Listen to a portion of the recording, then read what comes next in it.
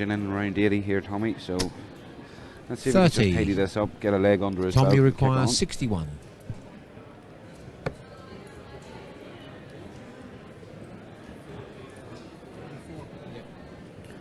he's going to go. He did go clean a 4 dart for at tops. That's 21. Tommy, he has plenty of time. It'll be a settler for him. Kevin, obviously a huge day yesterday. How do you feel it went for you? I think the general feedback was it went very well. We're 99. Organisation, we're delighted. Tom, you require 40.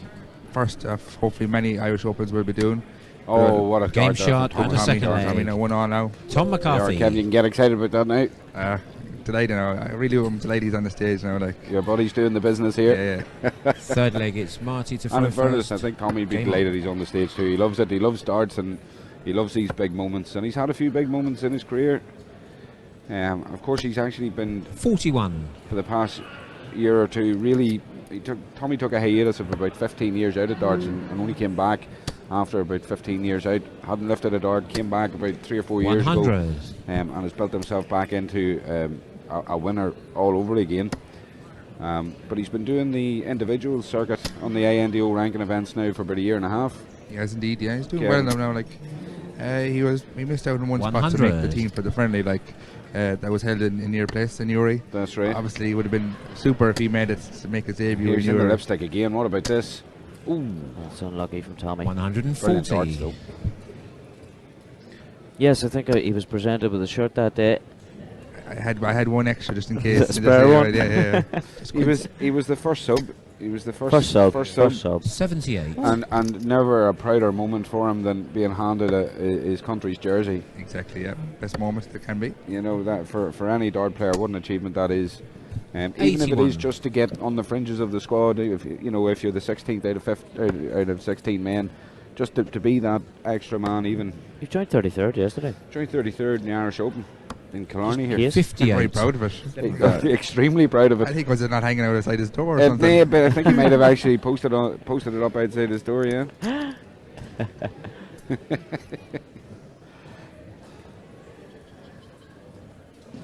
Of course, we had Ollie Monaghan in the commentary booth with us yesterday, giving us some setup here coming out, lads. Look at this.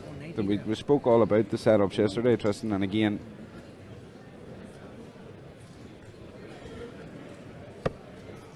130. Tommy was trying to understand the way the figures were roped down. That's 100. Tom there, is it? Or is it Tom, you require 60. Now, he's going to go down for double 10 here. No, he's on. Game shot he at was 30. He was on 60, I think. Sorry, Tom McCarthy. Fourth leg, it's Tom to throw first. Game on.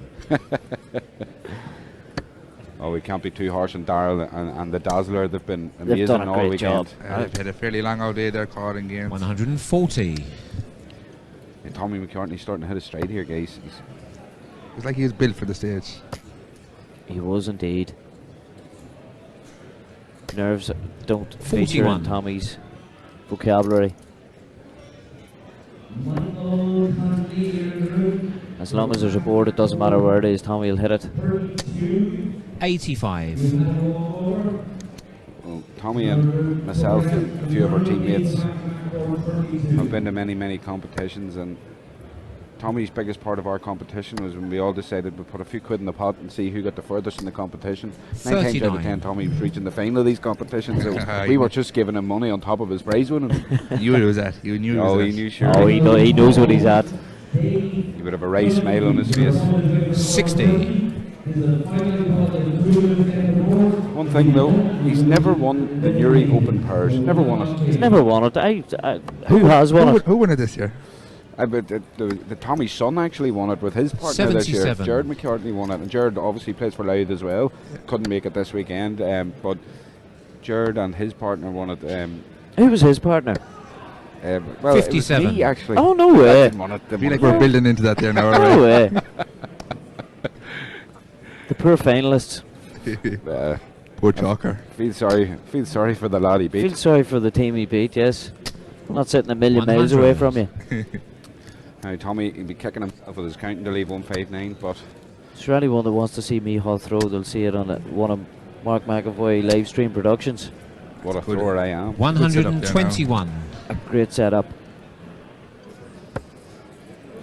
So Marty just struggling after his taking out the double in the first leg. Just 94. Well, we say we're struggling. The first leg was nervy for both players. And Tommy's just raised his average to about 87. It's really just power scorers came in. Yeah. Probably wouldn't have went to 17s route if I had been Tommy, but he's got a unique way of doing things. 2 10s. 33. Marty, you require 150. He's giving Marty a slight chance here. Tommy, of course, has multiple jerseys with him to wear this weekend. 41. But told me specifically, when I'm playing competition darts, I'll be supporting Louth and I'll be representing Louth, so he wanted to wear his Louth jersey. No so fair play to him. Marty, you require 109. Oh, he's opening the door here for Marty Moorland, gents. A big slip here now. After such a great setup, he's somewhat making a mess of this. He's coming back in anyways. He's going to come back. I wonder will he do the Yvonne 52. Campbell 11111. Tom, you require It's the only way to do it. The famous 11111. It could be the winning throw that set the tone at the friendly. It sure did. Game shot and the fourth leg. A tidy finish there Tom from McCarthy. Tommy, so races into a 3-1 lead. Fifth leg, it's Tom to throw first. Game on. Kevin, the ladies event was a huge success this year also.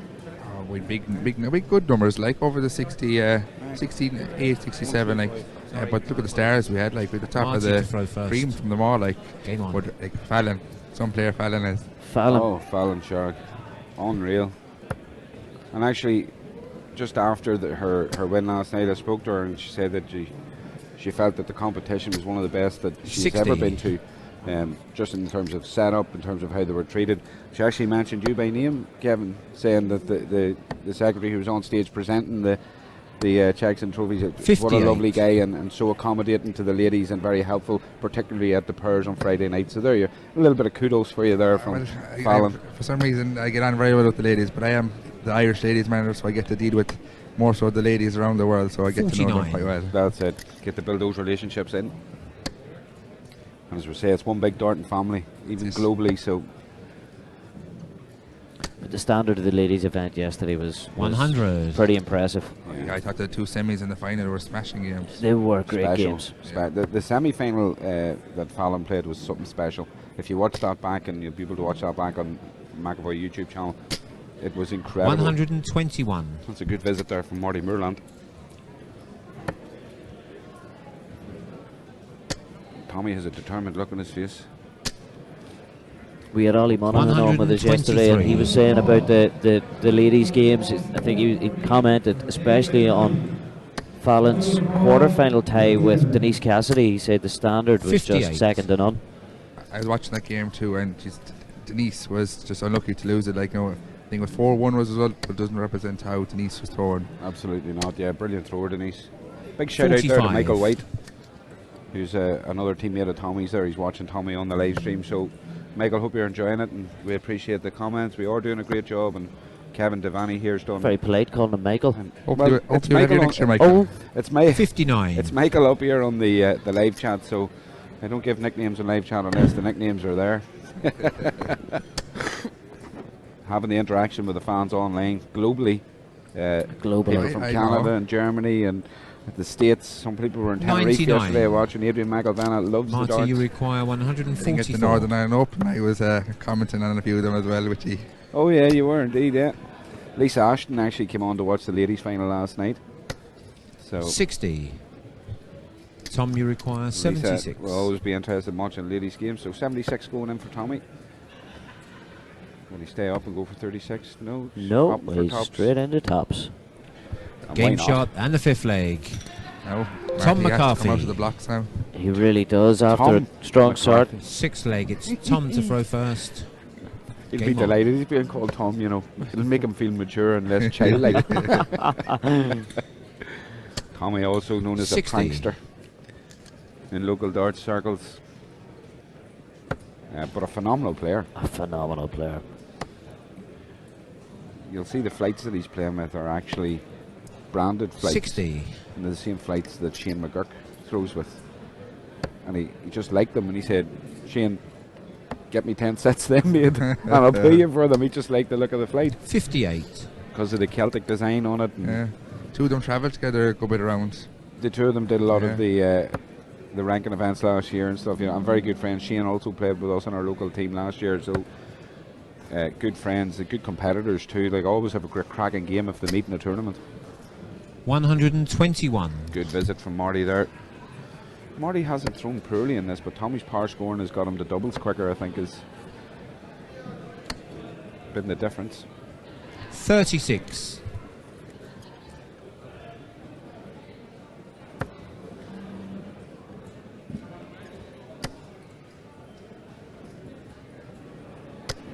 $60. Marty's getting slightly frustrated.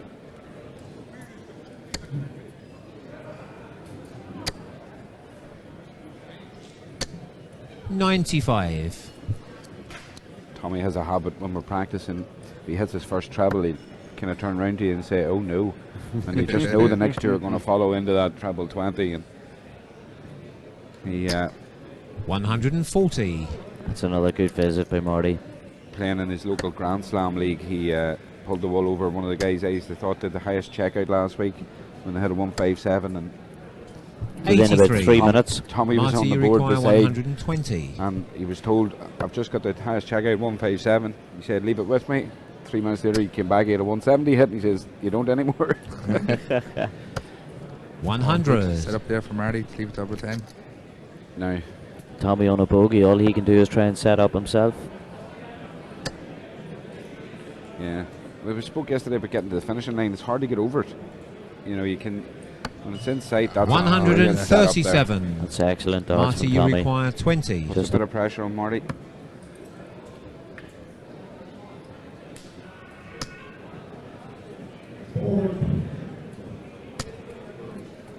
$10. Just going inside. Tom, you require 32. Tommy, with 3 darts in hand for an emphatic 5-1 win here.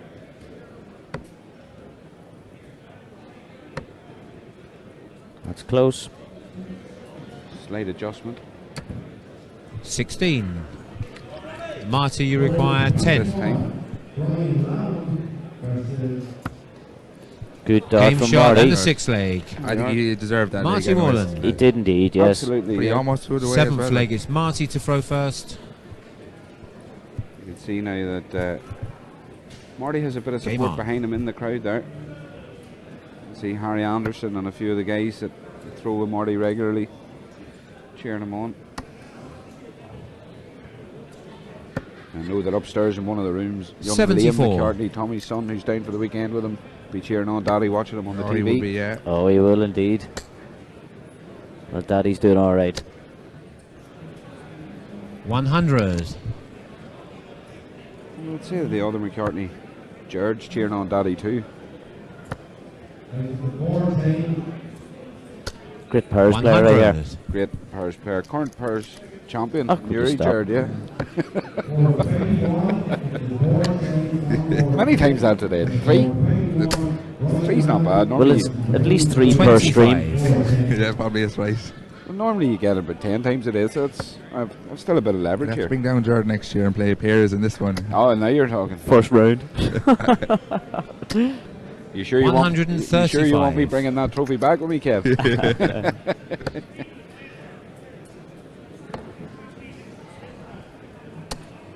134. Mark McAvoy furiously shaking his head side to side there, saying, "No, no, no, he doesn't want to lose a commentator." You see. I think he's safe enough. Thanks, Tristan. 45. He'll only be gone for about a half hour anyways. Half hour, yeah, Back yeah. again for the rest of the night. Sure, Kevin gets it in for a game. No, you'd have to mark a game as well. How dare you? 43. Now, what Jared could mark. Marty, it's you fine. require He needs one. 147. Could Jared count? Oh yeah, sure can. Can count to 5 when he hit them again. You. Yeah. Now again, Marty set up strong. 95. So Marty looks favoured to take this leg as well. This game's far from over. 59. Yeah, so what's Marty, happened you there in the require past 52. 2 legs, really. Just let's see if Marty can see this one out. Tops. 2 That tens. looked close. 32. Tom, you require 140. Right. Tommy, let's see. That's unlucky. Andy. Single 20 will do 100. Well, it puts a bit of pressure Marty, on you require 20. the 20 of Marty. it. That's all he can do. Game shot and a 7th leg. 4-3 now. Marty Such thing as Moylan. pressure in Marty's world. So 8th leg. It's Tom to throw first. Game on. So Tommy really needs to close it out on this one. He has darts. He's thrown low there. 58.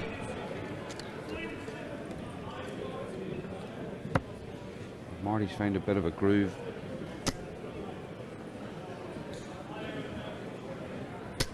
$60.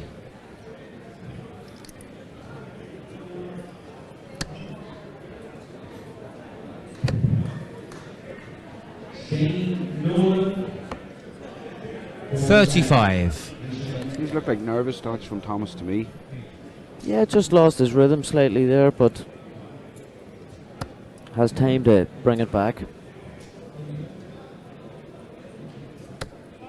81. Marty Murlan's not going to give him too much time here. It's time to start fainting the lipstick if you're Tommy McCarthy. 60. Steady 60 from Tommy, but he'll be wanting more.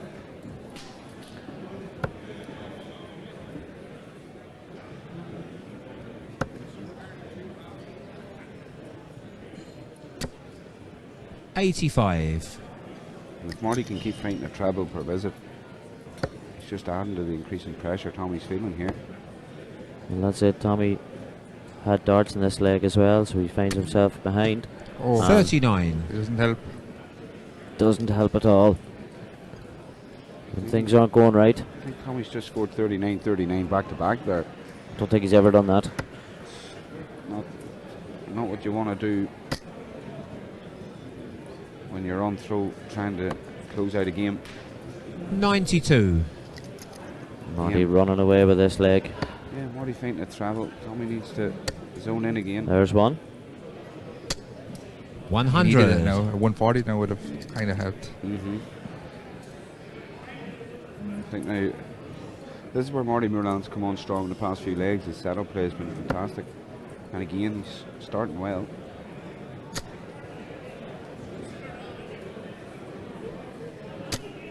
A nice 140 from Marty. 140. And that's Putting Tommy in all sorts of trouble. The difference is being made there. 45. Marty, you require 43.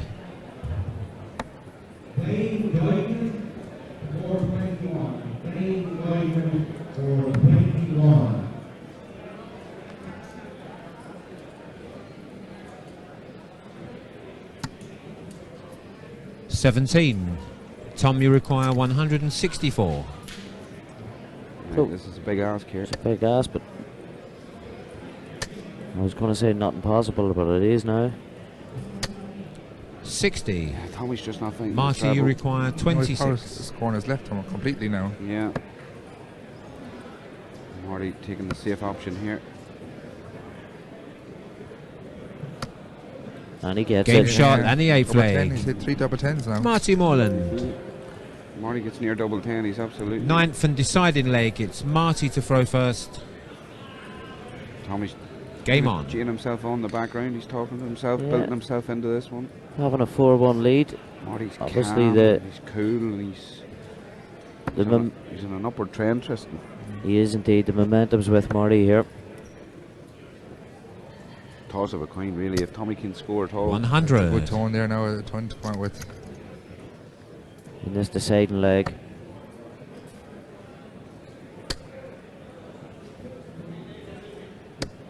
$60. 60's not going to cut it.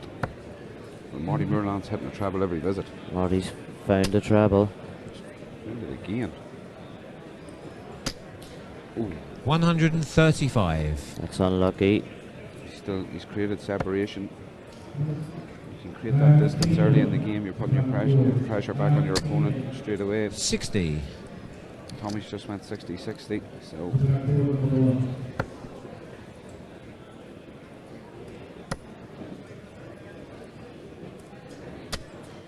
$100. Another good 100 there from Marty. He's leaving a lot for Tommy to do. Yeah, Tommy's throwing frustrated darts at the 41. He's trying things, but they're just not working for him.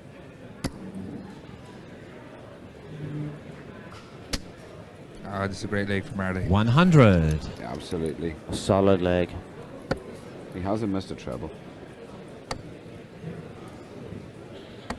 Unfortunately, 58. Tommy hasn't hit one. Marty, you require 66. Not like him either. Completely left him. Completely left him.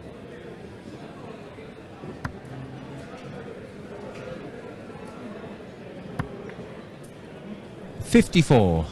Well, he'll be back. I think a 140 here minimum now. That's Nothing less than a 140. Yeah, he's blocked the bed there. Find it now. No, 60. gone high. Marty, you require 12. So could be, and it is Game shot. That's the end And the match. of the Marty Moreland. high performance roofing singles for Tommy. Kevin, gives your synopsis on that one. that was a nice tidy game there now, but I think Tommy scoring after 4-1 lead, you thought he should have closed it off. He had a chance there, but the scoring power really left him. But Marty took his chances. I think the last two legs he was hitting a treble every visit, every throw, like, so it's kind of the difference. Well, the difference being, I suppose, when Tommy was 4-1 up, he was averaging 86. Tommy finished averaging 72.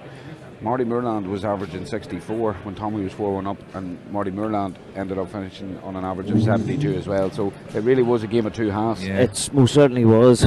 The second half of the game, Tommy just unable to score like we know he can score.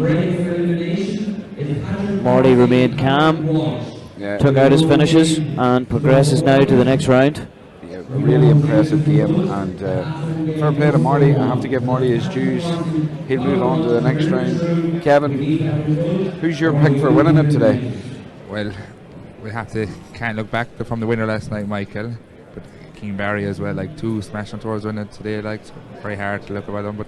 But World Master Champion John O'Shea says, watch him, he'll be thereabouts. He should be, and also If there's any one of about 20, 30 Kieran players, Kieran Teagan, Kieran Teagan has a good chance there, and Kyle from Northern Ireland as well. Kyle McKinstry, absolutely. If Kyle plays well, he is.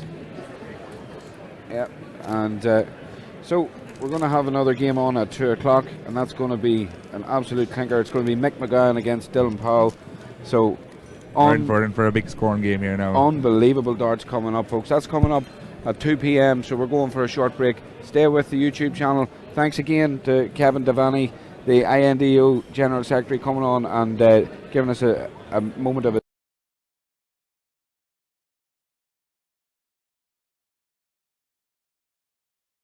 appreciate that. So folks, we're going for a short break. Thank you so much. Please stay with us and we'll be back soon.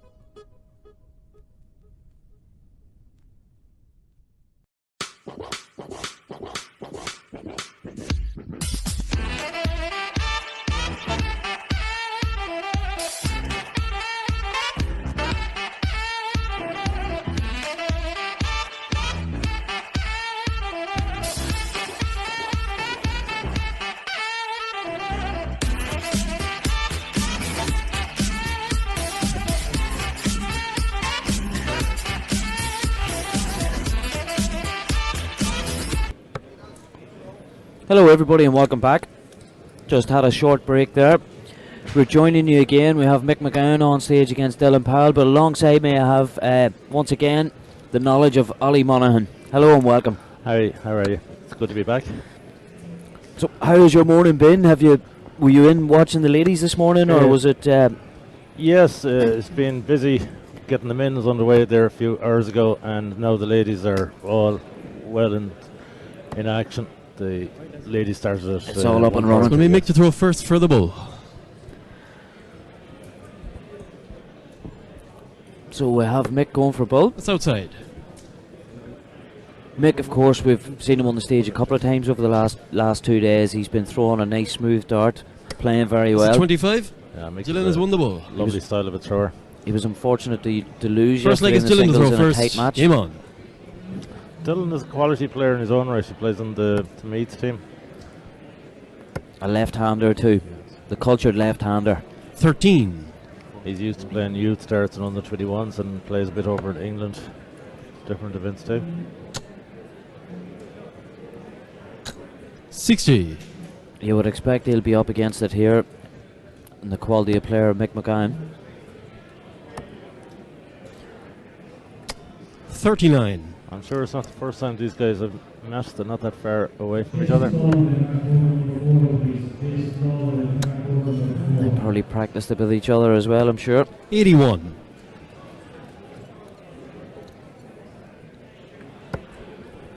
So you can see the hall still very busy. But we are getting through this 56. singles event today in good time. We're not far off the last 32 already. That's fantastic going to be down to 97. From a field of around about 350 originally. Yes. So a great first start from Dylan. Able to follow it. 100. Unfortunately, Dylan with a poor first 3 darts. It looks like it may cost him in this leg. 85. Again, the same as yesterday. It's they're getting great value for travelling for their matches. First round, best of 9. You don't get it anywhere. 45. Well, that's a great value. It gives every player an opportunity, a chance to showcase their talents. Exactly, yes. I actually watched the match 60. earlier. It was a super game of darts between Keith Rooney and Keane Barry. Keith actually took the lead 2-1 and Keane came back and won it 5-2 or 5-3, I can't remember. 58. Mickey require 118. Keane throwing great darts. Yesterday, of course, great darts all the time. At the minute, he's featuring in every tournament he plays in. But it just shows the quality 44. of darts all around the floor here yesterday and today. You could pick a fabulous match at any corner of the room. There's been some excellent matches. We were due to have Kieran 35. Teehan back up on stage, Mickey but requires I think there was 74. a few alterations made to the draw and that, so no doubt we'll maybe see him later. Game shot of the first leg, Mick McGowan. That'll settle. Second leg, Mick to down. throw first. Game on.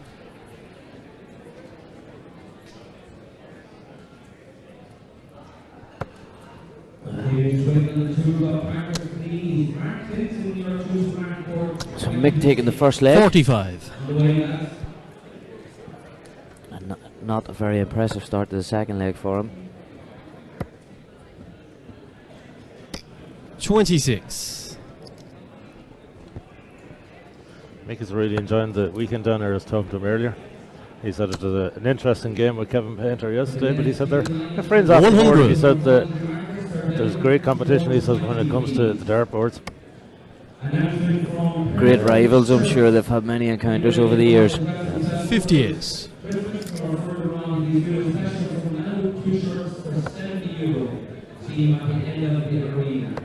But Mick has a lovely, fluent throwing technique.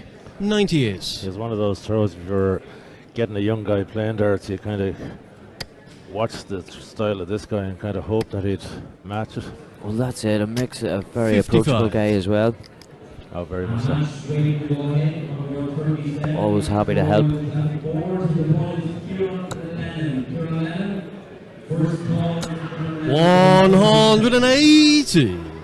There we go with our first 180 of the match. We knew it wouldn't take long. 85. Dylan Mickey requires quite a quick 78. thrower.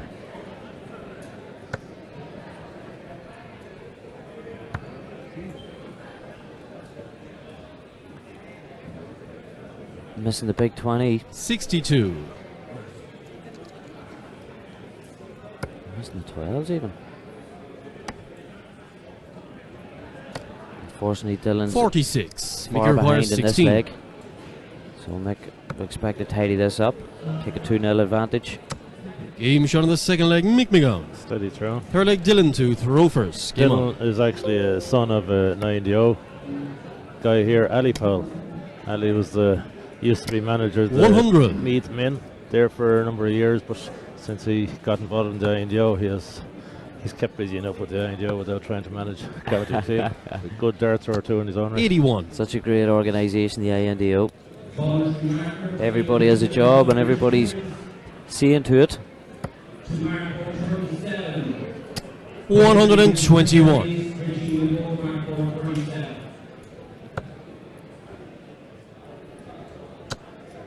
You have spent many's an evening with Mick then.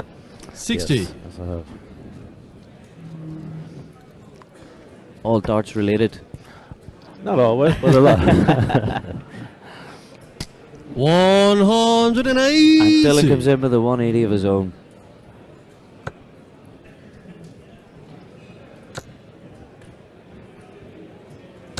$60. Dylan, you require 100. Dylan with a good opportunity now to get himself off the mark.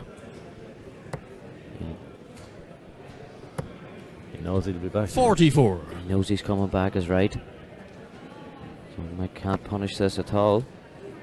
A 140 mightn't even be any good to him. 43. Dylan, you require 56. So he's going 16 double tops. Looking for 10s. Game shot on the third leg, Dylan Powell. Fourth leg, Mick to throw first. Game on. That'll do Dylan the world of good. Settle down again. Well, that's it, yeah. Just up on the stage, gets himself off the mark. 100.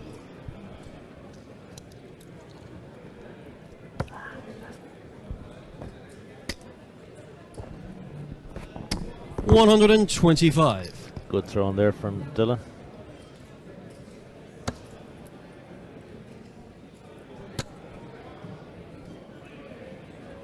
$100.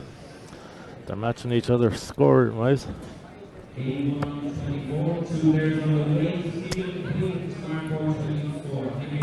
40.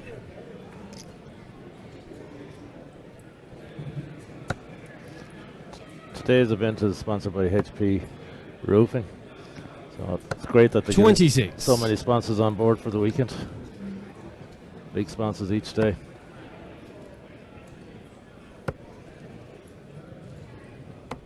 $44. A few loose throws there from Dylan.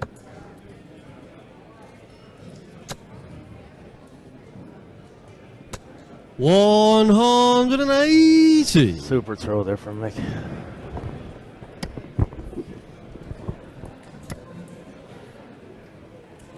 He gets those 60. big scores Mickey when they're required needed. 95.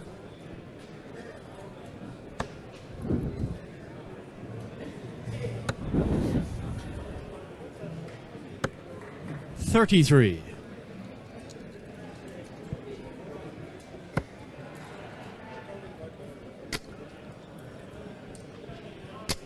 $35. Mickey requires 62. Unfortunately, a Mick is- poor visit by Dylan. Mick will be well in control of this match if he takes this leg. He already has the break. 22. Knows he'll be back. Dylan just get the arm going again. 81. Mickey requires Just 40. in case Mick misses. To keep him honest, as the man says. Keep him honest is right. So 10's required. Game shot on the fourth leg, Mick McGowan. Fifth leg is Dylan to throw first. Game on.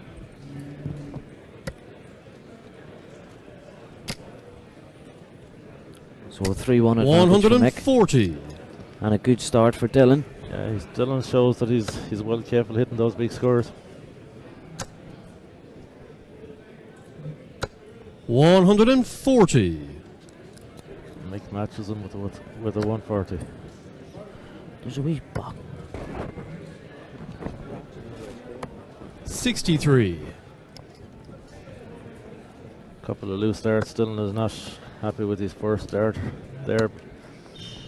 He knows he's capable of a lot better. 41.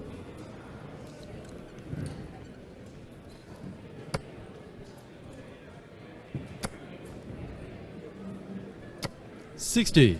Steady 60 from Dylan. He does have a lead in this leg. Mick in need of a treble. 59.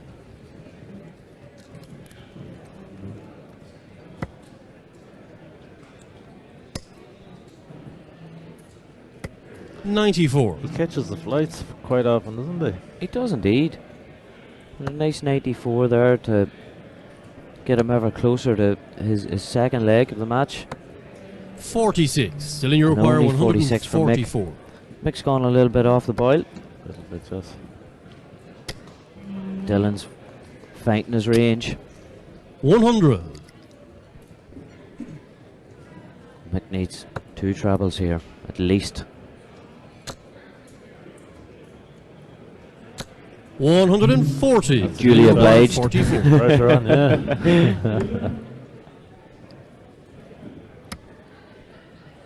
Obviously, he likes tops. Game shot on the And he fifth does. leg. Dylan He Powell. proved it. Sixth leg is Mick to throw first. Game on. So this match heating up nicely. It's a best of 9 match. 100. Solid ton for Mick to start. But Dylan's having none of it. 121. An excellent visit. Dylan will play a lot of darts in the judge and jury, Richie Welch's place. Richie is famous for the 501 dart shop as well. 88. So no stranger to the dartboard then. Not at all now.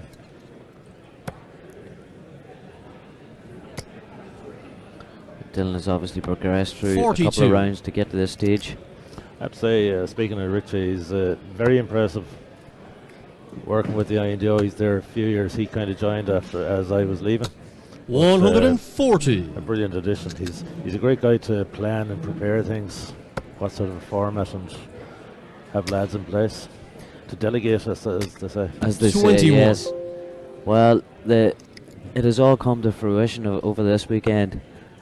I was speaking to many of the players, and they're all very, very impressed with the way it's been run. 83. And it's been all positive comments.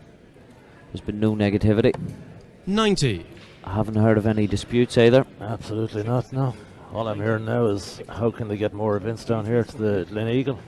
It is a Mick, you require an 90. impressive place. The only dispute I think I heard was there was a lad doing the conga last night and fell over and knocked over a table of drinks. Oh, not good. Game shot on the sixth leg. Mick Good McGowan. finishing from Mick. Great, check it. 7 leg Dylan to throw first. I actually said when they were talking about getting a second event, I said, wouldn't it be a fabulous place 32. to have the World Masters? The BDO picked up the head guys in the BDO are over here to see how good this place is. Wow, there would have been some comfort with the amount of boards that you can set up, the amount of 60. space for seating. With the extra potential. Yeah, and the accommodation all around the place. There's no taxis in and out because I hear Even the Gleneagles itself could accommodate, but as you 81. say, no matter where you go, within a kilometre here, it's all accommodation. yeah, but even the Gleneagles itself are not accommodation, and all the apartments they have here. And the 41. rent side. Personally, I've stayed in the apartments myself, and they're second to none. They're Oh. fully equipped. They're good to go. Lovely job. They are really, really nice apartments as well. It makes a huge difference, the fact 41. that you don't have to be getting taxis. I talked to one of the girls who was at the Masters over in London, and it cost them a fortune in and out from the B&B into the venue. It cost them an absolute fortune. Well, that's it, and as well as that, the 100. benefit of here is that in between matches, or a bit of waiting about, people can go back to the room and relax for an hour before they have to come back and play as well. The INEC hosts 41. many different events. I play a bit of pool myself, and they host the All Irelands here as well. So that this same venue, instead of 50 dartboards, you have around 40, 50 pool tables in here. Oh, they're well And able to 60. with the accommodation and that is just ideal. Yeah. I've seen a lot of different venues around Europe, and the only venue that you could relate to this is the Dutch Open 45. in Assen, and they have 3,500 players every year. It's the biggest darts tournament in the calendar, PDC or BDO number wise. That's a staggering amount of players. 140. It's worth it. It's worth a trip. To coordinate that must be a nightmare for some people. But the Dutch are absolutely superb running 44. tournaments. Make you require 100. People could learn so much from them. So Mick with 2 darts for the match. Easy. That's unlucky, and unfortunately Dylan can't punish that miss. Mick with a shake of the head because he had a beautiful first start. 91. Did indeed. Make you require 20. He thought it was all over.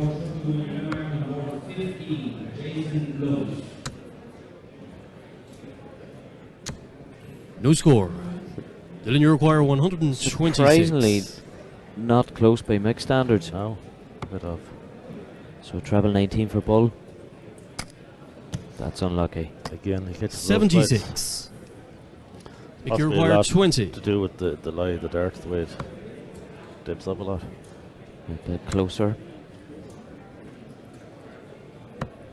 10 scored. I'd always say that Dylan, when you require double is the 50. hard double to get. Yeah, getting over the hill isn't easy. So single 10 tops, stay in the match.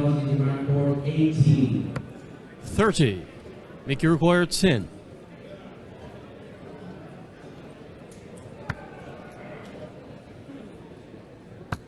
Game shot and the match, McGowan. Good shot from Mick.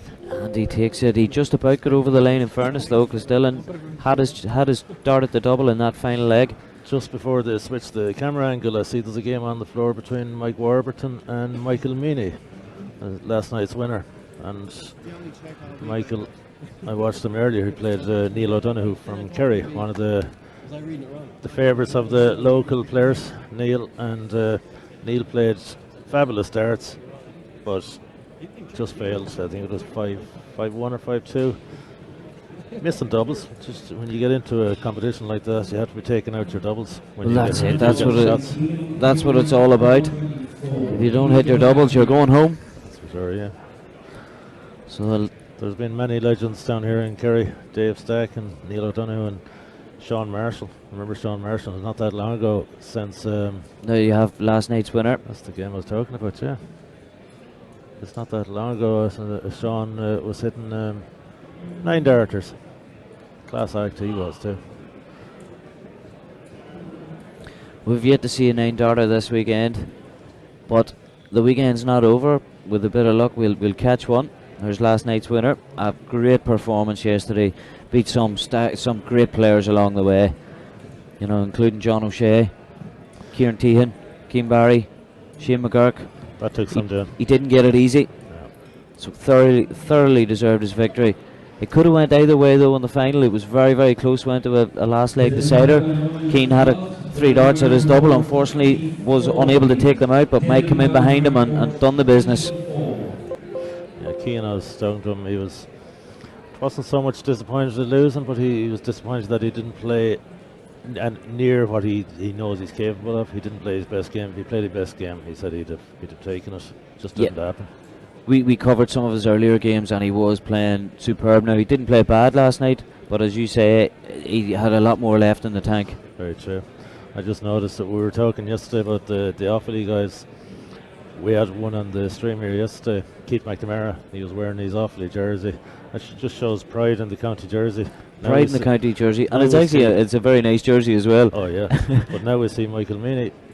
He's played many years for Ireland, and it just shows the pride in wearing the Irish shirt. Great to see them wearing it at these events like this. At these events, yes. But all players must be proud to represent their country. So we have coming up now our next game we've just been handed will be coming up at 2:30, and that's in the ladies event. So we have Danielle Evans against Caroline Breen, and I'll be taking a short break, but you'll be joined by your favourite commentator, Micheál McAvoy. So Ollie's going to stay with us because his expertise at the moment is in the ladies game. He keeps an eye on them. So I will hand you over to Micheál now, and I'll chat to you later. I know Caroline is from Galway. She has been living in England for the last few years, but I believe that she's coming back again to us. Caroline played international darts for many years for Ireland. Superb thrower. She's a lady that often travelled to tournaments I used to run in Bell along with Joe King. Great supporter of any competition around the Bell, Clamorris area.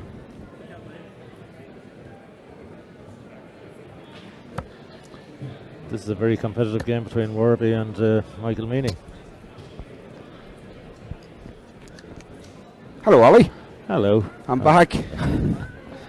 I'm back. I was just actually down around the floor there. I was watching a few different games going on there. Seeing Tony O'Shea was playing well.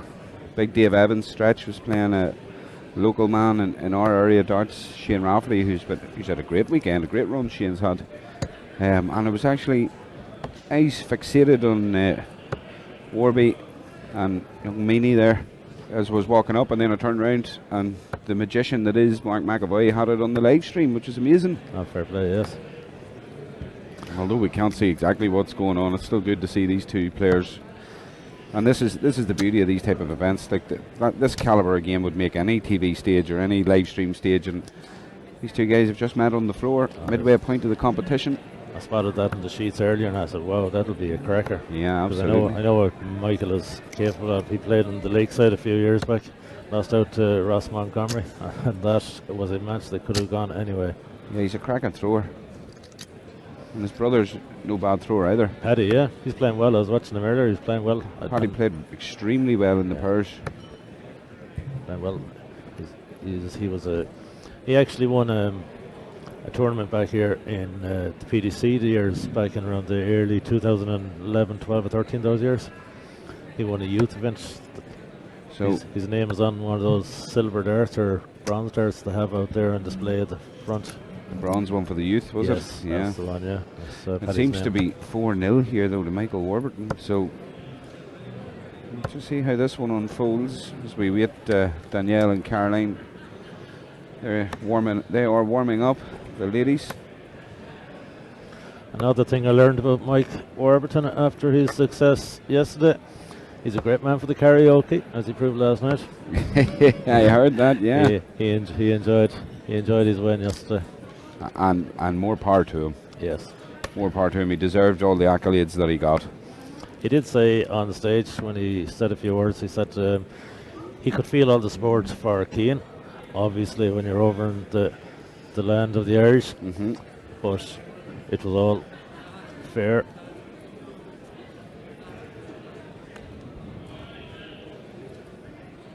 It was interesting. When I was watching Keith Rooney and Keane Barry play earlier. They were actually playing alongside Andrew McCormick there from Wexford and Dean Winstanley. And funny enough, as Keane's game was finished, there was a huge crowd behind the two boards watching, but they all followed again. Once Keane's game was over, the 80% of the crowd behind were all following Keane Barry. He's some attraction. He really is. Yeah, he's becoming the main man of Irish darts, and well, I suppose when you've had the influence of a mentor like Mick McGowan, who's kind of been there and done that too. Huge asset to Keane to have a mentor like Mick. You know, and you have to grant it and give it to the people like Mick McGowan for taking people like Keane under their wing. Looks like a great checkout. It sure is, and looks that's like was it 106 or something? Yeah, 106 checkout there from Mike Warburton. 106 from Mike Warburton, and a 5-0 win against someone of the calibre of Michael Meany. That's for sure. Yeah, he means business again, Warby. You can just see when he wins these games, there's Sweet Caroline herself. Sweet Caroline, yes. Caroline Breen. Who sings that Sweet Caroline originally? One of the American singers, she was telling me that Neil Diamond. Neil Diamond, yes. The day she was born, she told me last night. It was the first time I heard this story because I was having a bit of fun about the Sweet Caroline. She said when she was born, she was actually born in Wexford, but when she was born in the ward across the way, Neil Diamond was playing Sweet Caroline, and that's how she got her name. There you are, I see that.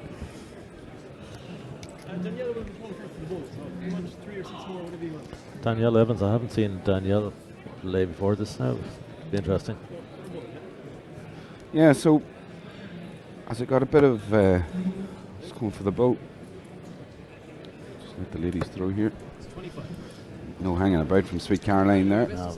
Caroline has always never used very heavy dart. First leg, it's Caroline to throw first. I think it's a 30 plus. Game on. They do look like a heavy dart, yeah. They're surely. Very front weighted as well.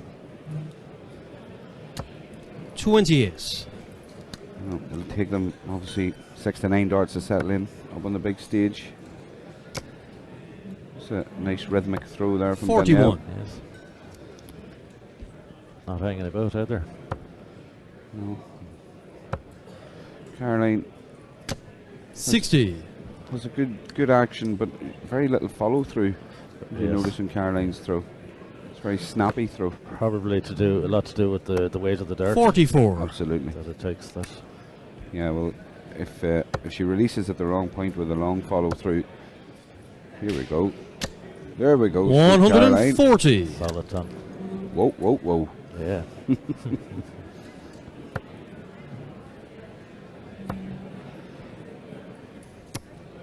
13. Danielle maybe just feeling a little bit of the nerves up on the big stage. Of course, Caroline have been on big stages before. 85. Her darting prowess and accolades over the years. This will be a great experience for Danielle and Caroline. playing on the big 65. stage. It's a good switch down for the treble 19. Caroline's been scoring heavily here. It's unfortunate. Watching 44. different games and the ladies' matches out in the ballroom, and what I love to see is young players coming through, just come in to get a feel, see what it's like to play against these top ladies. 45. Young girl Caroline, you from require Mayo, Rachel King, she 144. came in and she won her first match yesterday, and she was playing pretty well when I was leaving there earlier. 60. Be a great experience, just brings them on. Absolutely. Competition darts makes a big difference. That's it. Danielle is 43. trying to do a bit Caroline, you of require darts work 84. dancing here. She's moving about to try and get more comfortable quickly. Yes. With this, 2 12s. Nice step and adjustment for double 6. 72. 2 very close darts for double there.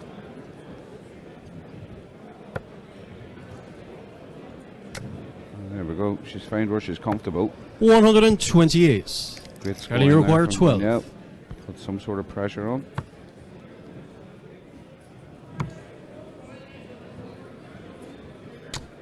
No score.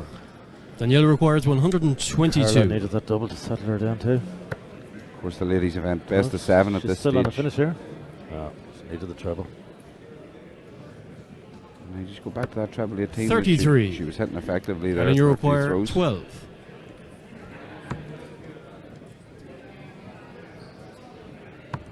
Game shot on the first leg, Caroline Breen. Second leg, it's Danielle to throw first. Game on. So Sweet Caroline goes 1-0 up here. Danielle just tightens her flight and stem there. 25. She does seem quite nervous up there, does, yes. Ollie. Yeah. And again, it's a huge experience, but it will lend itself to improvement. 85. Good scoring, of course, from Caroline. Steady scoring, yes.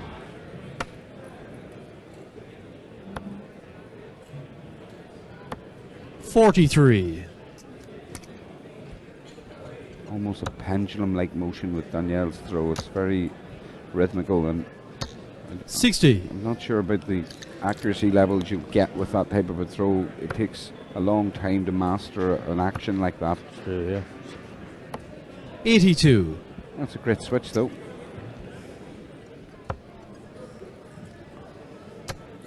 Caroline is very steady.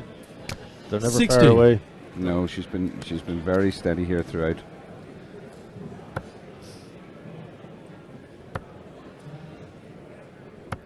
45.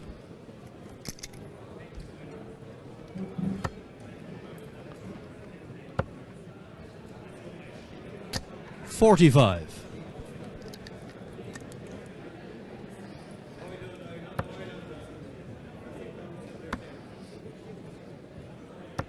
24. Playing on the stage like this can phase a young player if they're not used to it, but And Danielle's, it's all an experience. well, maybe Caroline's maybe slowed up a little in her 45. scoring now in this leg. She was on fire in that last leg in her treble 20 hunt. But Danielle seems to be maybe keeping pace a little better in this leg. 27. But when it got down to setups there, Danielle went treble 18, Yes, and 20 for a setup, you know, so she definitely 60. knows what she's doing. and she's capable of it.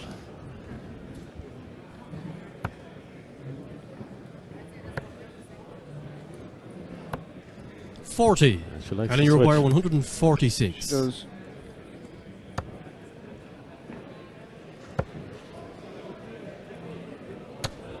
Sixty. Again, a steady 60. Straight down the middle.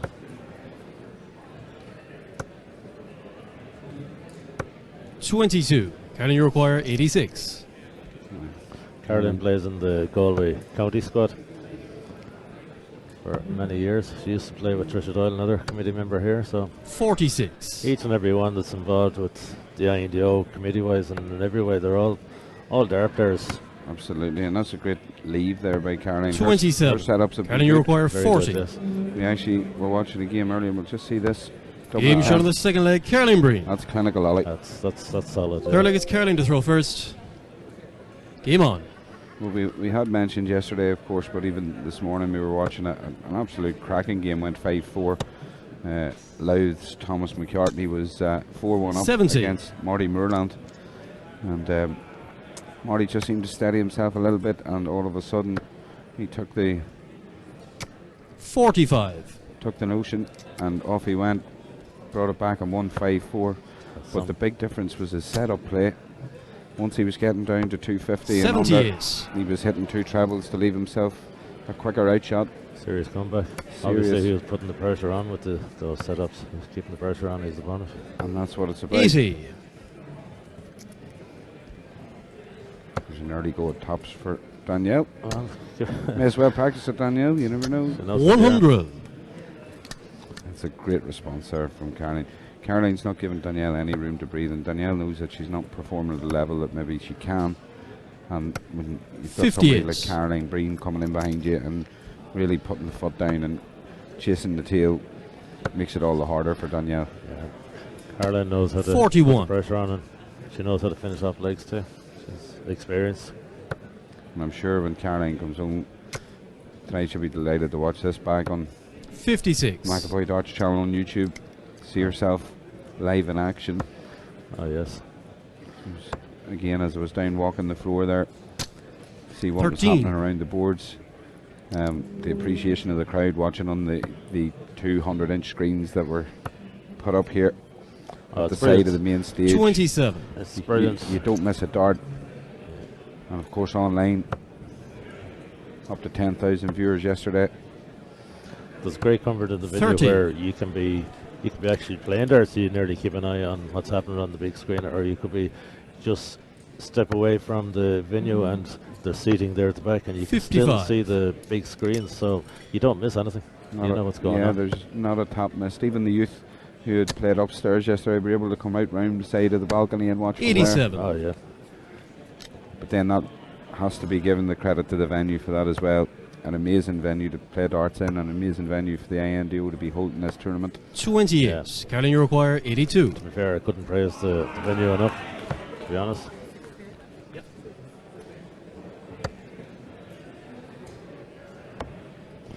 Great last start. 66. Again, Danielle, you require setup play. 152. Excellent.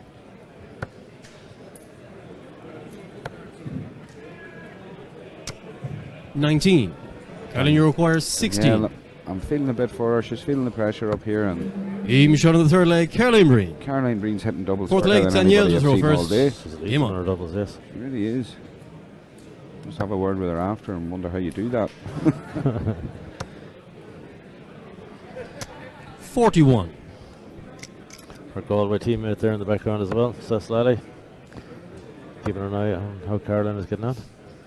41. Of course, you mentioned Trisha earlier, and I mean, what an amazing job the guys did doing marking games and calling games and organising events yesterday. 45. And today, in fairness, today has been super smooth to date as well. And the guys couldn't be more accommodating. And it's great again 40. to have you back on board, Ollie. Of course, good. everybody enjoyed having a bit of a quip with you yesterday online. Yeah, it's good to be here. Good to be here. Enjoying your commentary stint. And 66. sharing memories, as the man says. Yeah. Best seat in the house. I had a great laugh with Kieran Teagan. I told him that I mentioned the story about he had no black pants for playing 24. in the youth, and to make sure he got a game of darts in the rankings, given the spare pair that I had. But I said that we had to tighten up the belt. Oh, he said 41. He said, I remember it all well. He said, but he said we didn't use the belt. He said we couldn't close the belt enough.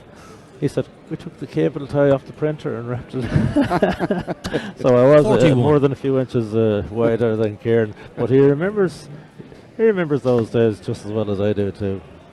He actually said he played fabulous darts. I knew he won a few 55. matches. I didn't know quite how far he went. He said he played great darts in the youth that particular day. So it's good to hear. Of course, Kieran's actually not that long out of the youth setup, in fairness. No. And now he's becoming a must-go and see name on the senior setup. It's a quick progression from the youth 41 to the senior level. Sure is, and the amount of games that have been played and the amount of games that have been watched, and 85. Chatting with his father and his mother, and his grandmother was there as well, and his sister. The whole family are here, and they're full of pride at the way he's performing the 44. Well, you couldn't be anything but proud, to be fair.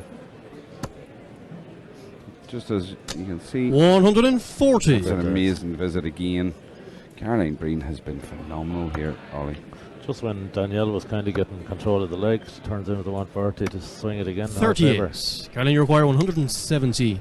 Just see on the floor there, it looks as if there's another absolutely mouth-watering tie about to kick off. 57. Oh, Danielle, you require I know there's 130. the one. Warby's in it again, I say. Yeah, it seems to be Warby and Kyle McKinstry. Yeah.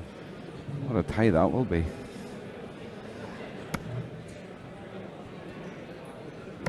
Game shot on the fourth leg, Danielle Evans. Danielle Evans with a great. 130 check. Fifth leg, it's Caroline to throw first. And Caroline Game on. almost a little stunned, but Danielle deserves that. She's really pushed hard here to keep with Caroline. She's Just goes to show she's not one bit phased by it. She 9. She didn't look surprised in any way that she hit that. She knew. her counting was impeccable. Yeah. Good idea as well. Obviously, 73. once you hit that treble, throw the dart high into the 20. Exactly, yeah. She's one of the few players that I see using the 18s as a cover. 68. Yeah, a good friend of mine plays in local leagues there. He's nicknamed the Invisible Man. The Invisible Man. He's an 60. absolute legend at covering on 18s. Legend at it. I would say the only other fella that I know that 70. switches so much to the 18s is the likes of Keane, but other than that, it's usually up and down 20s and 19s. Keane Barry could switch to anything at the minute the form he's in. He could 40. decide he wants to throw it 17s, 15s, 16s, 14s, doesn't really matter. No. If he needs it, he'll go for it. 78.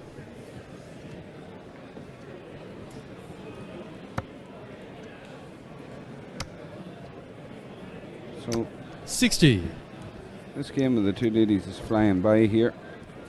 Caroline has been absolutely fantastic with her scoring throughout. 78. Yeah, Danielle is going to keep her on her toes now because she's picked up the pace a little. Yeah, Danielle's throwing a little quicker, and it's working for her. She's definitely more consistent, throwing 40. quicker. As I say that, she That was a flyer. pops a loose one. It's just an early release, that's all. 45. She's just over pitched it because she's got the same motion in every throw, so it's an early release. Yes.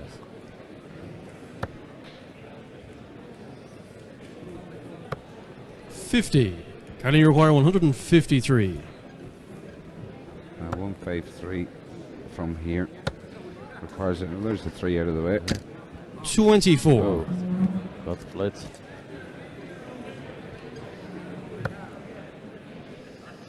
It must be difficult in a sense for 11. Caroline's And you darts require because 129. standard flights to carry the heavier weight. Yes.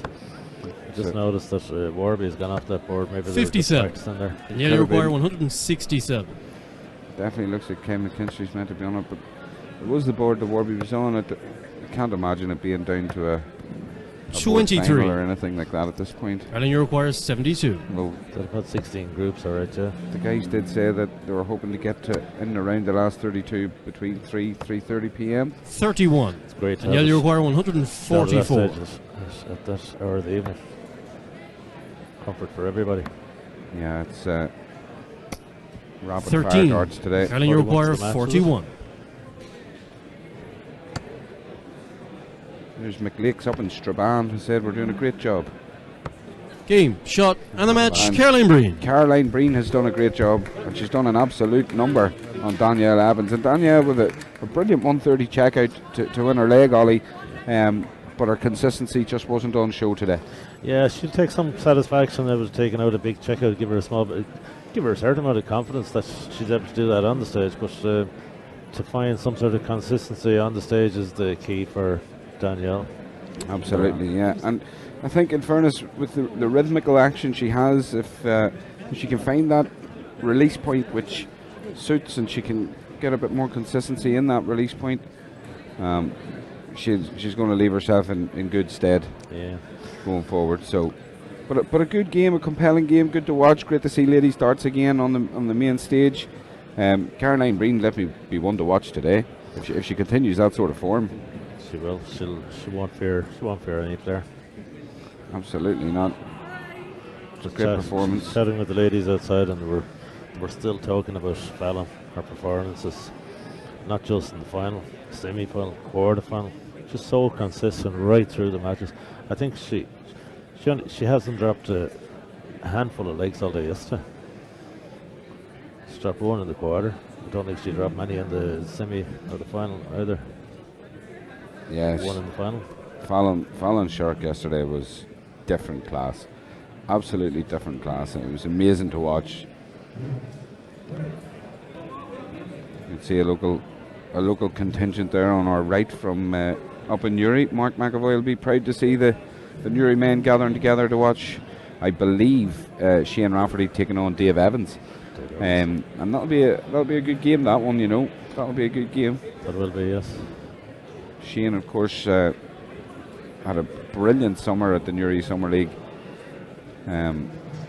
Dave Evans he's actually got a viral video at the minute with about 100,000 views, where he tried to hit a 180 in a final against Keane Barry, and all 3 darts popped out. Of course, that was taken from our own live broadcast, and someone created a viral clip of it. Yeah, well, it's one of those ones people will watch for years and go, it'll be on one of those compilation videos in years to come of the unluckiest dart throws ever. Oh yeah, well, I remember that. Yeah, but it's just shows how important the streams are, how it's getting the game out to people. This is yeah, very much so. It's putting yourselves out on a global scale. Well, there's handshakes at 10 paces here. There's McGowan against Connie Finnen. No, that would be a cracker. What a game. Connie you can see Mark won't let us miss too much. That is one super board. Just the general view of it. You have Mick McGowan playing Connie Finnen and David Concannon marking. If you were looking for a 3-man team, you had a one super team there. Wouldn't you just? Sure. Yeah, I think if there was a 3-a-side to be organised here today, that 3-a-side off that board would go close. Yeah, my own county man, Martin Hanahan, they'd make a foursome there. Martin, European champ. European champ is right. He's the European champ until it's played again. Yeah. Martin, of course, a great guy for the INDO.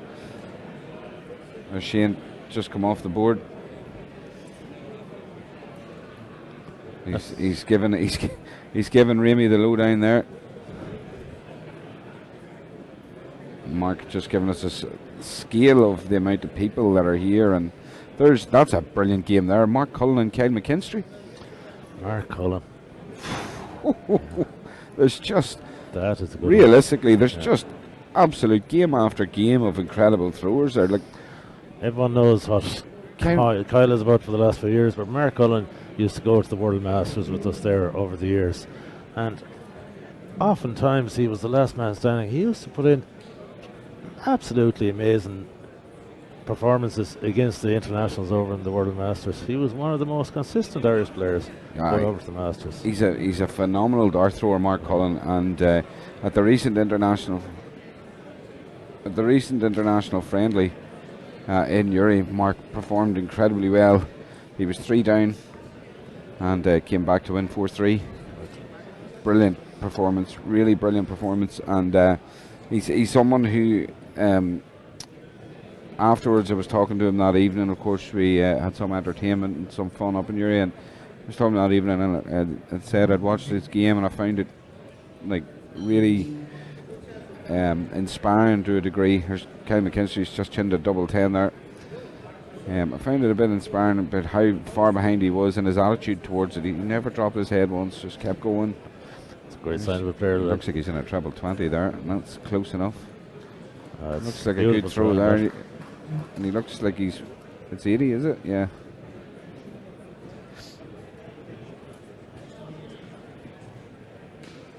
So just got an update there that Shane Rafferty, Dave Evans beat him 5-3, and Shane was 3-1 up in that game, so that's a great comeback there from Dave Evans. Big swing in that match again, yeah. So it looks to be that Kyle is 2-1 up in this game. There's always great support from Carlo when Mark is travelling. Mark and his brother Paddy, they play in a lot of tournaments, but both their wives, they always travel with them. They're great supporters, whether it's local tournaments or internationals or any type of tournaments they go to. They're always there to support them.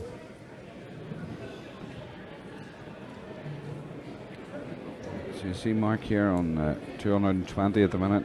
Kyle's score slightly blocked there by Michael Meany, but Kyle's been throwing well, so he won't be too far off that. It's a steady 80 from Mark to leave 140.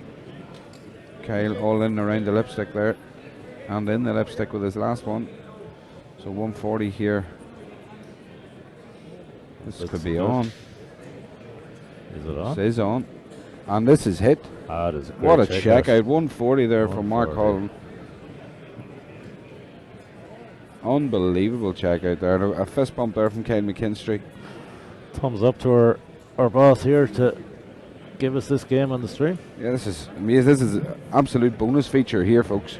That's why I keep telling guys, if you're anywhere near the place, that you can come in and you can actually turn around one way and watch Mark and Kyle on one side, and the other side you have Connie and Mick.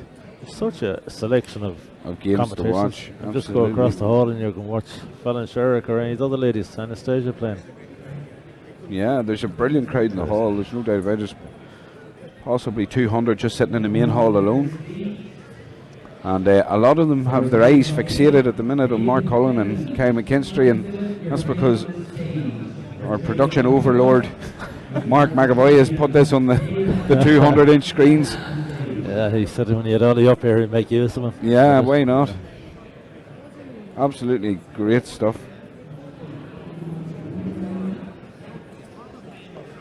And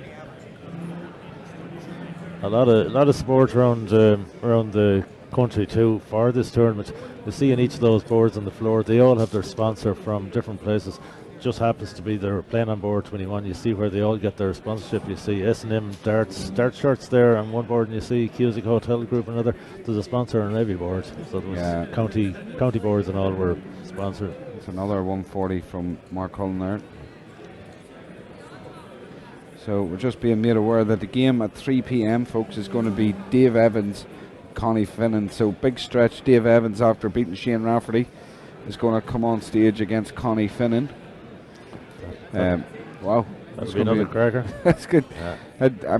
I'm shocked to find. I don't think we've had a bad one yet, have we? Not at all. Remember with Connie, Connie used to play international. I remember watching him in the 2011 when the World Cup was played in Castlebar. Mark's just gone inside on the Word double 16 there. Yeah. Now Kyle will try and take out double 10 here.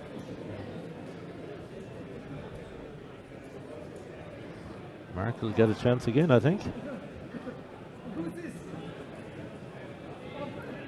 And Kyle's shake of the head there. Now Mark going for double 8. And walks. And there's a little bit of a shout, but he puts the hand up to Kyle there. He knows Kyle had a chance with 3 clean darts. There's a battle on now. But we're saying Connie used to play for the Irish team. He's played the INDO circuit and he qualified and he represented Ireland in 2011 the World Cup, and he went on then to play PDC darts. And he's after a few injuries, he's back playing BDO, and he's absolutely loving the way things have turned around for the INDO. Yeah, so it's clear to see the INDO is in an amazing place and amazing hands at the moment. And I have to say, Kevin Devaney as the General Secretary and Noel at the helm is at the moment it couldn't really be in better hands. That's for sure. He's doing fantastic work. I see Kyle with his second throw there. He came in with the maximum, so his first 3 darts were 3-2-1. He had a maximum there.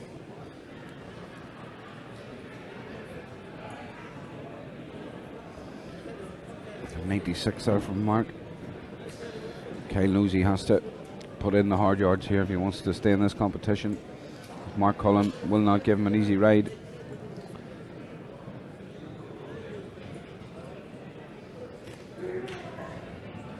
Darts just dropping under the wire. But he got his treble 18. Good cover shooting there from Mark.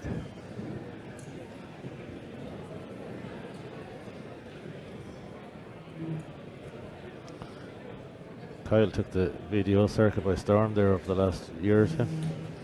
Won the English Open, of course. That's right. Won the Northern Ireland Open. So in the past 12 to 18 months, Kyle's won at least 2, if not 3 international opens on the BDO scene. So his ranking points will have skyrocketed, but he'd want to try and get more ranking points today. I know that he was beaten in the last 16 yesterday, but he's always thereabouts, Kyle McKinstry. Yes, he would have been one of the favourites. Probably still is, to be honest. He won some tournament. I could be mistaken, but I think it was the pentathlon over in England as well there last year. And the only person to find him doing back-to-back was Merton Adams. He beat him. That's 2 each by the look of it. Wolfie Martin Adams, what a guy. Yeah. What a man. Back playing darts as well on the BDO circuit. Says he wants to do more world championships. I hear his game's picking up again back near where he was. Great to see Tony O'Shea back at it too, of course, after his knee surgery. Oh yeah, Tony last night, he's a real character, Tony. Andy Hamilton's doing the tour with him at the minute also. Another claim to fame that us Mayo people have. Tony's father is originally from Ballina, North Mayo. There you are, you see that?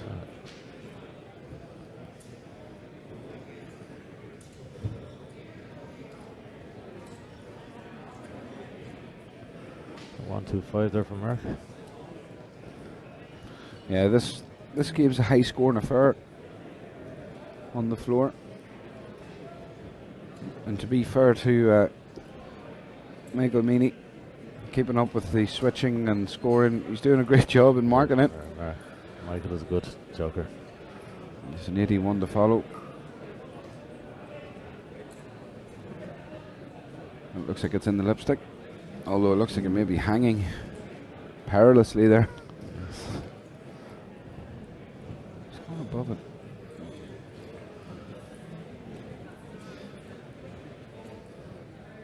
Kyle with a wide spread of the hand there. I'm not sure how happy he was with that throw. Mark needs a few troubles. Get him in with the shot. Like there's one. Got one there for sure.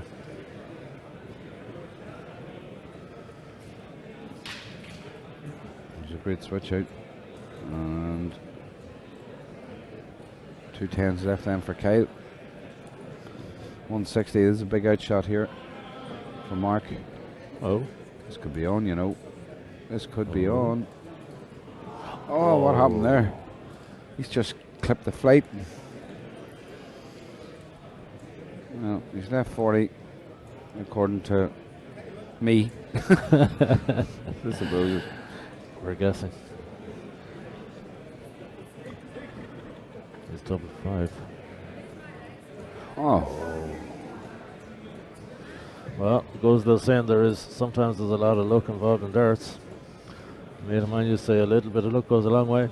Sure does. And here we see Connie Finnen's approaching the stage. So he'll be going on for a little warm up before his game kicks off. So we will be moving away. Now that's a 3-2 lead then to Mark.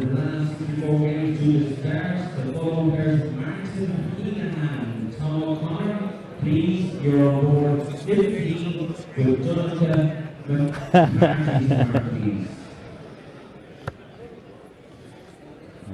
You see Kyle there, he was having a wipe out of taking the sweat off the brow. It's a big thing in darts now that people have a sweat towel, Ollie. Dry their hands, their faces, you see a lot of players. Nerves and the hot lights of a stage and hot lights of a crowded room. Especially the stage games, you'd never see the likes of Scott Mitchell without it. He always has a wristband on. He's the wristband on, yeah.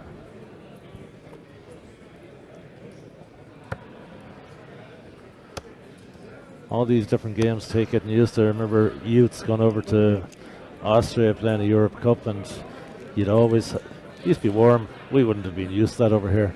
You'd nearly always have to have your little towel around the belt just to keep your hands dry. That's it, yeah.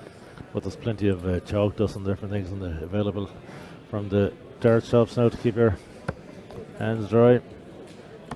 And from MrDarts.ie, who's a sponsor of this event. Yeah, Tony Hickey, yeah.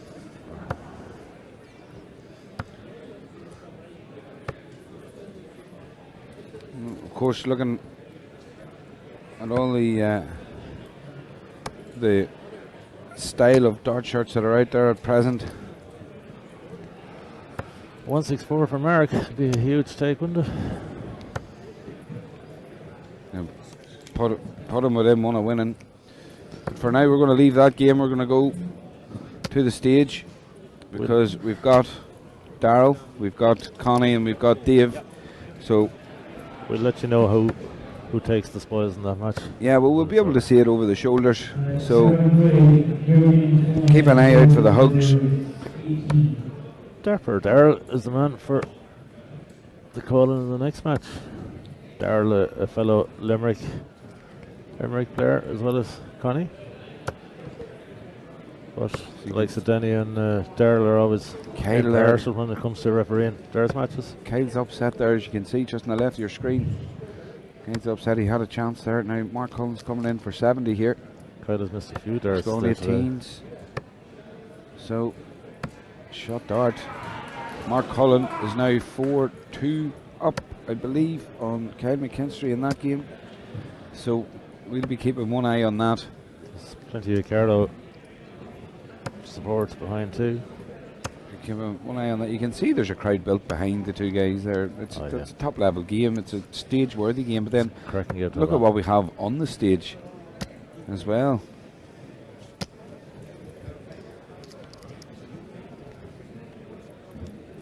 There's Connie with his Jim McEwen. It's great to have you on, Jim. Jim was captain of Scotland at one point over there in Bonnie, Scotland, watching, and he's right. We were asking what sort of darts Jim McEwen was using, because they were, and you'll see that if you watch back the Northern Ireland Open on the McAvoy Darts YouTube channel. He had a very unique dart setup. His barrel was very unique, and couldn't figure out where it was from. And he says it's actually his own signature dart from 180 Darts. So what about that? Okay, it's David to throw for the bullseye first. I noticed another name there. I haven't seen this girl for a while. Is Tracy Griffiths. She used to play county darts for Cavan. She's back living in England. It's great to see that you're watching, Tracy. Closer to the bullseye. We had many great tournaments, whether it was In the First INDO leg, it's circuit, David to Rovers, throw he played her in first. the Masters as well. Game on. Used to be cracking thrower, Tracy was too. Tracy Griffiths there doing a great job with the stream. 84. Appreciate that, Tracy. So, back to the darts. An 84 start there from, look at this, Connie This Finnen. is a good start.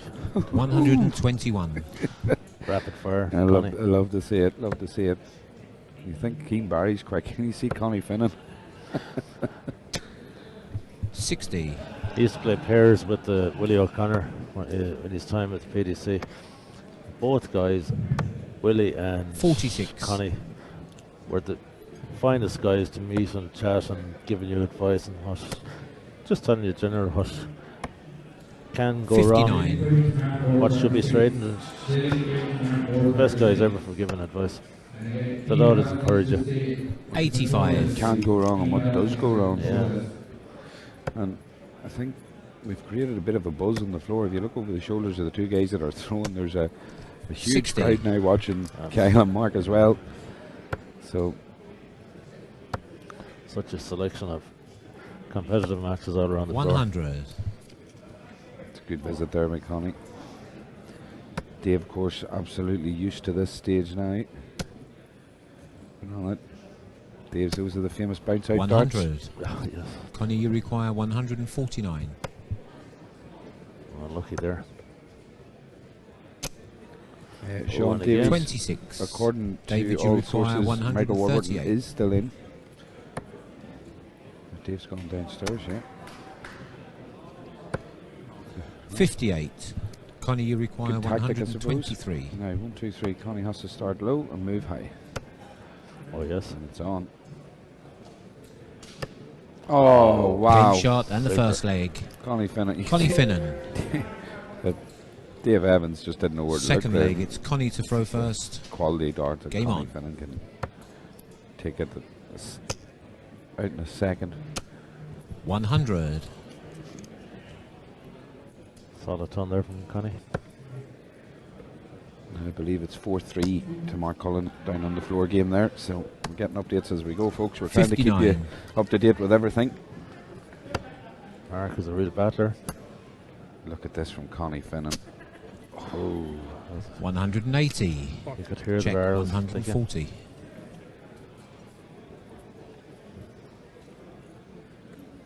players getting the greatest of respect here, both on stage and on the floor. No overzealous celebrations from anyone. 96. No aggressive boisterousness. It's all No, great, Lord, no. respectful darts. They're all darts. Darts 40. guys. Thomas McDonough says, is anybody from Galway left? Well, Kevin Devaney will be here to the end.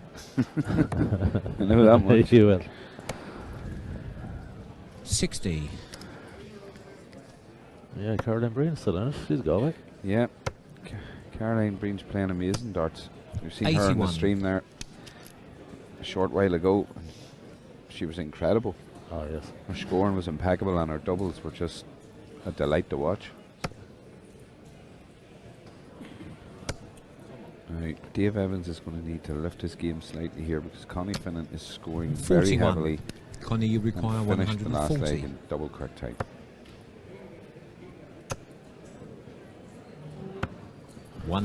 Connie's looking very focused here on this. Very focused, very accurate, very relaxed.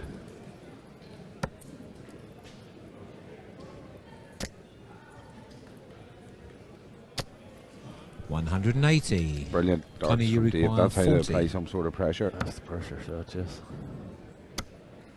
That's Game the shot. dart. No And such the thing second as leg, pressure, said Connie Connie. Finnen. Yeah.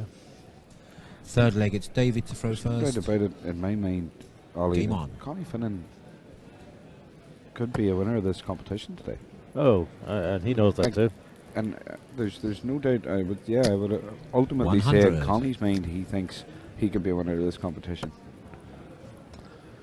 But again, Connie won't take it for granted. He knows playing the BDO circuit. 100. He's not able to dominate any of the tournaments, but he knows what the competition is like there all around the country. Yeah. 58. Connie commands respect at the local scene in Ireland here. People know what he's capable of. 30. And we are now at a stage on the floor of 4 each. 4 each. So an incredible game happening on the floor, an incredible game happening here 100. on the stage. It's just, it's so hard to call. I want to run down. Yeah. And I want to stay here, so. Well, the beauty of it is we can see over Mark's shoulder. Keep an eye on both, yeah. Keep an eye on both, and we'll try to keep you updated with what's happening. You guys at home, you'll be able to see the reactions if you look over the 57. players' shoulders. I guarantee you, you'll know when the match is over. You'll hear a shout. Connie fighting the treble again. 85. Dave's having a better leg here. He needs to hold throw here.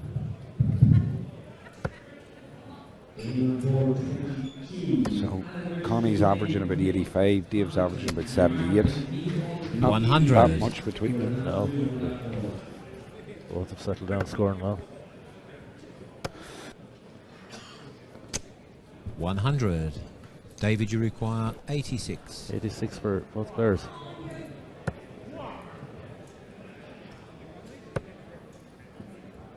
And 22 scored then. Yep.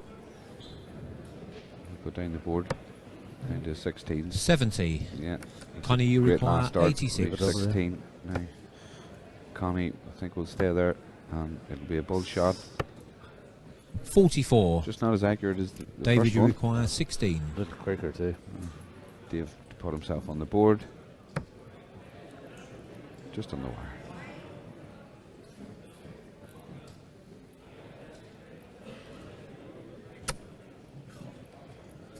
Oh, wow.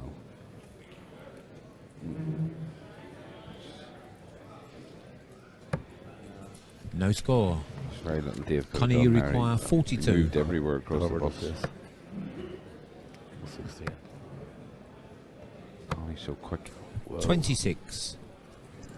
Seems to be a David, trait of you a lot of require good throwers, how 16. quick they can be. This leg is up in the air yet. Game There she shot and the goes. third leg. gets David the Evans. first leg on the board. That's it. Fourth leg, it's Connie to throw first. Game on. Is Keen Barry still in? I believe he is, 95. He is, I believe, yeah. but we have a result now from the floor. Oh, unlucky there. 30. 2 deflections.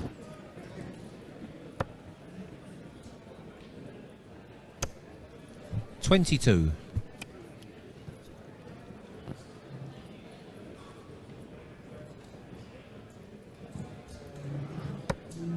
Mark is fist bumping. Mark's fist pumping But I'm and still not 100% sure. Kyle's getting hugs from, 81. and the two lads are, what an epic game that they had. Like even the loser of that match deserves a fist bump. Yeah, well, 139. I think the loser got a hug and a fist bump, and I think Mark just got through and no more on that one. So Well done, Mark. Nice guy, Mark. lovely, lovely guy. Yeah, 83. I think I'd met Mark once before the international, and when the international friendly came to Newry, as soon as it was there, he came up, 45. put the hand out, give me a hug. Great to see you. He loves the darts, and he's a big fan of what we do here, McAvoy Dart Streaming as well. When we're on streaming live events, he chips in. 100. Send us a WhatsApp or a Facebook, letting us know he's watching.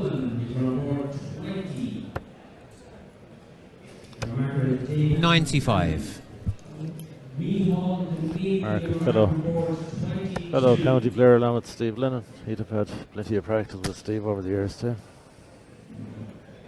Steve Lennon, of course. What a player. 129. 105 for Connie. Connie, you require 3-1 lead, 105. all throw. Player Steve Lennon is. That's a great first start. Double 16. Oh, lovely wow. shot. Game shot and the fourth leg. Connie Finnen. Connie Finnen. It's all about timing. That's correct. Fifth right? leg, it's David to throw first. Game on. Timing and setups. Yes. If you can get them both right together, Ollie. That's a fair combination there on the floor looking up at the stage. Paddy and Mike and Meany. 96.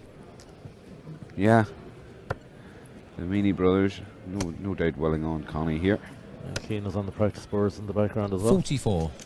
People ask him, is Keane still in? Keane He is is. throwing his darts, so he's definitely still here. The Aura Kyle wants to know was, did Kyle win? Kyle won 41. the adulation of everybody watching the game, but unfortunately he didn't win the game itself. In an absolute thriller down there on the floor. 5-4 to Mark Cullen. Just shows the 98. respect from all the players. There was no huge cheer. It was just, oh, what a match. That's exactly it, and full round of applause from the crowd watching. And it made it hard to figure out which of them had won because both of them were being congratulated for putting on a performance like that. Here's Dave. Dave scored quite heavily 140. here. You know, he's still touching on an 80 average along with Connie. Connie, it's So 180. It's all about timing. Timing and setups. Connie's just pulled himself right back into a leg. Dave's having none of it. And hold on a minute. Oh, he's at that again, isn't he? Losing those darts. Is he going again? Whoa. That was very risky. 120. There has to be something in that. There has to be something more to how Dave is throwing his dart, the way it comes out like that. Well, it's not the board, it's not the wire. I think it's 59. the style of David, throw. you require 104. Like, is it that he's not putting enough into his dart? Is it that it sounds to me when he's hitting the board and it looks like he's putting enough in? Game shot and the Look at that fifth for a leg. check out. David Evans. 1, 2, 3. Good Sixth leg, it's Connie to throw Made it look first. easy. He only Game needs to on. throw with 2 darts. 3-2. Connie holds his throw. He could come out the winner in this match. 100. Yeah. Hold and throw is easier said than done. Hold and throw is all important. Yes. I've often said, really, to win a game of darts, 59. 2 things you need. The first thing's a bit of luck, and the second one's to win the bowl. Oh, for sure. If you win that bowl, puts you in the driving seat straight up. 83. All important. Again, it shows the strength of the Irish players. There's Dutch, French, Belgium. A lot of different nationalities. I was looking at their shirts. 41. I took a few photos, put them up on the Killarney Darts Festival page, and such an array of different nationalities. And it's 100. always Irish that's coming to the fore, and you see them in most semi-finals and finals. Yeah, well, we did speak about how good Irish darts is at the minute, and it really is. And I have to say, and I'll hold my hands up. 134. Another great visit there from Dave to try and bring himself into contention here. Connie's fainting the treble with such regularity here. 140. He'll settle for that. He will.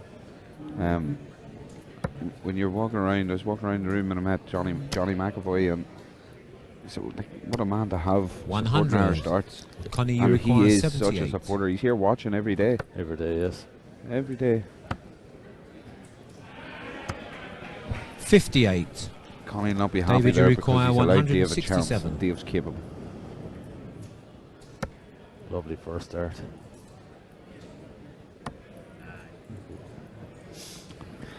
You can tell by his reaction there, folks. He's not happy with that one. And he's licking the 99. lips. He's going to Connie, get a you shot here. require 20.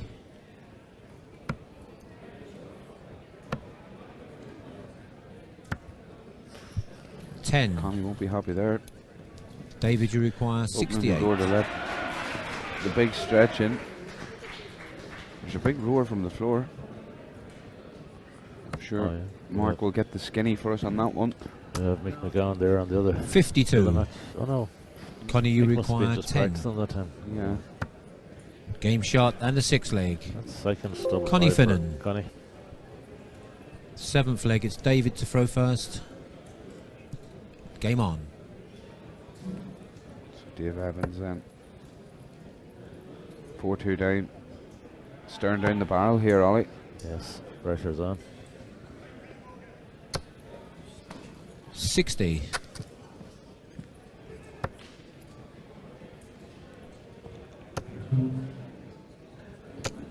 $140.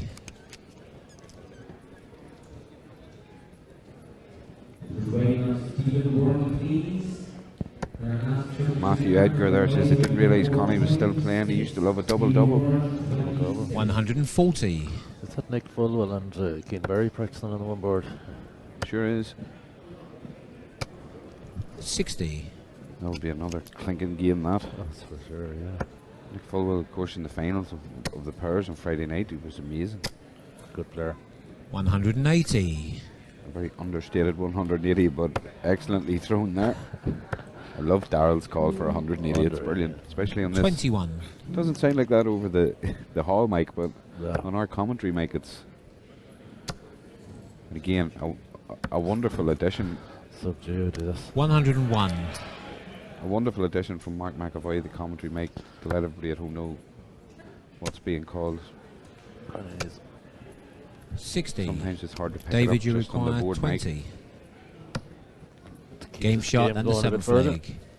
David Evans. 4-3 to Connie. 8th leg, it's Connie to throw first. James held his throw. Game on. Throwing for the match, as you say, Ollie.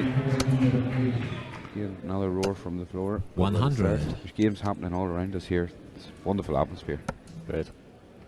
Stephen Murder there, big congrats to all at McAvoy for the great coverage. 140. Stephen, I'm glad you enjoyed it. If you know anybody else that's interested in darts, make sure you send them our way to like and subscribe. Here comes a 180. Oh, Yes. 180. Great response to David's 140. I was just thinking David is keeping the pressure on. Connie responds. Dave is keeping it perfectly. on. 100. Have to give Darrell and Dazzler their dues. They've been amazing all weekend. 23. We were calling him Dapper Darrell. Dapper Darrell, yeah. Turns out his name is Trigger. Trigger. Trigger. Don't ask me. 44. Well, he's big into hunting and that sort of shooting ranges and things like this. I don't know if it's actual hunting or just shooting ranges, but he did mistake Tristan, our other 74. broadcast colleague, for someone that he watches regularly on YouTube and has their own shooting channel. And Alright. That was a great cover from Connie after losing his second throw, and he turns in it with the treble 80. Put him on a nice finish. 60. 1-2-4. Yeah. For the Connie, match. you require 124. Nice way to take it. I won't do it that way. oh, 109. 109 then. There's the 9. That's the 9. 44. It's David, you require even. 157. darts is it's a funny old game. Sure. 80 left for Big Dave. Put the pressure on Connie's 97. 80. Connie, you require 80.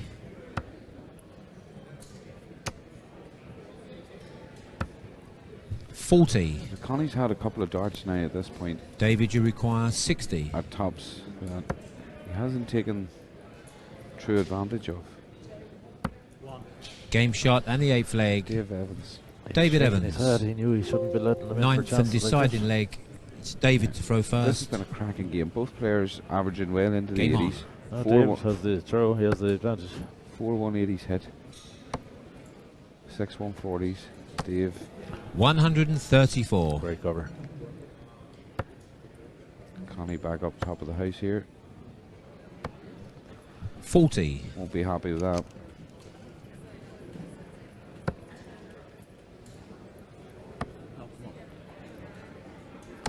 These boys like to switch, 42. don't Absolutely, yeah. And I like the switch, and it's twice as hard to read a switch and spot it if you've got glasses on. So 77. I would say Mark's in a unique position there at the desk, trying to follow the camera work around here. they? I guess as a spotter, it's probably more 100. difficult to follow a guy's line, especially with both players wearing glasses. Correct, Yeah. right. 45.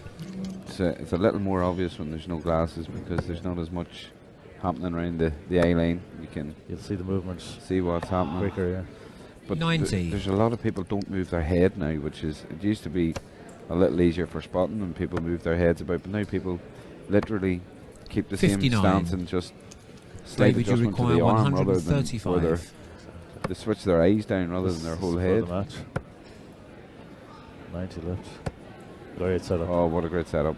96. Setups are all important, 99, Ollie. sorry, check. 36 left. You called it. Connie Finnen, could he put a 180 in maybe? Give himself a chance. 180. No problem, Connie. David, you require The McAvoy 36. coaching school anytime. Game shot and the match. Dave Evans. David Evans. What a performance, Ollie. Great performance, yeah. Bad performance. Connie will regret those missed doubles, but Yeah, like we definitely thought, well, I definitely thought Connie Finnen, the way he started that game, was going to sail home. He built up a bit of a lead, he opened up a gap. Dave, the stretch, just stretched his legs and started finding the trebles with more regularity, and all of a sudden, right back in it. He looked to have the upper hand. I see that game is underway between Keane and Nick. So the game is underway between Nick Fulwell and Keane Barry on the floor, and that'll be a good one. And so we're going to have Dylan Dowring and Keane Brosnan on stage. So a bit of youth darts coming up next. So that's going to be a good one. Always good to see the youth. Dylan is Trish's son. Trish's son? Trisha Doyle's son, yes. She has 2 young fellas. She brings them all over the country playing darts. Dylan and Ryan. Wonder where Trisha is. And get her to join us here at commentary. She would love that. Dylan played very well over in the JDC. They qualified for the JDC. Dylan did. Ryan actually played in one of those tournaments as well. That's for the Open tournament on the weekend. Playing very, very well. Dylan.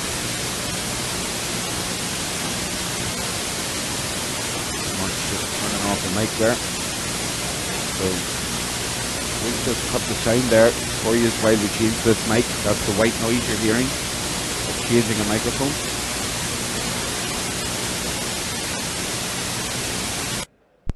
So that's it. Let's just cut that while we're changing it over.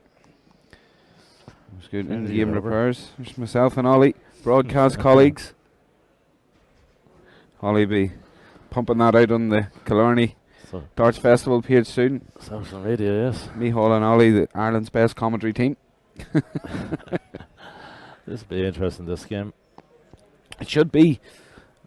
It should be. I think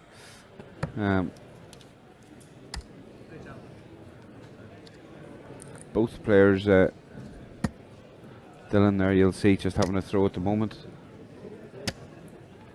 Very relaxed. Nicknamed the Terminator, young Terminator, Dylan. Yes, and what about that? He's living up to his name on a lot of occasions. There's a hashtag to all this social media for the Killarney Darts Festival too. It's INDO KDF 19, the INDO Killarney Darts Festival 19. So they're all the social media is linked to that hashtag. So Pauline Crystal was just saying unlucky to Connie Finnen there. She would be right. He was slightly unlucky. Somebody was asking, was there any Galway lads left? Sure, we'll find out over the next few minutes if we can. Well, Kevin Devaney will tell us if there's any Galway people left in this competition. Any of your Galway men left? Kevin Devaney? Liam Gallagher still here? Playing Andy Hamilton and 2-all at the moment. What about that? Now that's an update for you folks. What a selection of matches on the floor. This just in. News, the newsworthy. And there's our good friend Tristan returning to the commentary area. Yeah. Myself and Ollie have been having too good of a time, Tristan, so we're sending selfies out to the world. We're doing the whole lot here. It's great. Yeah. That's okay. I'm just here to break up the love in. So you can see there, Tristan Dylan Dowling throwing now the Terminator against Keane Brosnan. Keane, of course, with the Limerick jersey on him.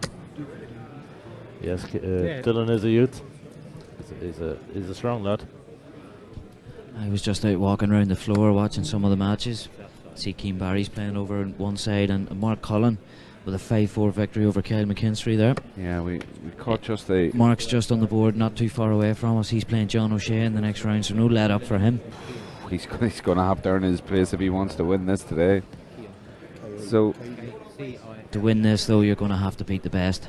Just shows what it takes to reach the final stage. First leg, it's Dylan to throw first. Get to the semi-finals. Game on. There's absolutely no easy games in these competitions.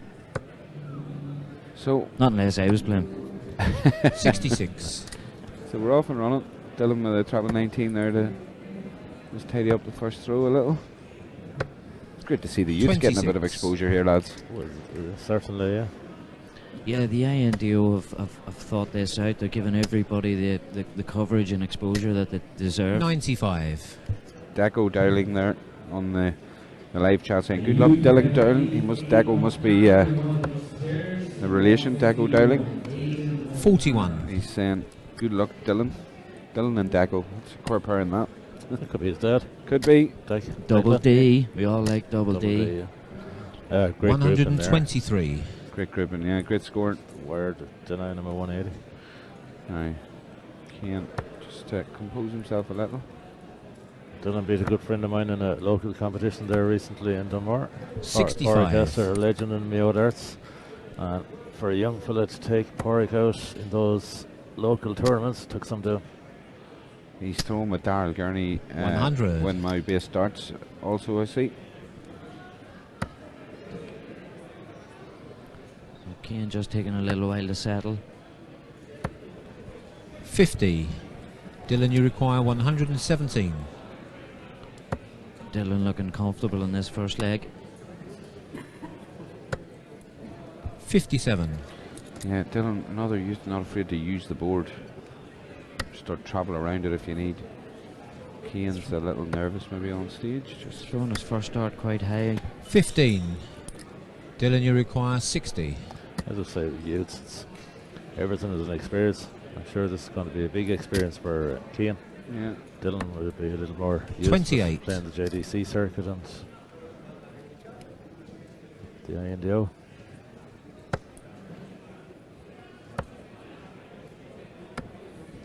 $47. John Petras wants Dylan, you require some ladies 32. matches. Well, we've had a ladies match 2 matches ago, John, and I'm sure we're going to have more Game ladies shot matches. and the first leg. And that's a great dart Dylan Dowling. from Dylan Dowling to go one up. Second leg, it's Keane to throw first. Game on.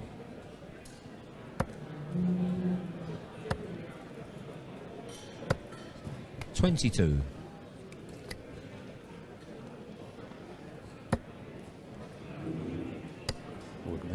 Said the 7.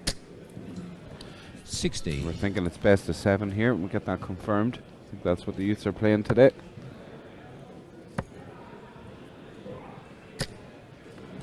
$41. Could well be 5, not sure, 5 or 7. Yeah, it's a best of 7. Best of 7, that's good. 100. I think the youth program yesterday was best of 7. It certainly was, Tristan, yeah. So I think that'll be the same format today. Dylan Dowling is not a player that I would 65. like to come across. His grouping and scoring is very, very handy. The young man knows what he needs to do on a dartboard. 57. Again, doesn't spend too long. If he thinks the bed's blocked at all, he moves to somewhere that it's not. Give himself an opportunity of a better score. It's a big advantage to be able to play, to be comfortable playing different parts of the board 60. like that. Yeah, Cian Brosnan is throwing his starts very high. Early release maybe. Could be adrenaline and nerves. Tiny bit of tension in the arm 26. possibly as well. Yeah, adrenaline and nerves. But as you say, it's all good experience. You'll learn from it. If you don't win, you learn. 25. He's thrown a lot of darts high there. That's definitely an adrenaline fueled dart where he's releasing it far too early. And you know, I've been in a situation myself 45. many times. You know, across my fledgling darting career. Let's call it a fledgling one, even though it's been a long, unfruitful one. 60. Well, a couple of trophies there, Michal. Recently too, Tristan. Yeah. But certainly starting out as someone brand new, fresh to darts, didn't play darts 81. when I was younger. We took it up later on in life. Playing on a league match even, or the nerves that came across me at the very beginning. I just wanted the darts out of my hand. I didn't 25. Didn't like the pressure of it. Dylan, Didn't you like people require watching me. Now 132. I enjoy all that because you learn to enjoy it. You learn to deal with it better. Now you're a showman. But now I'm a showman. The greatest showman. 56. In your house. No, not even. No, I have a 10-month-old boy child who's probably more of a showman than I am. And I'm sure him and Leah 25. are still probably watching. Dylan, you require 76. If you are, Daddy says hi. Stop climbing. 36. Most likely halfway across a sofa somewhere now. So sit down and give your mother a rest.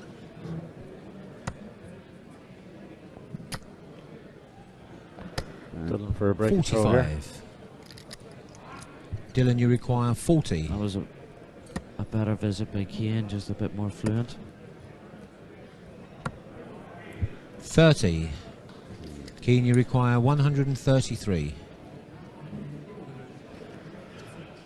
Keane Barry's at it again. I'm not too sure of the scoreline, but whatever checkout he had there, he got a fist bump from Nick. Congratulating him, whatever he did.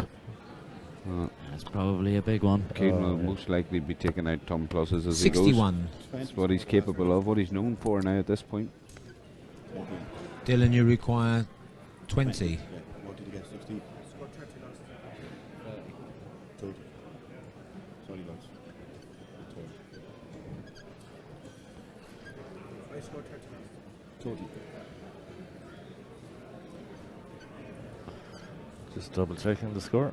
Make sure they're on the right shot. Yeah, 10 left. Yep, we had it right. 6. So Keane with a chance. What did you get the last one? Sorry. 65. So it's not. Running out of room on the Keane, board. you require 68. There you go, 68 required. Well, hopefully Keane can give him a shot at his double. Double 16, is it? Oh, 44. Keane. Keane's settled in a Dylan, little you more now. require But 4. Dylan's disappointed there, he's kind of blocked it a bit. This wasn't a bad second dart, very unlucky. He's maybe just feeling a bit of tension in the arm. No score. Keane, Keane you with a require chance. 24. Dylan's darting career took a knock there a year and a half ago, and he had a leg injury. Kept him out of the game for a little while, but 12. Dylan, you require into it 4. Seems to be back now with the vengeance. Game shot and the second leg. Dylan takes Dowling. the second leg. he'll be relieved. Third leg, it's Dylan to throw Marks first. it up. Game on. One that could have got away. Took a little longer to check out than he had hoped. 57. There you go, so Deco Dowling, Dylan's daddy-o is watching at home. Oh, it is Declan. It is indeed. I know Declan well. I wasn't sure when I saw this Deco. I thought maybe it's Deco. other Deco. Deco. Deco. New nickname for Declan. There you go, 29. Deco. I suppose everybody has to create these names to get on board with the YouTube streaming. Deco is a decent thrower himself. Plays in the Galway leagues. 82. I'd say one of his claims to fame is beating me in a tournament one day. Right, He did not, did he? Yeah, he did. Oh, Deco Dowling. the 45. The infamous Deco Dowling. And he's still friends. Oh yeah. Don't think I've played him since. 100. I was down, you commentated on David Evans' game there from a 4-2 down, came back to win 5-4. Beat Shane Rafferty in his previous 100. round. I was down watching a bit of it. Took so much to come back. Would have been nice to have seen Shane up on the stage. Yep, sure would. Shane's back down there with his colouring books. 85. The old colouring book crew. Tournament over, time to colour in. That's it. Dylan is outscoring Keane here. 24. Yeah, well, there's probably maybe 20 points in the difference of the averages at the minute, but A 57. lot of that would be down to the experience of Dylan. that's 100% correct. Dylan just at this point appears to have more 3. experience going around the board. Dylan, you require You can see Keane there, 120. he's had a 3, he's going, what is going on here, you know? I'm sure young Keane's used to sitting in the garage or the bedroom of an evening of a random Tuesday night and hitting 180s and 140s and 46. I see Trisha Doyle there on the control desk, and she's if she had a proper dart shot, she should have Superwoman on it. 43. She travels every Dylan, you inch of require this country with 74. Two lads bringing them to darts competitions. But she's up and down the road to Navan and Dublin. They get plenty of. Takes a lot of competition. time and commitment. 34. She's dedicated to giving them every chance. which in turn begs the question why it can't be recognised as a proper 67. sport, because Yeah. the Dylan, you effort that require goes into 40. it, the money that people spend travelling and the Game shot tourism and it the third generates leg. and all of these things. Dylan Dowling. That's the big thing. There's no chance Fourth of leg, it's getting Keane to throw government first. grants or anything like funding, unless it's recognised as a Game on. sport. We've tried numerous times to make an effort to 62. And I know these guys are making efforts as well, and they have plans on working hard at getting it, seeing what they can do again, get a recognised sport. 31. You see the exhibition of darts on display here. It would be a great advertisement for darts. Well, 26. Maybe it's just me, but if you were to stream a match between 95. St. Pat's Athletic and Shamrock Rovers, you probably get the same amount of views as this stream will get. All right. So 33. can only imagine that's the type of level we're at with darts now, you know, and if people will stand up and start taking notice of that, because 85. The tourism that it generates. I mean, we're here at the Gleneagle, the INEC, and the place is packed to the rafters with Great. families. 83. You know, supporters, people. That's it. It's not just the players. It's People bringing teams of people with them to this event. 42. You know, like yesterday, where we had 11,000 viewers on 11,000 viewers within 24 hours of our stream yesterday, and this stream 55. no doubt will get something very similar. You know, a constant watch of once we got to the final stages in the last 32, last 16 yesterday, only a constant 60. watch of over 400 people at any one time watching live, and that's people ducking in and out of the stream at all times. It's super. It's incredible. 23. But they were treated yesterday.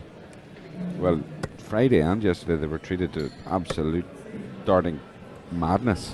I think people are starting to realise 28. there's a big changeover in the sport itself, always regarded as a hub game. Yeah. But the amount of players, youth players that have come through the circuit over the last 10 years. 100. Dylan, you require they've 160. They've got it. They're accustomed to playing darts without they don't need alcohol to improve their game. The majority, lot of the 46. 20-year-olds Keen, you require still playing the game 190. without it. They don't need it. The culture's completely different now, isn't it? Let's be honest, the culture's completely different now around the game. It's not. We're not looking back at 53. 1983 and 1985 Dylan, where you require 140. pro dart players were having a drink on stage. And Smoking on stage as well. this is on here, folks. It's unfortunate. 82. Keen, you require 66. So 16 for tops for Keane. That's unlucky. 45 left, 13 or a 5. 31 scored, 35 left. 40. Dylan, you require 32.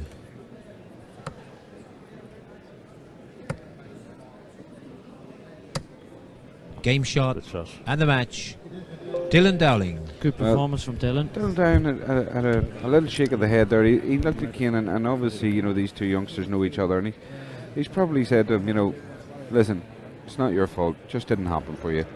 And the amount of conversations that I have had where people have said that to me, where you just don't get off the mark running, and the game just doesn't flow your way, and you, in a heartbeat, you can be beat 3-4, 5-0.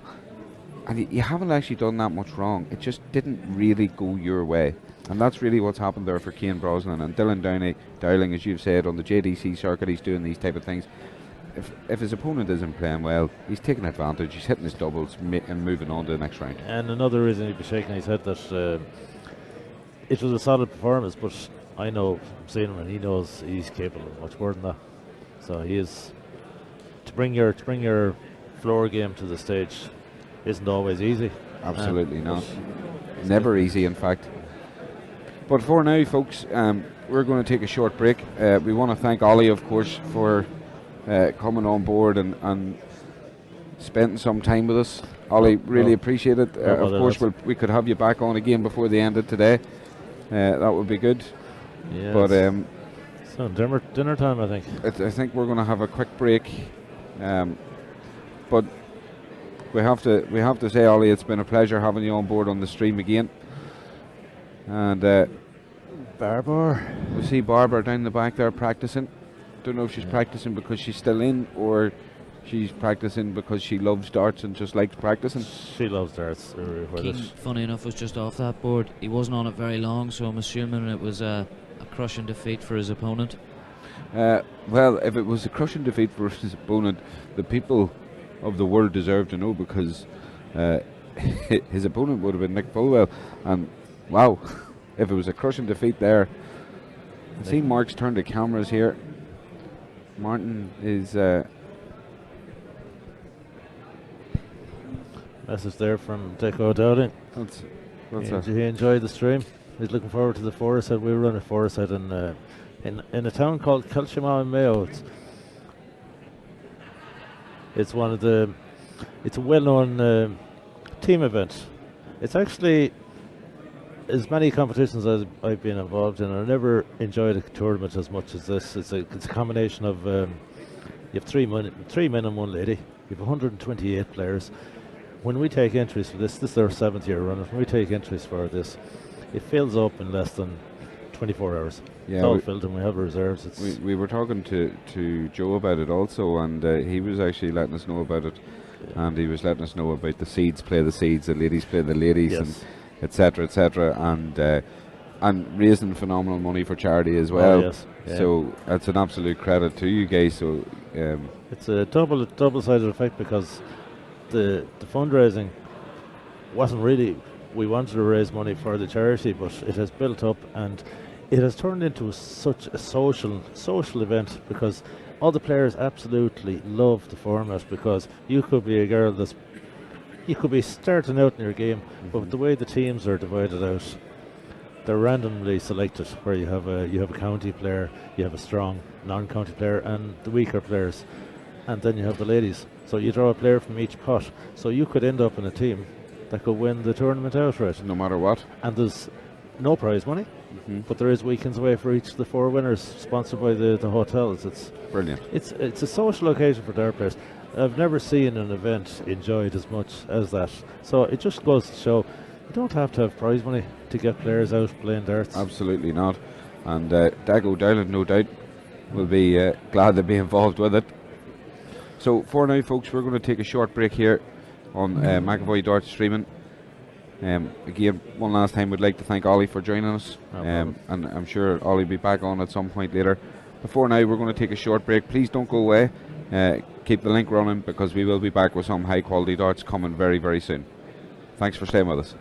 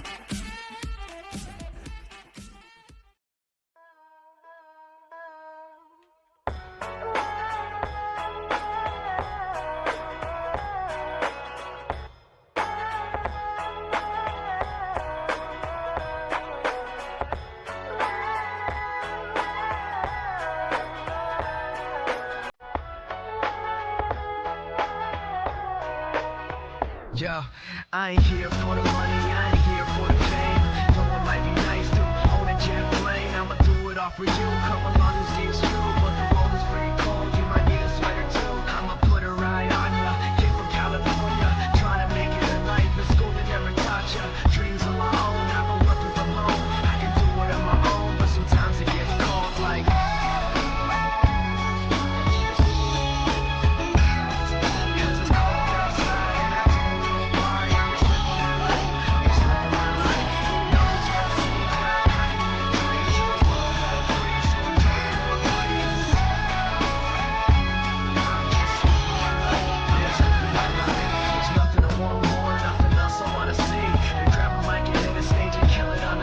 Persevering for my team so they can acquire cream.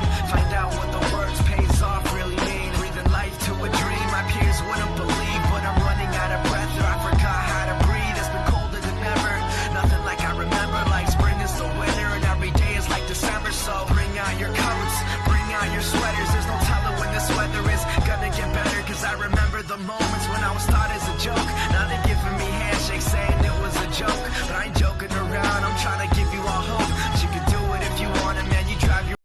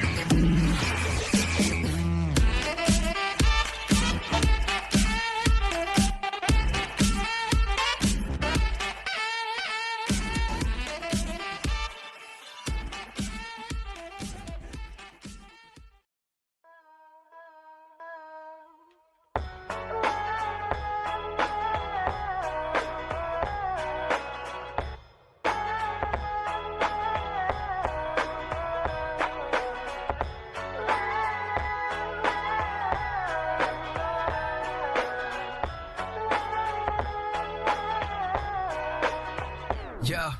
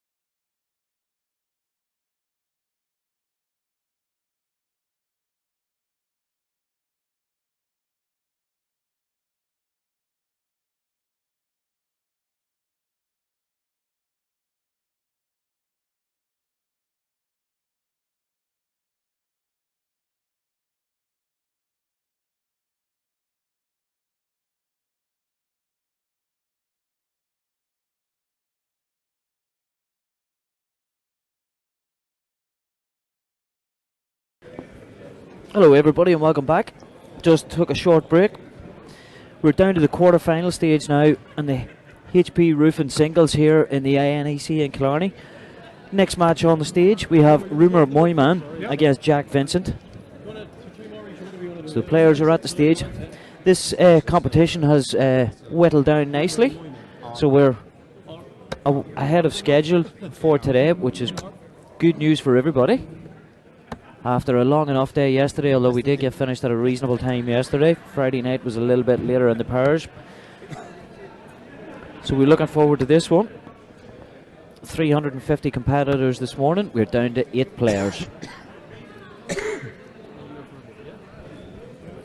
So the players are ready to go. So it's rumoured to throw first for the bullseye. I'm ready to go.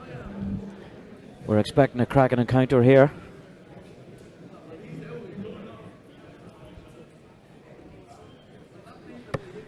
That's a 25.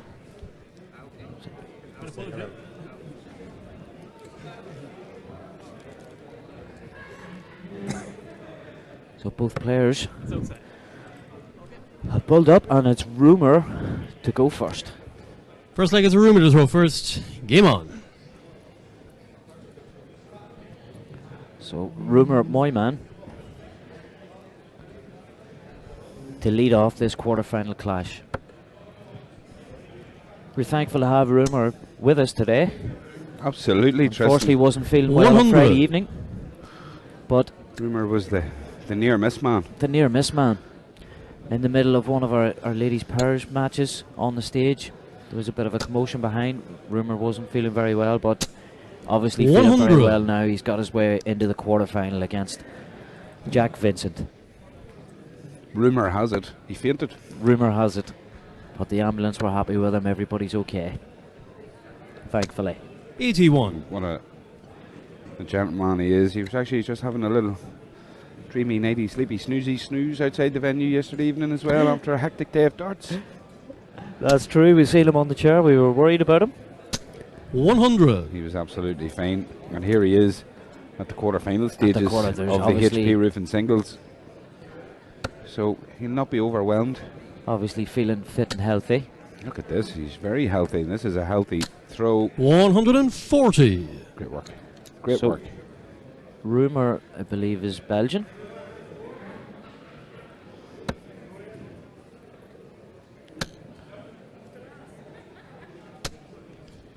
$81.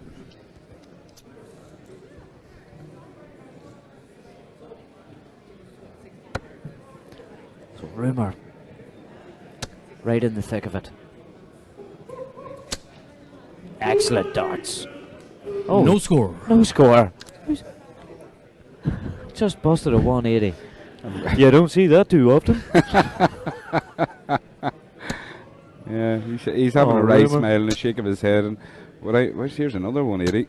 140. Let's hope he can't do this twice in a row. Surely not. No, he can't. He was making sure of it with that dart. He made sure he stayed away from that treble. Unbelievable. At the quarterfinal 60. Jack require 80. We have a fantastic 32-inch HD monitor in front of us, watching this within 3 feet of where we're sitting. 3 feet? We will have square eyes at the end of this. Game shot on the first leg, Jack Vincent.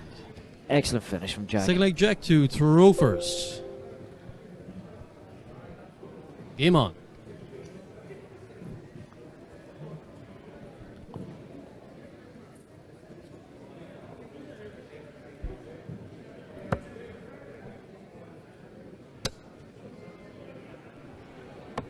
$59.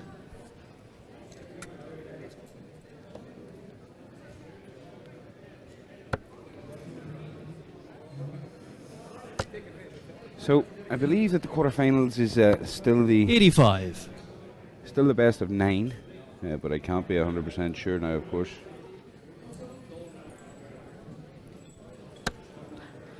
For any Liverpool fans out there, it's 2-0 to Liverpool.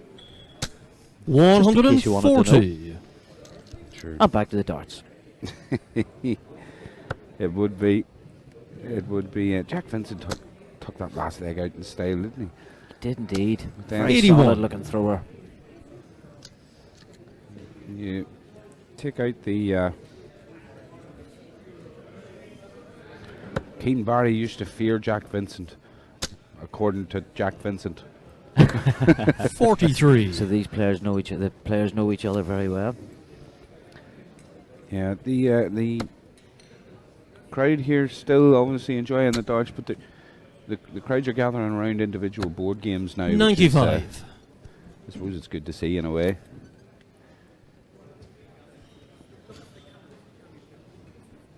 Here's Jack talking to himself as he's about to throw.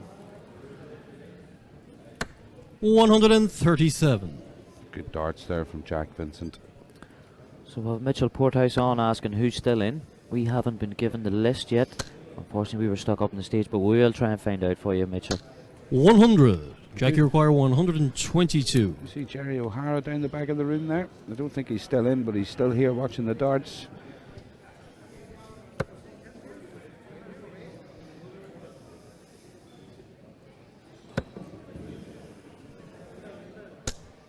140. Rumour you require 140.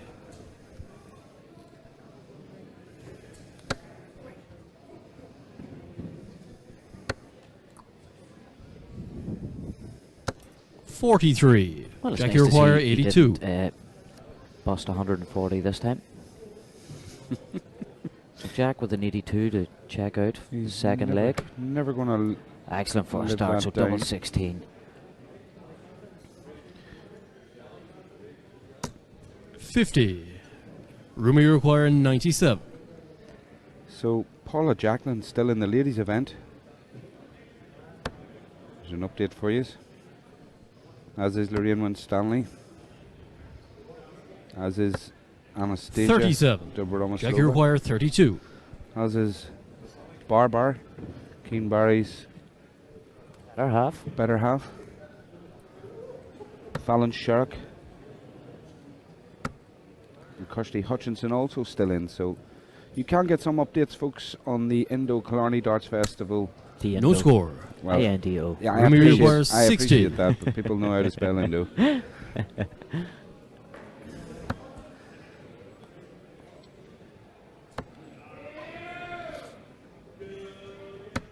$58. Jack, you require 32. That's unlucky from Rumour. Ladies in full swing. So and Jack, with his third visit to take out this 32. He's Killarney finishing in here. the first leg with Sublime. He's just struggling here at the moment. Game shot on the second leg. And he Jack takes a Vincent. 2-0 lead in this quarter-final matchup. Third leg Rumour to throw first. Game on. It's an interesting technique Jack has. Yes, The way he lines it up from the side. Yeah, he's got a great rhythm when 23. when he's throwing. Oh, Rumour's having a bit of a give off there. Rumour has it. He's not happy. He ain't happy.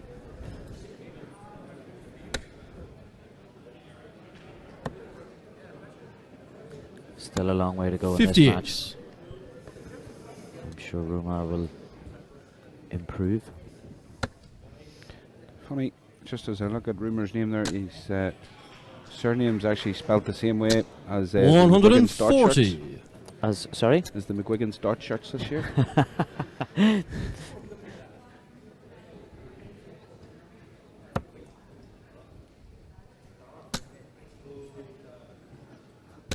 $41. That's a nice one there for our production manager Mark. He'll enjoy that one.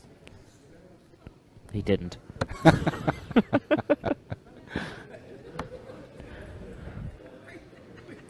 Swapped him for 19. 98. So taking a lead in this leg. Slender lead, but a lead nonetheless, you're right.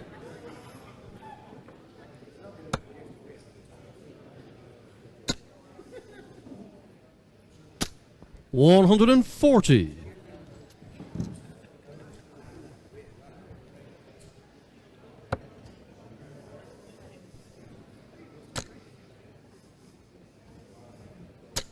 $180. That's how you do it, Rumour.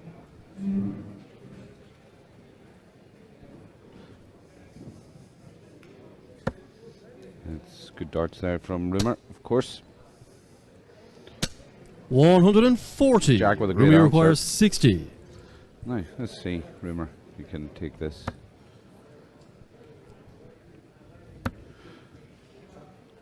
Mark just saying there to us. Game shot on the third leg. Rumour Moyman. Very little backswing there. Fourth leg is Rumour and Jack his to throw darts. first. Kind of puts his hand Game up on. and forces them through the front of the throw rather than taking a long pendulum-like action.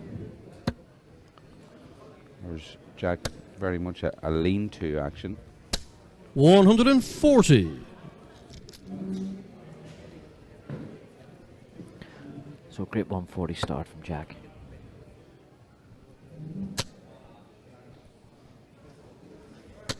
$100.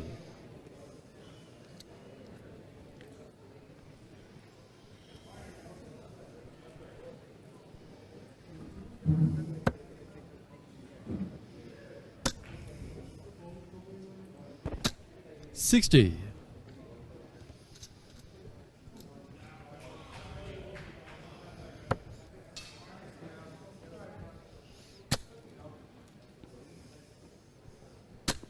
$100. 180. That's Rumour excellent darts. is on fire.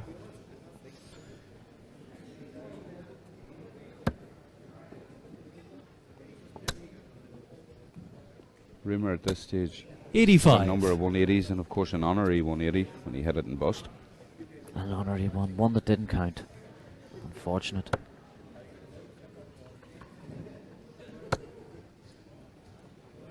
Blu-ray collector NL has 60. just corrected me. Rumour is from the Netherlands. Apologies.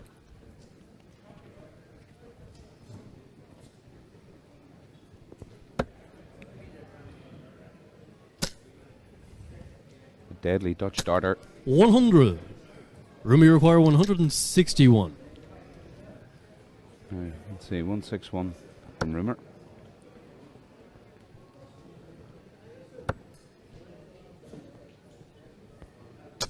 Great 121. darts, great darts. Jack, you from require Rumour. You can see 116. why Rumour has made his way to the quarter-final stage.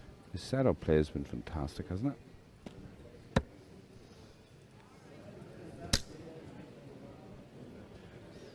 $60. Rumour, you require 40.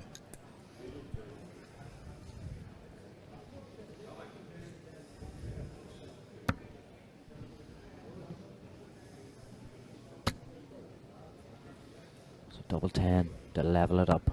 30. That's unlucky. Jack, you require 56.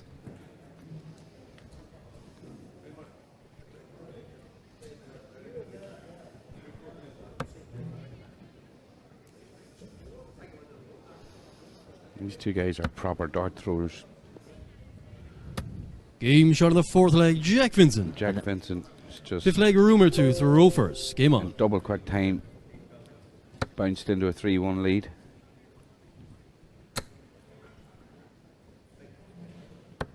$139. They are 139.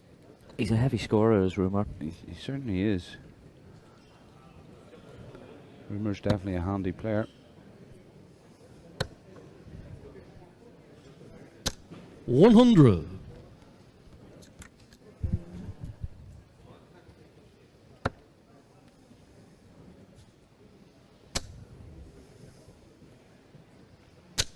$140.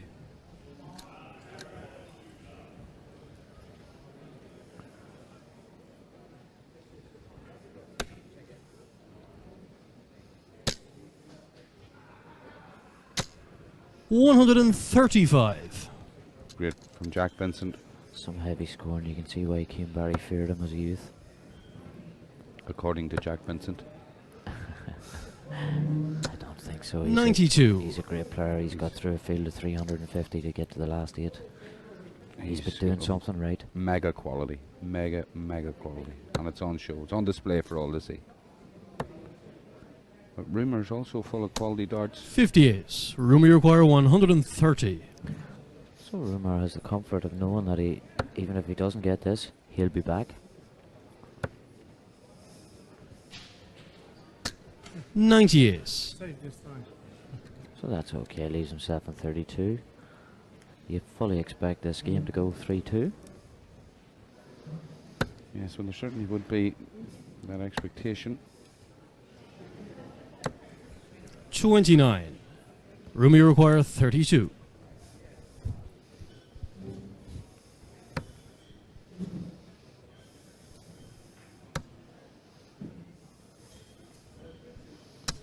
Game shot on the fifth leg, Rumour Moyman. So Sixth leg is Jack to throw first. Rumour Game is on. taking that as double out. Rumour strikes back.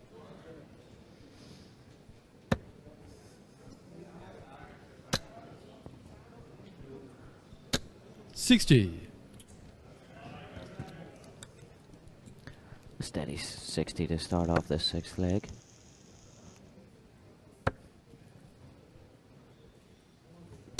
$60. 60.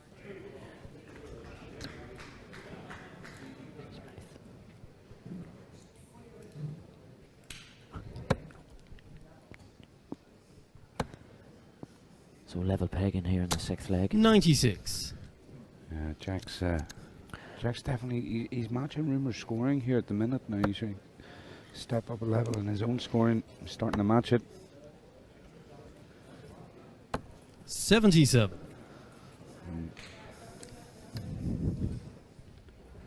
Very little in it now.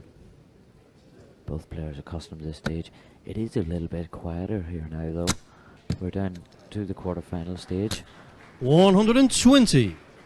For a lot of people, their weekend is over, so I think a few people have checked out and starting the long drive home.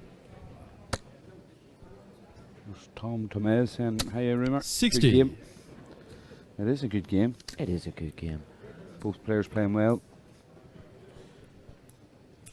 Rumour is actually a nice player to watch.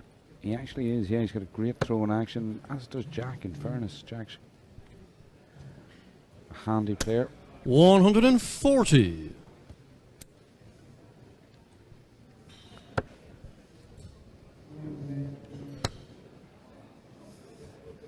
The control desk still 44. Jack, you require 85.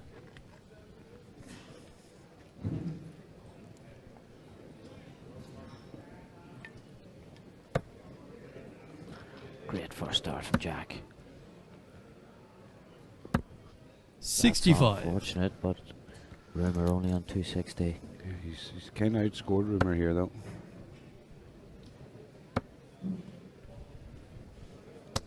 $41.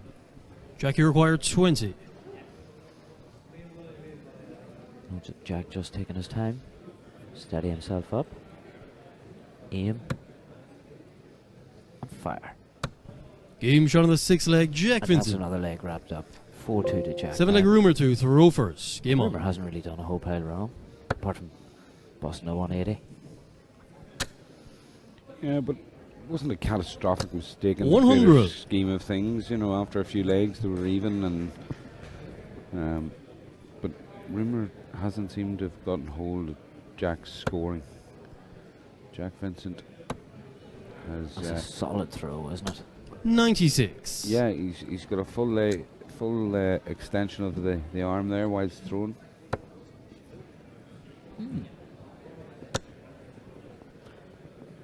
He's a similar technique 41. to Shane Rafferty, who was beat by David Evans earlier on. Shane would be a solid thrower, yeah. Throw a dart. I don't think Shane has the same type of follow through, but 140. I definitely get the comparison. So Jack effectively stole the darts in this leg already. Rumour really needs to try and find a treble. 45. It's unlucky. So Jack totally in control to take out this leg. Let's see how you can set it up. 80. Great last dart from Jack when he needed it. Rumour needs something big now. Well, this is a good start. 100. That's unlucky. Don't know if Just it's gonna bounced it be off the enough. barrel. Don't know if that is going to be enough, Tristan. Not sure. Have a think about it, sure. I will. 59. See Okay, the I've boards thought behind about the it. players. I think it might be enough. Oh, that's okay. It's better to be sure. Thank you for giving me the time to think about it. Not a problem. I'm here for the day. 60. Jack, you require 126. Well, seeing that you had a bit of a break there, Tristan, got yourself some energy there. Up Some back something talking to eat. again. You're back on top form.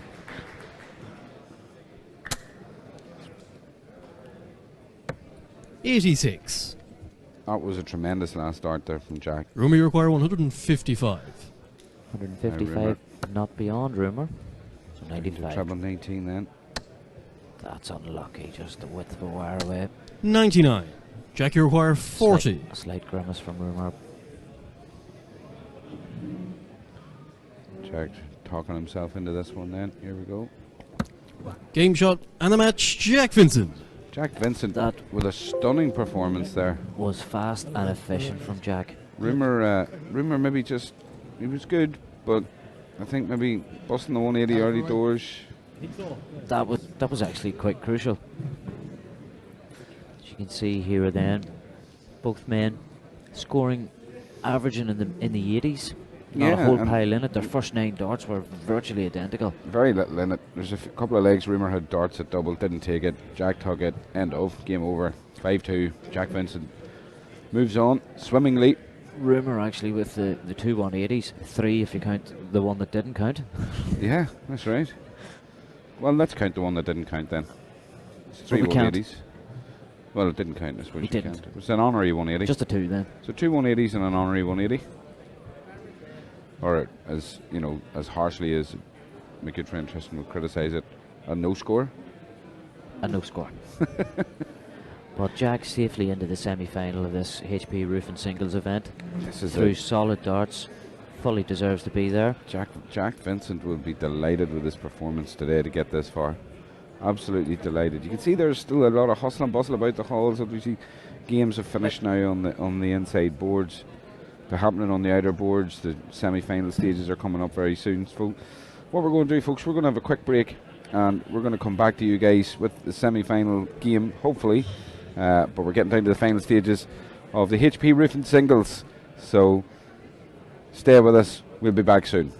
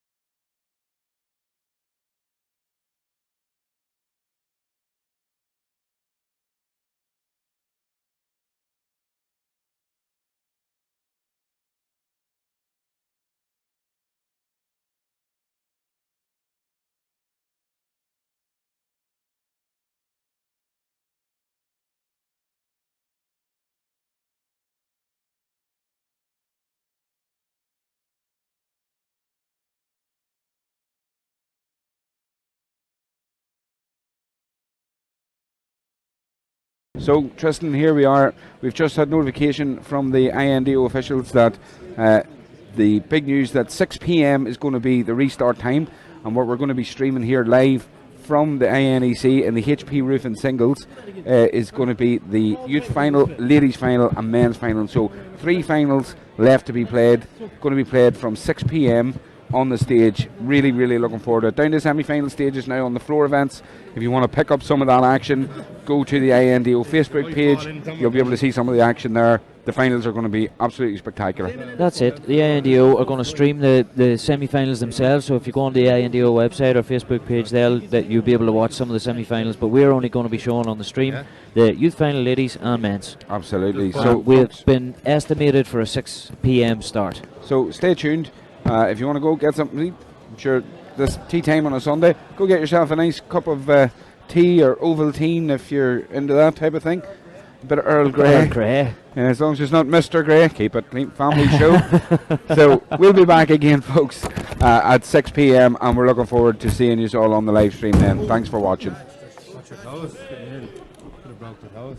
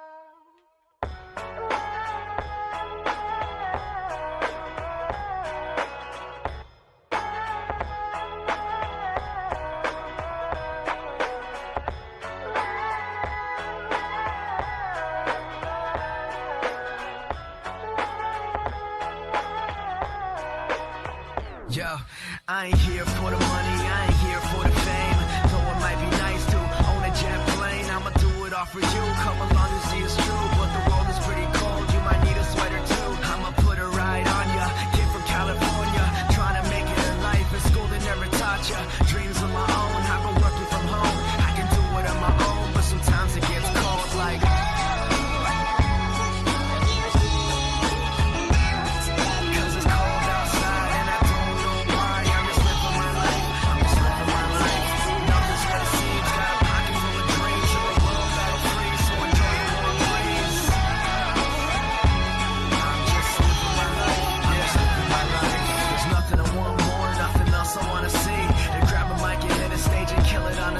Persevering for my team so they can acquire cream. Find out what the words pays off really mean. Breathing life to a dream. My peers wouldn't believe, but I'm running out of breath, or I forgot how to breathe. It's been colder than ever.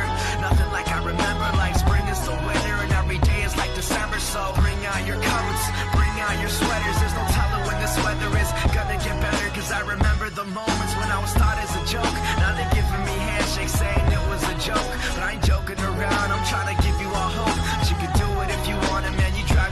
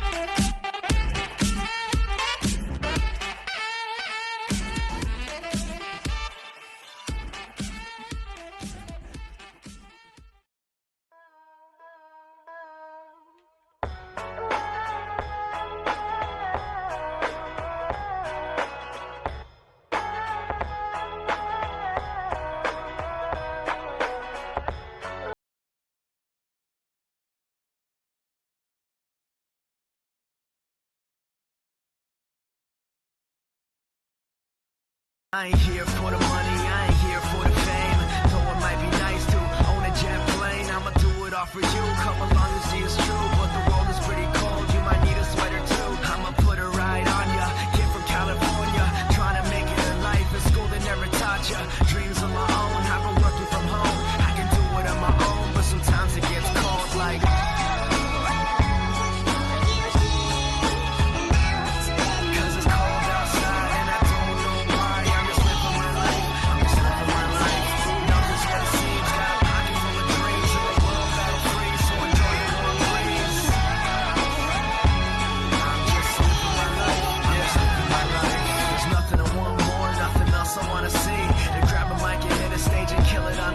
Persevering for my team so they can acquire cream. Find out what the words pays off really mean. Breathing life to a dream my peers wouldn't believe, but I'm running out of breath or I forgot how to breathe. It's been colder than ever, nothing like I remember. Like spring is the winter and every day is like December. So bring out your coats, bring out your sweaters. There's no telling when this weather is gonna get better, cause I remember the moments when I was thought as a joke. Now they're giving me handshakes saying it was a joke, but I ain't joking around. I'm trying to give you all hope. You can do it if you want it, man. You drive your own road.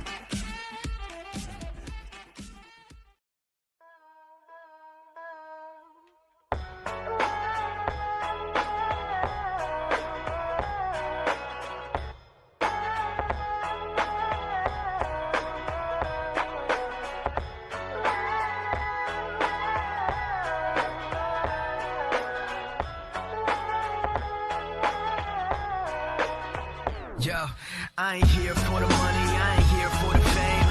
Though it might be nice to own a jet plane, I'ma do it all for you. Come along and see it's true, but the world is pretty cold. You might need a sweater too. I'ma put a ride on ya. Kid from California, trying to make it in life. In school they never taught ya. Dreams of my own, I've been working from home. I can do it on my own.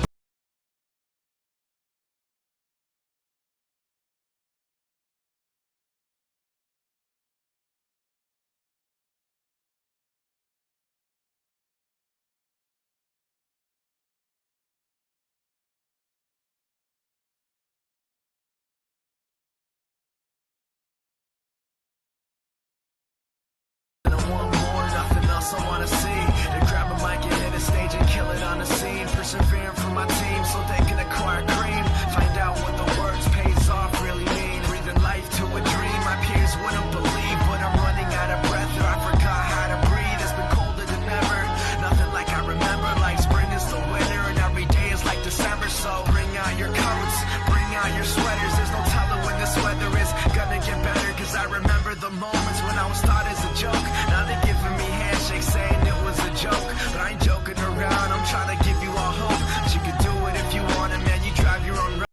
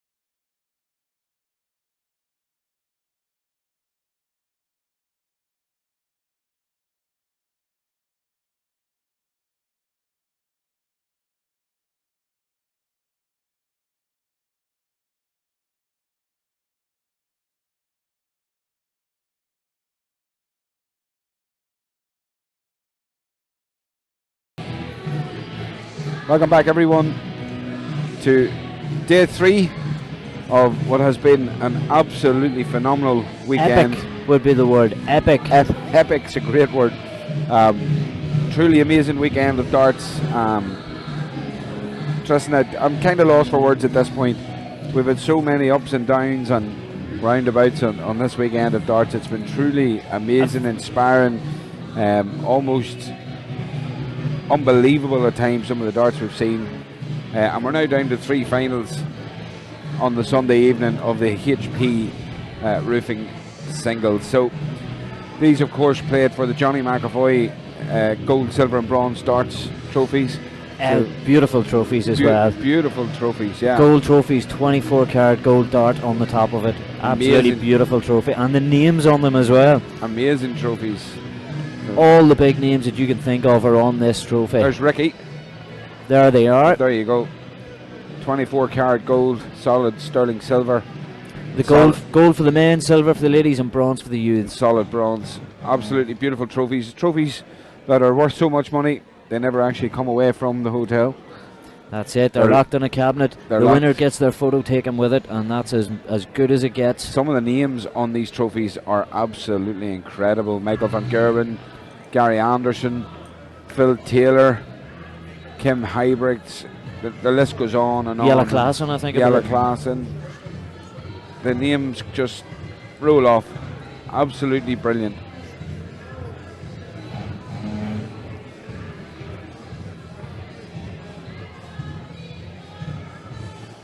Absolutely fantastic. So James Beaton and Dylan Slevin. So Dylan obviously won yesterday's youth event, Tristan. Yes, Dylan, a good performance yesterday. The Offaly lad has done very well. He's making a second final appearance, which is in itself is a great achievement. Absolutely, absolutely, truly outstanding. The one thing that has to come into play here, though, is James Beaton had a 9 darter last week. That's staggering for a youth player. In a challenge tour event, development tour event, should I say. He is somewhat absolutely incredible. See, the crowd are getting into good spirits here. And to be honest, you know, there's the people will join as the final start, but there's still a right crowd in the room, considering it's the last day of the event, and a lot of people unfortunately have had to go home as their tournaments ended. So that still, as you say, quite a good crowd in the room. You know, there's people out actually probably watching the football first, and then they'll join after, and it's almost over anyway. It's over for City, as far as I'm aware. Tristan. So there's no bias in this box.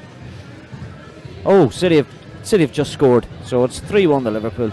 But I'm sure you don't care. You're here to watch the darts. Well, that's pretty much right. I don't care, and I am here to watch the darts. That being said, I will say, look at this. What have we got? Banners. Hello to all. Who's that? Hans Slev. Hello to all at Patsy's Bar. Yahoo! Hans Slev. And hopefully we'll get to see a few 180s. Right, yeah. Well, he will. I expect he will. So, a few youth players on the scene today. Obviously, we've seen a few youth matches as well. And Dapper Darrell has returned. Well, he brought a nice suit with him. He may as well get to wear it again. He certainly did bring a nice suit. See, Ollie Thompson still down there. What an absolute hero of a man when it comes to youth darts. Ollie Thompson, one of the first men to bring Keane Barry into tournaments. It looks like he must have reserved that seat, because that's the exact same seat he's been sitting on this last 3 days. He hasn't moved off it, yeah. Well, he moved off to play a few darts, I'm sure. I don't even know. He might have just thrown them from there, to be fair. Knowing Ollie, like, he's not. He's here for the youth. So Conor Watkins wants James Beatons to win. Warburton to win again is another one. A fantastic performance this weekend by Mike as well. Warby has done exceptional. After his great victory yesterday, he's put the head down and got up and is doing the business today again. I can't believe that. I really, truly cannot believe. Such a strong field as well. It's a testament to how he's thrown. Yeah, it's incredible stuff.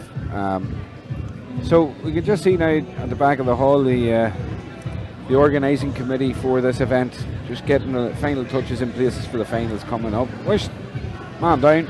Just seen Paddy Burke near losing kneecap. And look at those moves. So we're just getting ready. We're not too far away from the start of our first final. So we'll be running out all 3 finals back to back, and then I think there'll be a short presentation afterwards where the weekend then will be finished. There we are. I think the majority of people, there's quite a few people still staying at the venue this evening, so I think there will be a bit of a gathering probably up at the front of the hotel for people to unwind and enjoy themselves for the final time of this weekend. So the Festival of Darts, is coming to a close, and we're looking forward to some excellent darts in these 3 finals. Truly has been a festival. It's festival atmosphere, and everything about it has been truly incredible. There's Mags Donnelly on, and Mags Donnelly is saying, Hans Slev, hi all from Boris O'Kane and everyone here in Boris O'Kane. I hope I'm pronouncing that correctly, Boris O'Kane. I think we actually drove through that on the way down here, and they have a lovely credit union. A lovely credit union, Boris O'Kane. Well, that's right. That's right. Yes, I remember. Yeah, you don't remember. You were sleeping. What are you talking about? Warby is on another level. Watching him play, he's truly a gentleman on and off the hockey. Well, Conor Watkin, all I can tell you is that Warby is a killer on the hockey. He is indeed. He lives across the road from John Damon. What about that? Did you know that? I did not know that, but now I do. Straight across the road from John Damon. Across the road from him. Come on, John. That's it. He's going from strength to strength. British Open final, semis of the World Masters, and a win yesterday. 1 more to go. Yeah. Aaron Nevin. Hans Lev, you can do it. He is a killer, says Conor Watkins. Indeed he is. Holmesy says only going to get better is Warby. He's certainly on an upward trend. Without a doubt, he's a consistent and steady thrower. And he proved yesterday he can handle the pressure, and a partisan crowd when he was playing Keane Barry in the final did not faze him one bit. And a partisan crowd is as I suppose politically correct as you can put it. It was quite an intense atmosphere.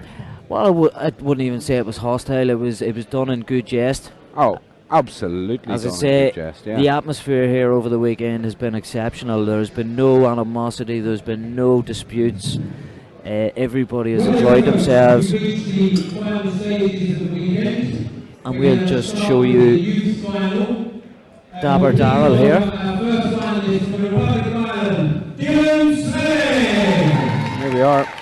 So an Irishman in the final again.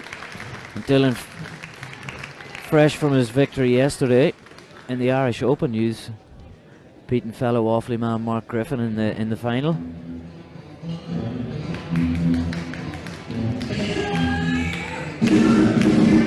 Heather Wright, apart from a few sound glitches, a great tournament.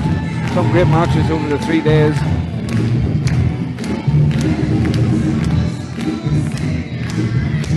Heather, we really appreciate that. I can fundamentally assure you. Check out that suit. Doesn't he wear it well? I'm expecting Dabber Darrell to start busting out a few grooves here. I can assure you, Heather, that there are intentional sound reductions as part of the YouTube for usage policy. At times we do have to play by the rules and reduce the sound levels for certain things, but alright mate. Miners John Williams. There's a bit of a Welsh loving going on online here, Tristan, a Welsh loving.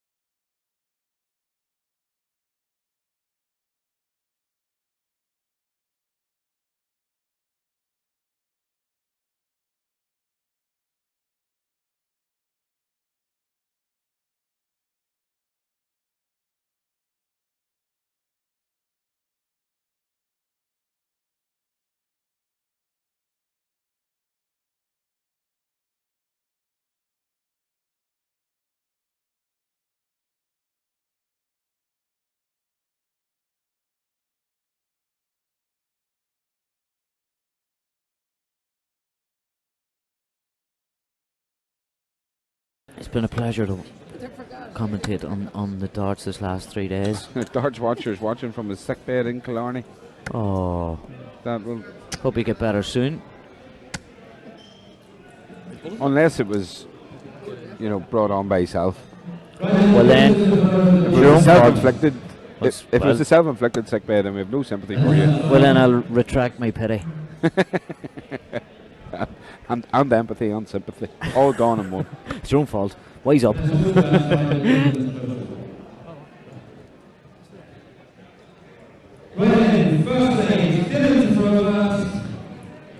Game on. Here we go.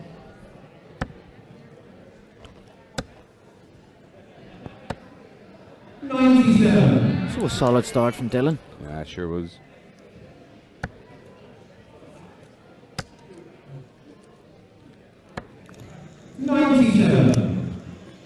Equally solid start from James.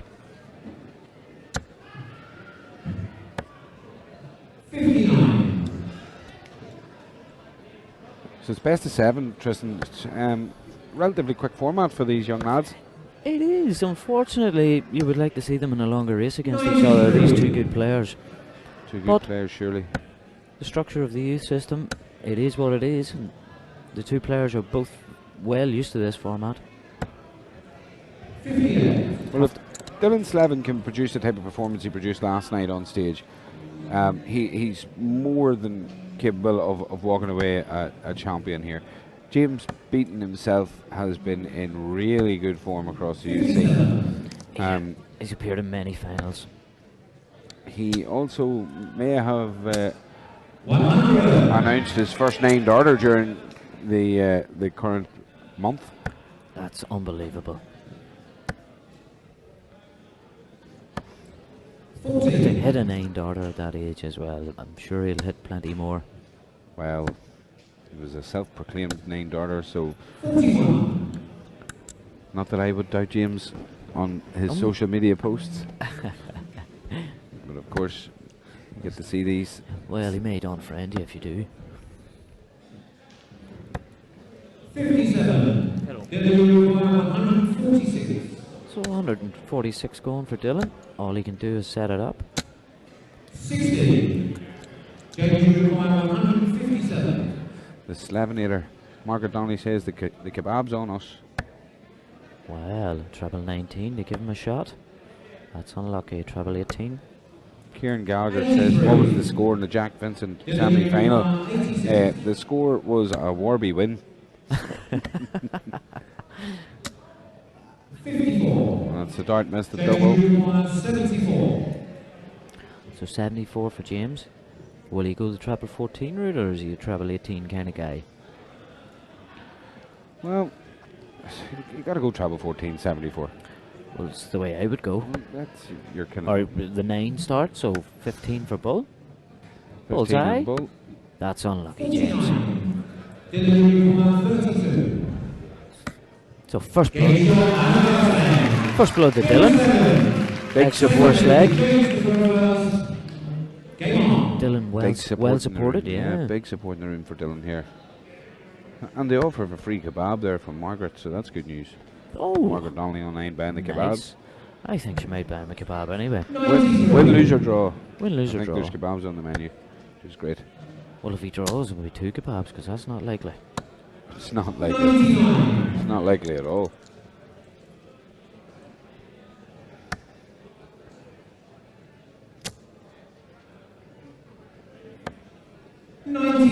Great cover shot from James. Kieran wants to know what the score was in legs that Jack beat him yesterday. I believe that 97. it was quite a convincing win.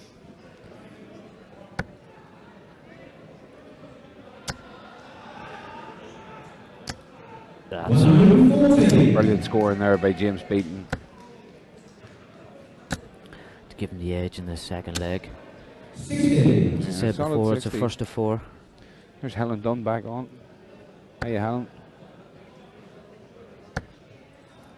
Hope you're enjoying the coverage. 85. Managed to get the feet up this time. The feet up. It's always better with the feet up. 100. Probably no wine tonight though.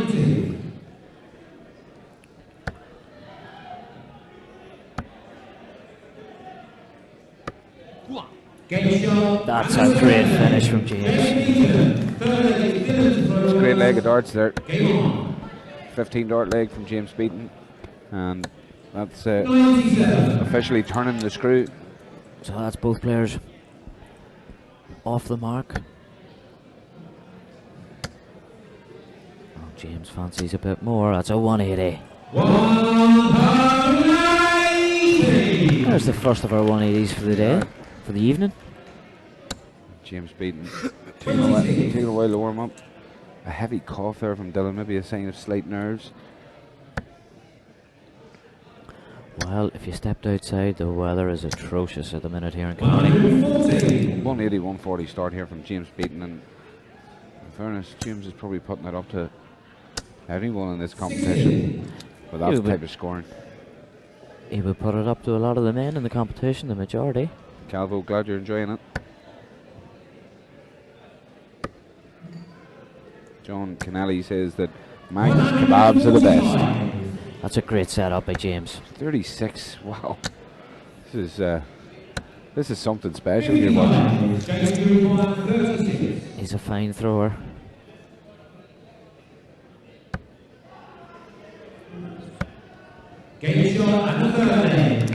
Wow. Against the 11 dart leg, Tristan. There you have it.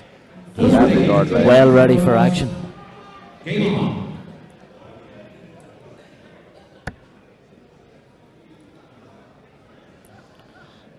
Just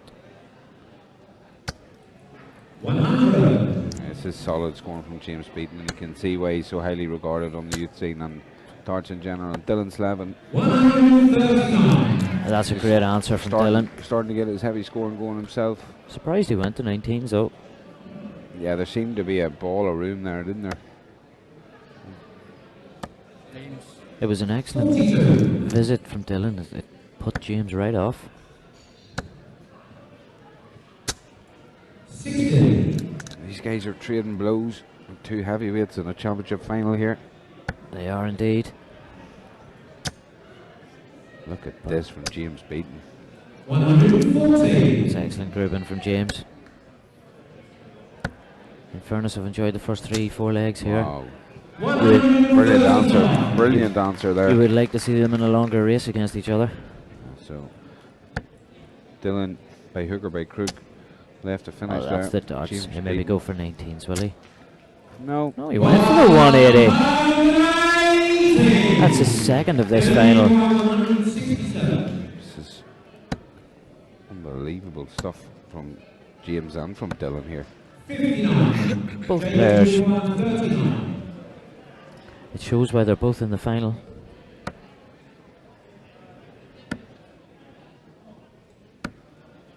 That's excellent finishing. Very confident player James is. Very, very confident player. I have to say though, James could have a history of gymnastics or something, because the balance he's showing when he's throwing his dart, his leg is almost coming up waist high at the back. That's right. You wouldn't stand too close behind him. You definitely wouldn't. It is literally coming up above the knee. He tends to lean over the hockey a little bit.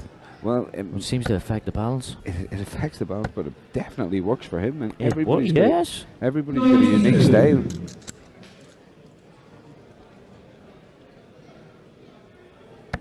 There we go. Just a side-on view. Yeah. It's very rhythmic, though. It's absolutely, it's pendulum style. You know, it's consistent every time. Nothing really changes in his throw, and it's definitely nothing more than his style of throwing. But it is an interesting view. We've seen a few players this weekend that throw really different styles of throwing, yeah. But even with that type of balance, with the leg sort of spinning back a touch. 77. John Damon says he got a kick in the nether region standing too close behind him one time in a competition. I hope you learned your lesson. I wouldn't doubt it. Heather Wright, you're very welcome for the live stream, and thank the INDO for organising it, and of course our production manager Mark, who's been absolutely flat out from 3 a.m. Thursday morning. Hasn't stopped. Hasn't put. He's put about 18 hours at least a day into it. 47.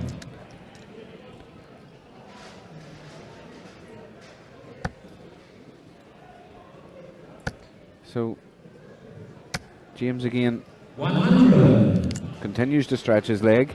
He does, and he's on the cusp of the bronze trophy. What a trophy it is to win. 86. James 97. I think it might go on these 3 darts. Oh, 94. I'll That change might my suit him, you know. forecast. No. So 76, treble 20 will do. Keely Lynch, you're 100% right. There's Deck 101. Great stream as always, lads. We appreciate that. Appreciate the comments, folks. Feedback all important, of course. So all Dylan can do is try and score as high as possible John. to put a little bit of pressure on. 58. Right, 56 to go, Tristan. For an emphatic win. Let's see.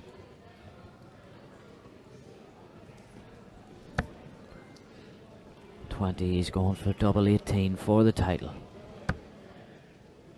Double 9, he took it out before. Oh, just on above. 28. Young Richie Burnett. 28. Yeah. Valid Double point, 7. Oh, Too many. That's unlucky. James 18. So James just taking his time, taking a sip of water, getting himself ready. It's an important double. It'll be the most important double he's going to hit for a while. There we go. There you go. First dart. Straight in. Unbelievable performance. An excellent performance from James. Dylan wasn't that far behind him, in fairness. He wasn't, no, absolutely not. James Beaton's power scoring there, he averaged 88.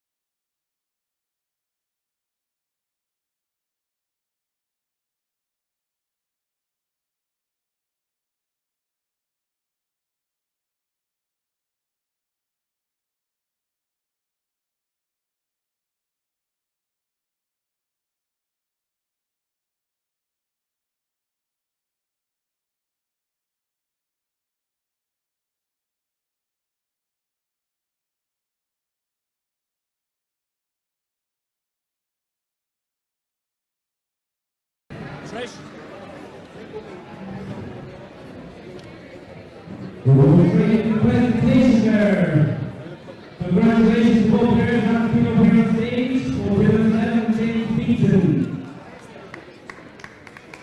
Now I'd like to welcome on stage for the presentation our sponsors of the gold, silver and bronze stars. Please welcome Mr. John McAvoy, Managing Director of Xsplit Broadcaster, and Jessica and Ella McGowan. He's also winning Mark Williams, Clyde Eric, and Daniel McGowan. Please welcome us on the stage.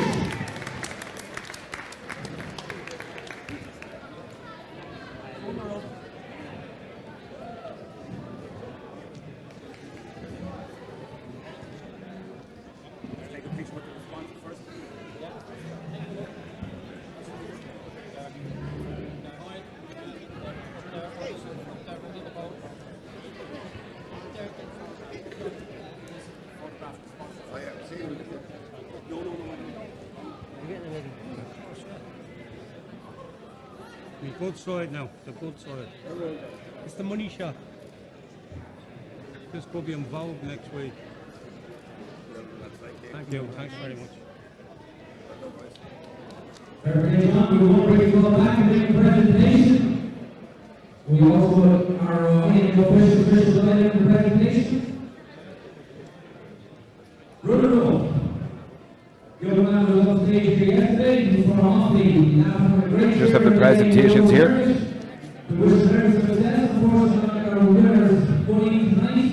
For the eighth, our runner-up on the high performance, youth Dylan Glenn.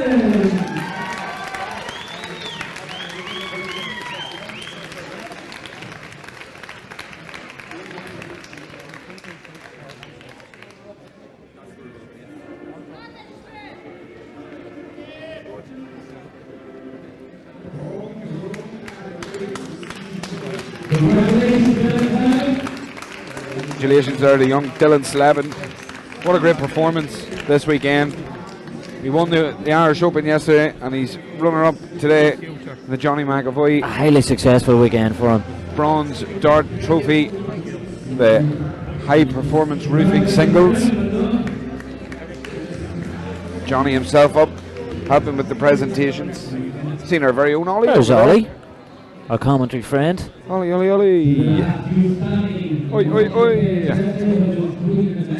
When's the next competition? The next competition is coming very soon. Ennis in 2 weeks, I think. 2-3 weeks, isn't it? Not for streaming. There are not for streaming. The guys are asked for streaming. We haven't actually got confirmation of that, but once you want to know, you hit the subscribe button.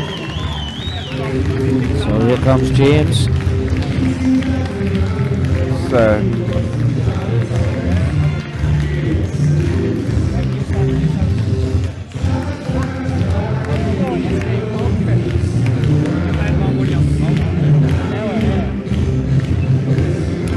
And what was an excellent performance by James.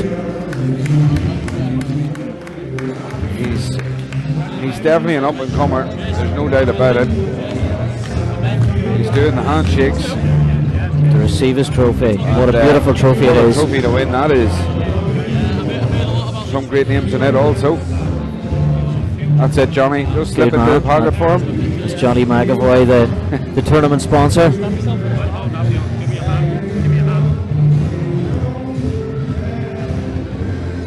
High performance roofing.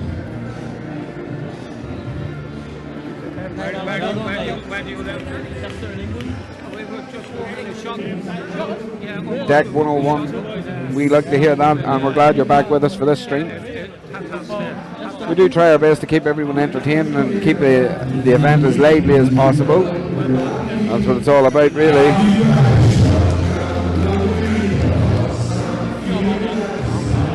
Good.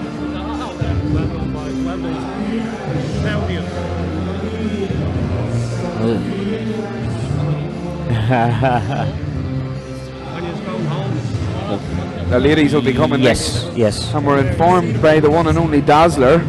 The Dazzler. Who's done such a tremendous job all weekend. Excellent job. The ladies' final is going to be Maria O'Brien and Dita Hedman. What a great way for the... That's going to be amazing. Can't wait for that now. Dita with a big birthday coming up as well. It'll be a great present to herself. Dita, of course, on the birthday tour. She's completing the birthday tour with an appearance in the final of the HP Roofing Singles here in Killarney at the INEC Gleneagles. Tristan, hard to pick a winner. It is very hard to pick a winner. Well, I'm going to ask you to. Well, I'm a big fan of Dita, so I think I'm going to have to stick with Dita. You're a big fan of Dita, and you're a big fan of Dita's darts. I love Dita's darts. They're quite distracting, but they make me laugh. Don't know who's doing the lighting, but they're trying to make an event of this, and we appreciate their efforts. I specifically appreciate their efforts. Can indeed. We're going to be joined on commentary very soon by Mick Lott. Stroke Lott. Mick Lott. Mick, member of the INDO organisation committee here. Mick's going to join us on commentary. After all his hard work, he gets to have a seat now. He gets to have a seat after working so hard all weekend. He's even brought his own lubrication with a nice ice cold glass of water. He has to get the H2O into him. So Mick's going to give us his view on the ladies' final. So Mick, welcome. Yeah, good evening guys, good evening viewers. Really looking forward to this ladies' final.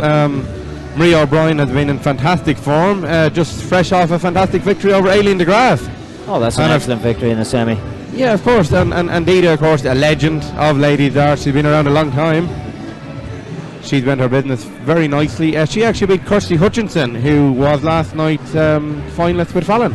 Beating finalist Kirsty Hutchinson. Kirsty has had a fantastic weekend. She's also been on an upward trend in general, Kirsty. She's won the Northern Ireland Open. She won the Northern Ireland match play. She also won a BDO ranking event in just outside Wigan a few weeks ago across the water. We spoke to her, had an interview with her a while back, and she said that, like, her specific journey is to get in the English team. She just missed out on it last year. She wants to get in the English team. She wants to perform at the Worlds and ultimately get herself into the top 8 ranked ladies in the BDO. So she set herself some high targets, but she's performing excellently, and she's on way to getting there. She's working her way towards it all right with some great results in recent months. Just missing out on today's final. I suppose looking at it, you know, she's got plenty of age on her side. Oh, absolutely. Years ahead of her in her career. She's almost a duckling in terms of age in her career. You know, it's fledgling, but she has been about for a couple of years, and she's been knocking on the door. The top 8 in ladies darts in the BDO it's very, very difficult to get into. English darts, I've absolutely 100% faith that Kirsty Hutchinson would get in there. Someone who has been at the top of their game in ladies darts in the BDO for a lifetime has been Dita Hedman. So Maria is going to have a lot to deal with in this final. How do you think she'll cope, Mick?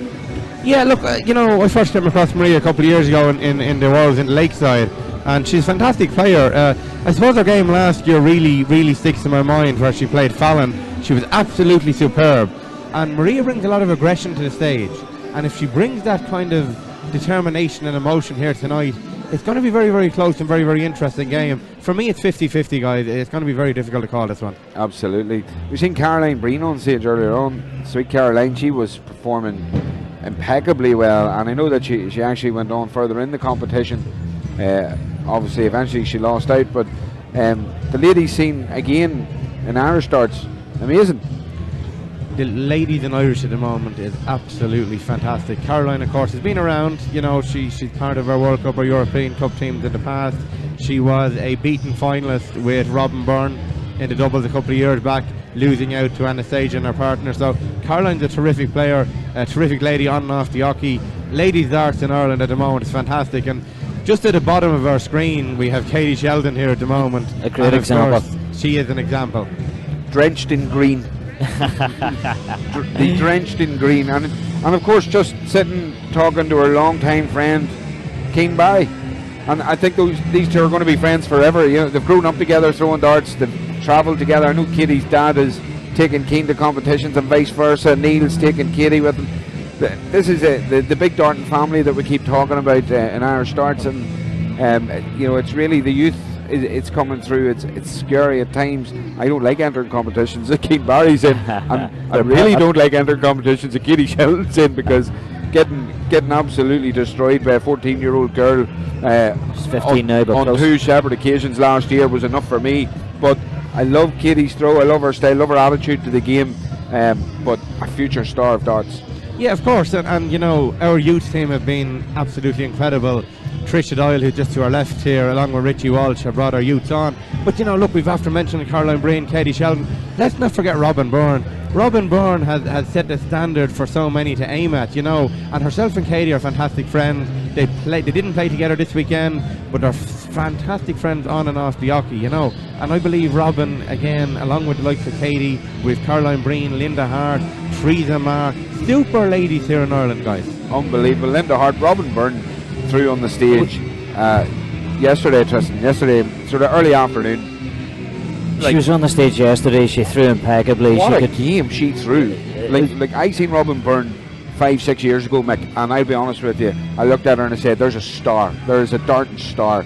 And she suffered. She suffered for a year or two there, maybe 18 months to 2 years. She really did suffer. I seen her competition. I said, "That's not the same girl I know. It's not the same girl I'd seen throw." On the stage yesterday, that was the Robin Byrne that I know. She's definitely coming back to her peak. Yeah, of course. There's a tournament bank holiday May here in Ireland. It's actually called the Clubs and Clubs. And a couple of years ago, Robin Byrne entered. There's no ladies at that event. Robin Byrne entered the men's singles, and en route to reaching the semi-finals of 156 players, she beat Keith Geraghty, James Landy, and Shane O'Hara. And at the time, all those 3 players had one thing in common: they were all Irish international that year.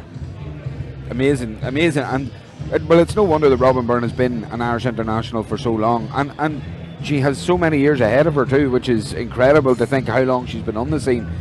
Tristan, I know that you're a big fan of Katie Sheldon. You've watched her on a number of occasions. Katie, of course, had such a super kind of last 18 months, and of course signing up to the Target Elite Development Programme there as well. You know, it's great to see sponsors getting behind these young players too. Yeah, she thoroughly deserves it. A world master, and exactly where she wants to be at this age.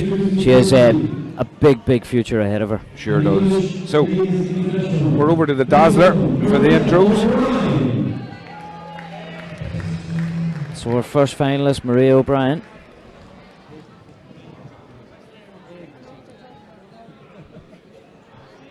You can see Maria there speaking to Ali Powell in the background. Ali, of course, is the manager of the Republic of Ireland men's team.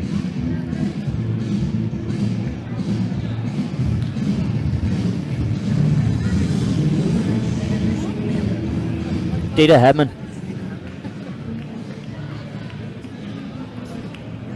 Is it? Wait.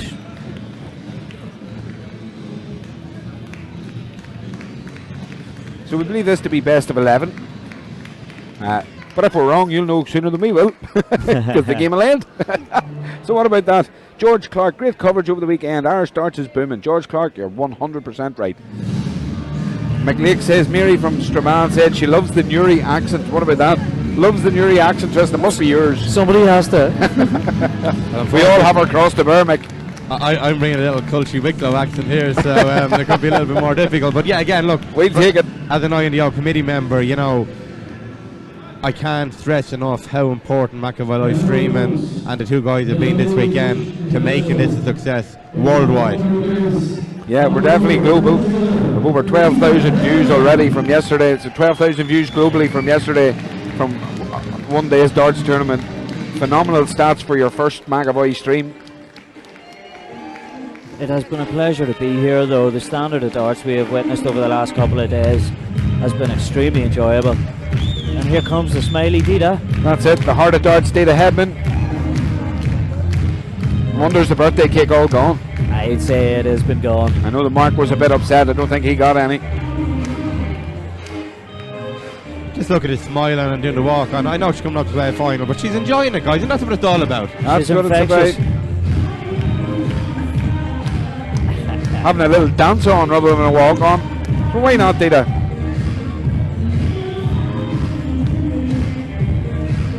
Very sporting. We'll kiss it, shake hands, both players ready to go. Maria has now got her game face on, so as the players warm up, it's going to be very interesting final, guys.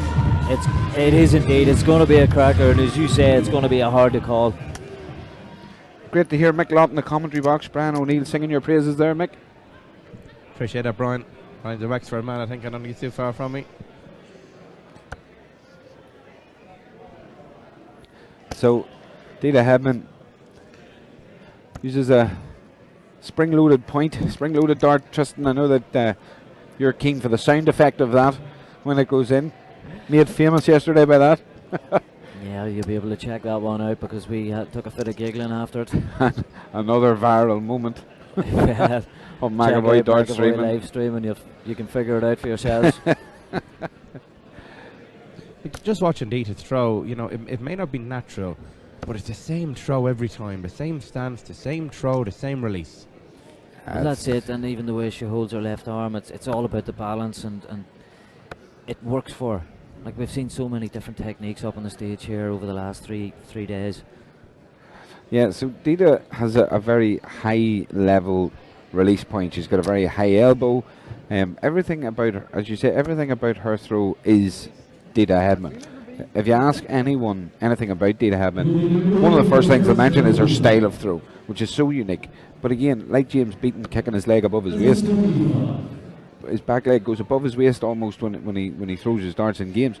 That's his unique style, and it works for him, and it definitely did tonight. It's very effective. He comes to 180 there, and a terrific and deserving winner. Absolute deserved winner, certainly. And Dylan, absolutely nothing to be ashamed of. Another star in the youth setup of Irish darts. He has a title from yesterday as well, so it hasn't been a bad weekend at all for Dylan. A great return for Dylan. Good start there from Maria. Maria kicks off with 100.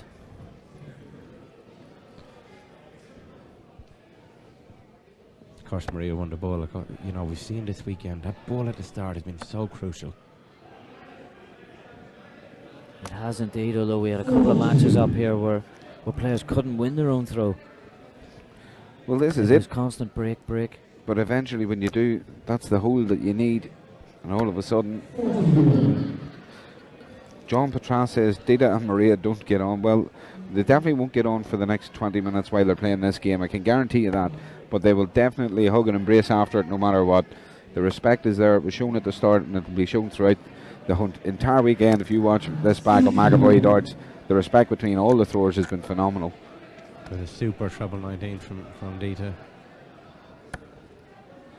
So Maria seems to be settled in.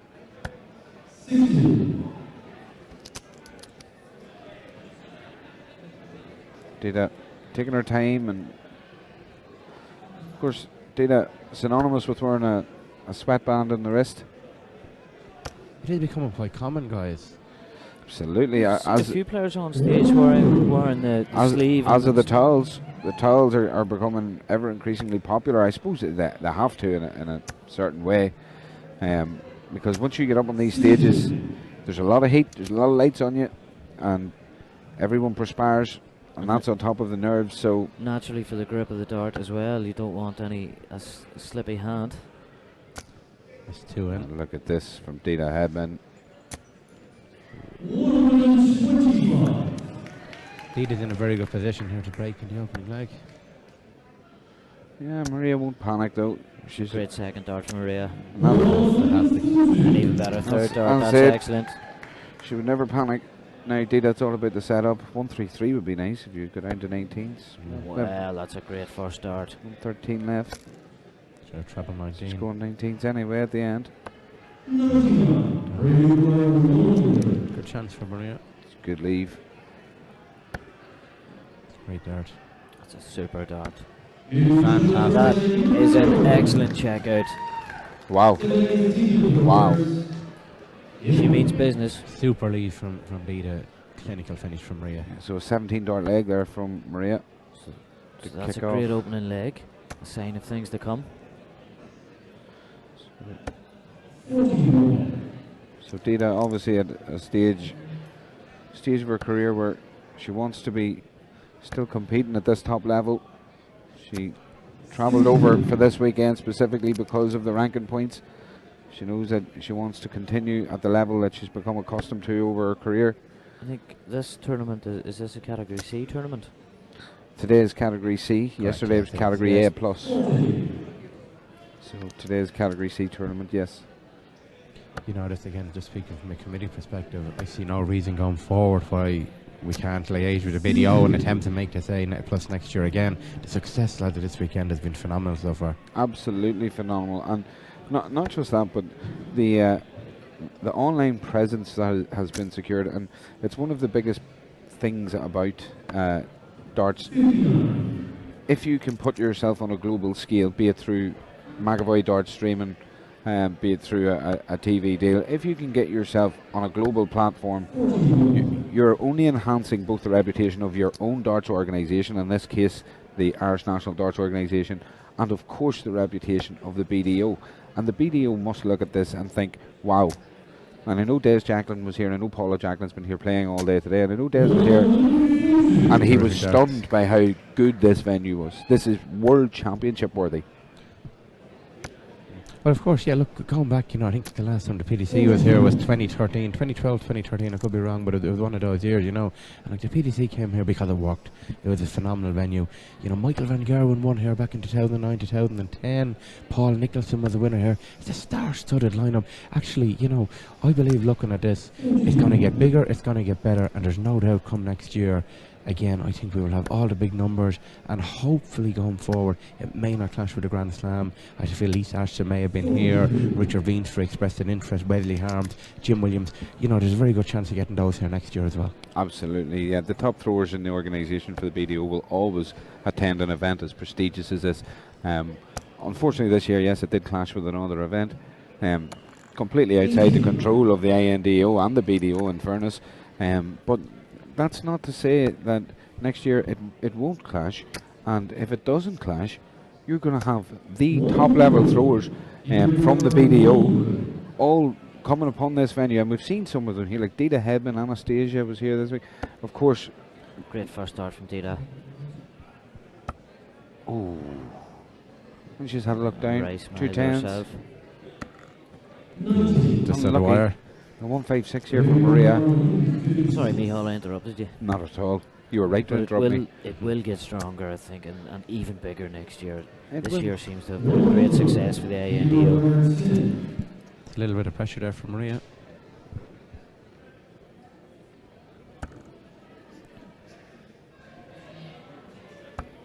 Ooh. Disappointed. Yeah, she's not happy with that, Dita. Maria coming in to steal this leg. This will be a break and throw as well. Tops. 16 tops. Disappointed double 10. It's there. Right in the middle. The dart. It's very important to punish, and Maria has come in now. She has the darts, and an excellent chance for Maria O'Brien from here. Yeah, so great start for Maria. Maria O'Brien should be pushing on from here.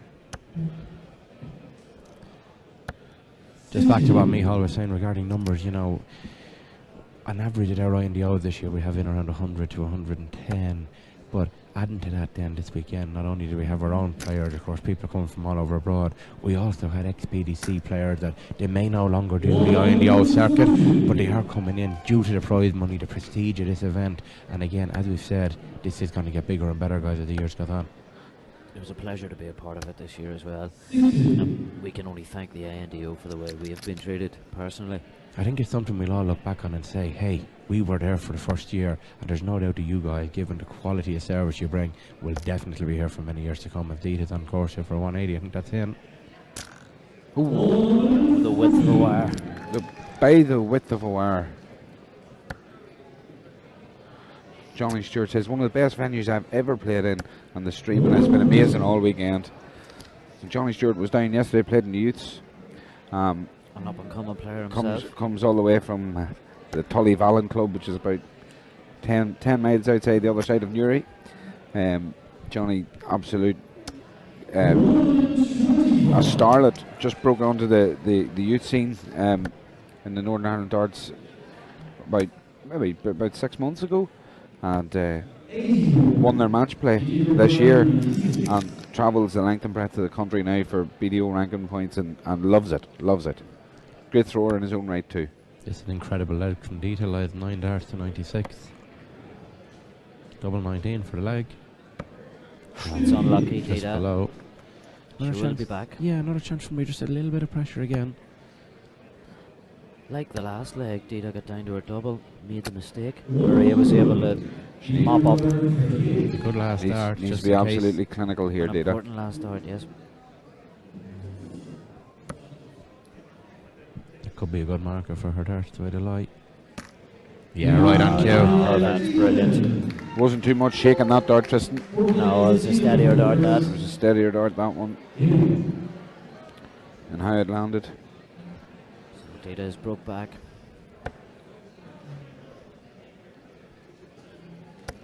She leads off this fourth leg.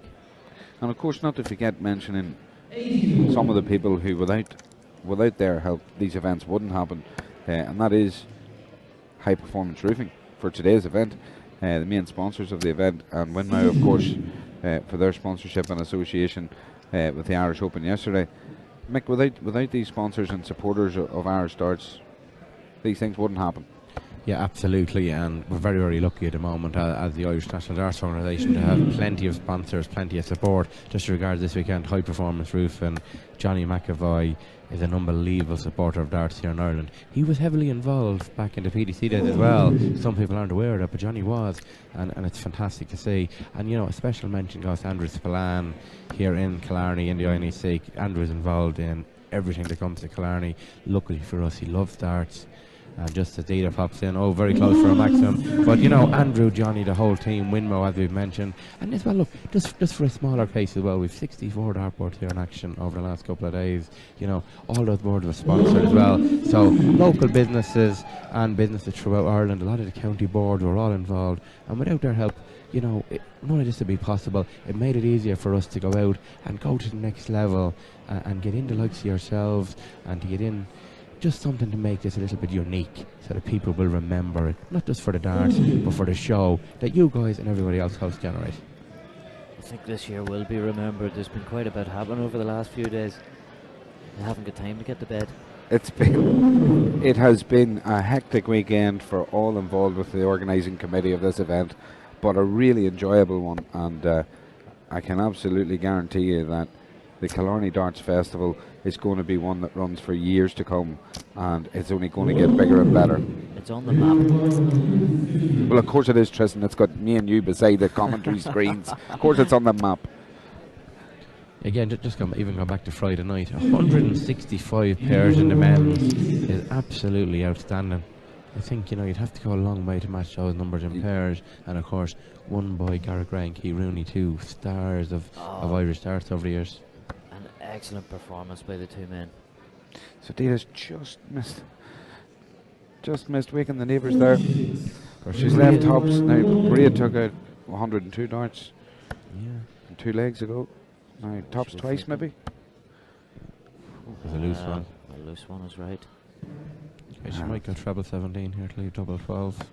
And she does. Cracking last dart. That's a great dart. It's a great dart. Now Dita. Straight into tops chance. Again, not a bad lie.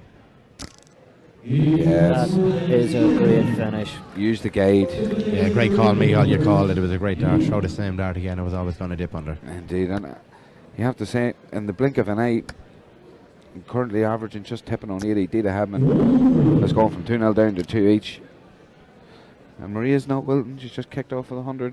Laying down a marker and say, you're going to have to beat me, Dita. You're going to have to do it. Dita Hedman, more than capable.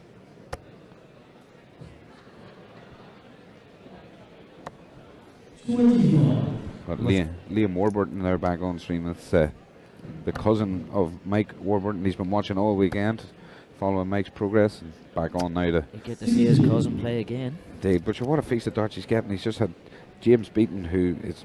Wow, an absolute rising star in darts. What a performance he put in there against Dylan, who's had an amazing weekend. Now he's getting to see multiple World Championship player. Maximum. Ooh, just to the right of the trouble. Very unlucky. And Dita Hedman. And then, of course, you get to see Mike in the men's final. 2 men's finals back to back for Mike. What a weekend he's had. Of course, yeah, no, you know, and just something to mention about Mike. You know, he did word for everybody in the place last night. He spoke to everybody and anybody that wanted to say hello. you know, he's very, very modest in victory. And just to mention as well, he was playing Keane Barry, obviously, and, you know, to be fair to the crowd, the majority was up for Keane, but in a sporting manner. And I think that's what people know when they come over here to Ireland, that yes, we're going to support the local guys, but we will still have respect for quality darts. So we really appreciate quality darts. Absolutely. No hostility within the crowd, but absolute full support for their own. And that's how it should be. It's actually fantastic to see, and again, I'm sure the guys sitting at home did see it when we were just had the off screen, that the crowd here watching these finals is phenomenal to have so many people still left in the room. Absolutely. Yeah, normally a long weekend like this, and they're when people totally are out of the engrossed. tournament. Totally engrossed. But of course, having the giant screens that we're producing the images to and projecting these images to, that you guys are seeing online, guys here are able to see every dart and where it's landing, and the guys on stage get to feel comfortable because there is a decent amount of distance between them and the main crowd as well. So it's the perfect venue for darts. It's a phenomenal stage, absolutely phenomenal stage. You guys have obviously been up here all weekend, but it's incredible. A lot of hard work has went in, but it is a massive stage. It's perfect for this event. Remember on Thursday when the set was being built, and myself and Tristan decided we wanted to measure the distance of that hockey, and we wanted to stand there and throw at it. And you know, what an incredible one it is. It's what a stage, Tristan. It's an excellent stage. It's one you can only imagine playing on as these ladies are playing now. But a slight alteration to make to the hockey as well. Now 2/10 to the headman to take a lead. It's gone outside. It's going to need to adjust. Now up top. Oh, what a dart! What a dart from Dita Hedman. From 2 down, she now leads 3-2. There's even a little smile as she walks up to take out her dart here. It's a cracking shot from Dita. It's got to hurt Maria. Maria was cruising at the start. Dita's back in again, guys. Fill it up, Dita. It's unfortunate, but still, a 140's okay. And somebody in the crowd liked it. Sean David said that Mike Warburton was talking to him and said that he thought every single person in the building bought him a drink last night. Or at least that's how he felt when he woke up. Well, it didn't affect him too much. And I would say he's not too far wrong, but I hope they didn't, because there's about 1,000 people here for the darts this weekend, so I hope it wasn't. I spoke to him just before I came up here just regarding his walk-on song for the final, and I actually mentioned we had a couple of videos last night of him doing a bit of a karaoke, and I asked him did he want that, but he said he might wait this time and just think about something simple. To be fair, he's actually an incredible singer and entertainer, and again, that's what it's all about, you know, a champion going out to the bar, having a drink, a quiet drink. He had a bit of a sing-song, he went up to bed, he prepared for today. It up, Dita. And he's in the final. Dita Hedman's scoring here, Tristan, it's got very powerful in recent legs. 3 legs in the trot, and her scoring is really, really powering her through here at the moment. Well, we all know Dita. We've seen her throw before. We know what she's capable of. She's going up through the gears at the minute, and still doing it with a smile on her face. It's one thing about her, the smile very rarely leaves that face. She loves darts. She loves everything to do with darts. Darts has been her life for so long, and I'm pretty sure she loves Killarney after this weekend. How could she not? Did you see the cake? No. 136, Mick. I wouldn't be surprised not to see this. You know, a very good chance for this to go now. Okay, so we've got 16 leave tops. Okay, stay there for double 18. Well, why not if you're in that range? Dangerous enough sort of a dart. If it was me, it would have been right in the middle of the treble 20 and we'd have had a little bursty. Well, well, at least you would have been able to. I might have thrown it out of the board being afraid to hit that. So. I had rumour Moyman on the stage earlier on. He required 180 and he hit 180 and bust earlier. Cracking dart, guys. What a dart from Dita Hedman to go 4-2 up. Yes, rumour has it Rumour wasn't too happy. Rumour wasn't too happy. Unfortunately, he lost that match against Jack Vincent. Although, in fairness, that was the quarter-final stages of the competition. On Friday night, we didn't think Rumour might have made it to the competition.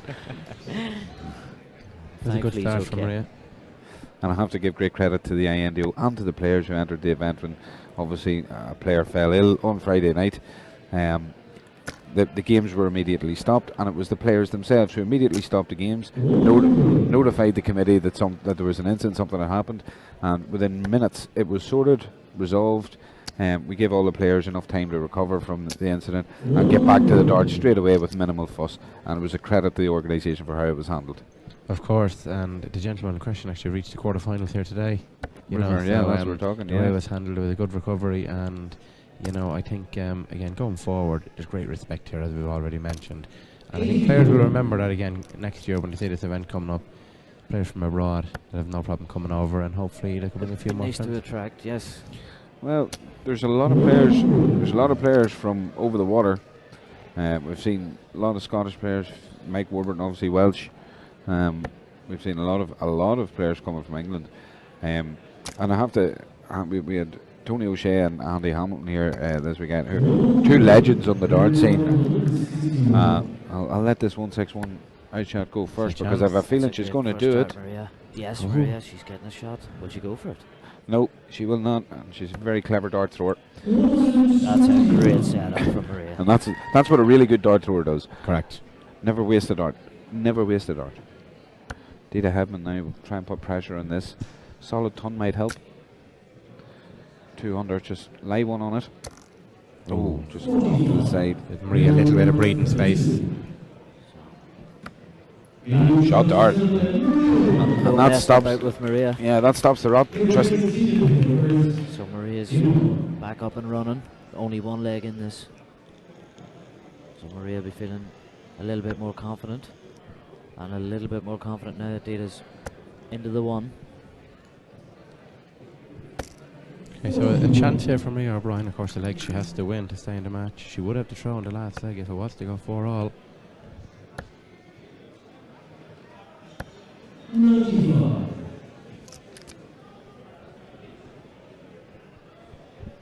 I'm sure both ladies are very excited about going to the O2 in January for the BDO World Championships, and of course moving to the O2 from the lakeside. Your thoughts on that, Mick? Moving venues? Yeah, look, of course the lakeside was iconic, but we are now in 2019 heading towards 2020, and new venues, bigger crowds, better atmosphere. It takes away from the uniqueness, but history doesn't always put bums on seats, lads. We need something to change, and I think it's a good move personally. I did speak to Des Jacqueline on our Facebook stream the other night, and he's confident. He was down there twice last week, and yeah, he's hoping for good success.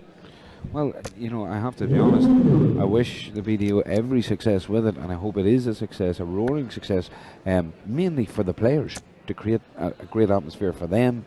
Their families will be there to support them. The only, I suppose, the only confidence issue that I have with it is, will it sell enough seats to create that atmosphere? And there's a lot of seats to fill, that's right. There is almost a nostalgia with the lakeside that some people can't let go of. And I understand it. It's darts origins for some people. It's the only thing they've ever known. Two great darts. Look at this. This is a 180. Yes, written all over it. Of course, the Dazzler, given one of the greatest 180 calls you'll ever hear. Had to get a speak in. I hope it does sell those seats. I'm not sure if the nostalgia part will stop people travelling to it. I hope it doesn't, but that's just one man's opinion, Tristan. It's been an incredible fight back from Maria O'Brien. Look at this, she's going to leave tops here. What a leg of darts this is from Maria O'Brien. This would be a nice way to win it, guys. It would be, but I don't think she will win it on this. Not if it's best of 11. And I'm on the committee.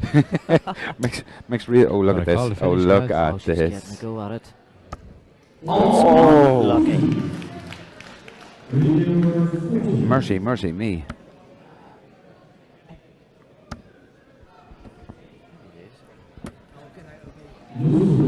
Oh, that's unlucky for Maria. You can see her disappointment there. Now, 2 10s for Dita. So we'll know if she hits it. No, you're right. It's best of 11. Thanks, Mick. All names, same best of 9 again, correctly. It's been a long weekend in my defence. In your understand. in your defence, I think Tristan is one man who'll agree with that. He's There we go. 4 each. wow.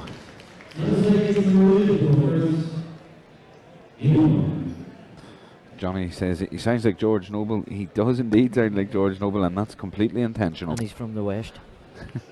Look at this. Super darts, Maria. Apparently he can do a great Ross Bray, but he's refusing to do it for us. And I'm just hoping that George Noble doesn't try to file any lawsuits Copyright for him. copyright infringement on his voice. I don't think he will. The Dazzler has his very own unique way of doing it, and what a brilliant referee he has been all weekend. Yep. Both referees are terrific, you know. Yeah. Danny's done it for a long, long time. He's called multiple All-Ireland. He would have called the Six Nations when we had it. Of course, Darryl, of course, being an English guy. Darryl's actually very, very, very good friends with Steve West. Wow, okay, very good, yeah. They have played together in county over the years. And Darryl, I have to pay him his dues on Friday. Darryl, all day Thursday, but Friday morning could not have been more helpful to us here at the stream. Just coming up, do you need anything? Do you need any help with anything? And he's just, what an approachable guy, and what a helpful guy in helping set up and run the organisation's weekend. He's a cracking dart thrower himself. I could well believe it, but both guys have been extremely helpful with to us personally, and it's been much appreciated as well. We see the all the Warburtons must be on the live chat. There's Lucy piping in saying that there was a whole lot of drinks got last night. I couldn't blame her. It was a superb performance by Warby. So in the past couple of legs, Maria's average has gone up by about 8 points. Dita's has dropped by about 5. That's close, but she'll be back. You think the tide is turning, Michal?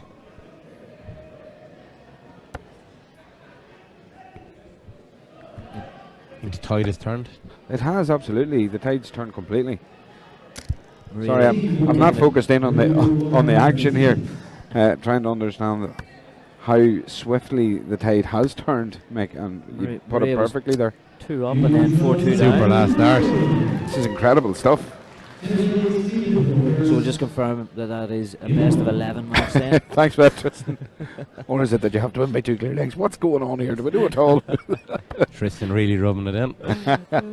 Are those my feet? Oh, look at this now. Lucy Warburton says the kids are all ready and waiting to watch Dad. Well, isn't that brilliant? It's a family affair. They're not going to have to wait too long. So that's brilliant, yeah. That's what it's all about, guys. And in fairness, my wife has been watching constantly over the weekend, so fair play to her. And if she is watching now and the kids are there, it's time for bed.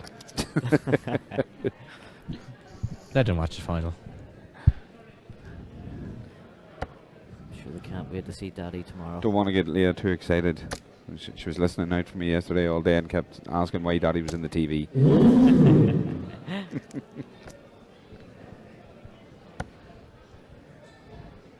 Maria has really opened up here in the past couple of legs, guys. She has indeed, throwing superb at the minute. Yeah, she seems to have just, her confidence level has really spiked here. She knows she's hitting well, and in fairness, Dita hasn't shirked any from it. She's not shying away from the challenge. No matter what the outcome of this leg, Dita Hedman will still be smiling, no matter what.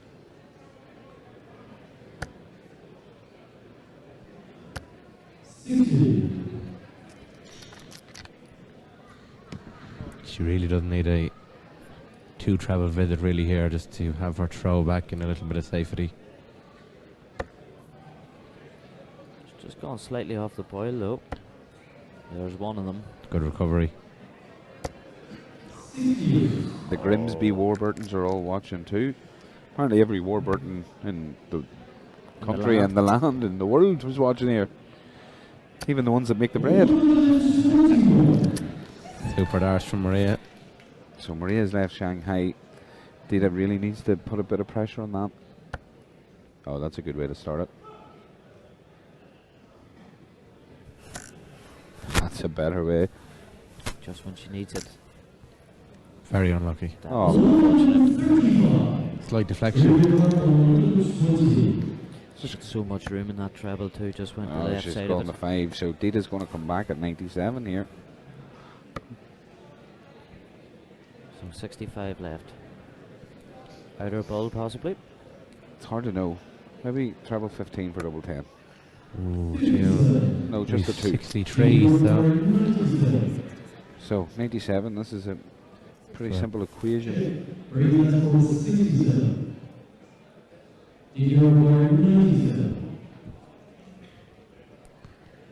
For a last leg decider. So treble 18, double 12 is the way to go. Close. So Maria's going to get a chance to win the match and the title. Straight in. 2 darts. This looks good. 2 10s. 10s for the match. Yeah, she gets it. There it is. And there's the smile from Dita as well. She applauds her friend. Look at that. Big hugs. There's absolutely no animosity between these two ladies. No, definitely not. Great respect. Absolutely cracking performance. What a by brilliant Maria. final that She was, looked guys. like, it looked like Dita was taking complete control of the match, but Maria picked herself up and rattled out the last couple of legs there and fully deserves this title. Just in the background, guys, before we have a look at the average, that was actually Andrew Spillane. You can see Andrew was hugely important to bringing this event here this weekend. Just let the guys at home know who we're speaking about. Andrew was phenomenal to get us here this weekend. Absolutely, and Andrew, as soon as we arrived on the scene, we'd been travelling from roughly about 3:30 a.m. on Thursday in order to get here early enough to set up. As you know yourself, Mike, you see the sheer volume of equipment that we need to bring to make this all happen. We arrived in the building and we weren't here 5 minutes, and Andrew Spillane was over with a trolley full of tea, coffee, biscuits, and get yourselves warmed up, get yourselves fed up and ready to go for your day. We had a tech guy giving us our connections for uploading the streams, all within minutes of arriving. He had everything planned out. Andrew's doing a fantastic job here, and he's very popular and approachable as well. Yeah, it was absolutely brilliant. So you can see there the averages, there wasn't a massive difference in the averages. Dita's best leg a 14 darter, obviously Maria O'Brien's was slightly better with a 13 darter. There was literally nothing between them. There really was. So we'll join for the presentation. So we'll let this go to Richie. He can do the Master of Ceremonies work.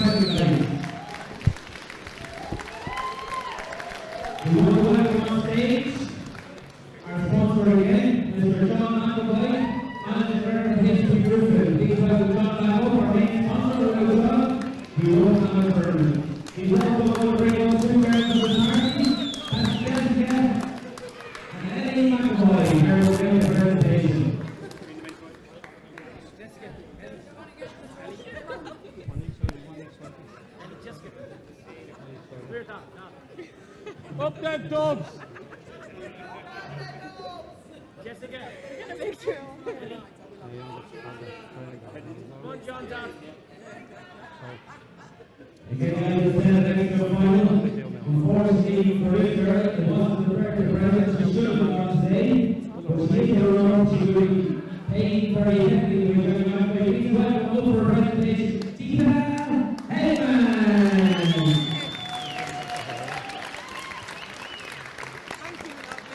The birthday tour continues for Dita Hedman. Aki Balboa's on. Hi, Aki. Aki Balboa. Aki Balboa, yeah. Aki Balboa was awarded the best nickname on the stream many times before. He's a regular of ours. Yes. I know someone who I've always commented on dart shirts. Tristan, as you know, I'm a keen fan of the style of dart shirts. So Aki Balboa, you should definitely get one made with that. Just have to learn how to throw darts. It's definitely one you'd need to be a confident thrower to be wearing that.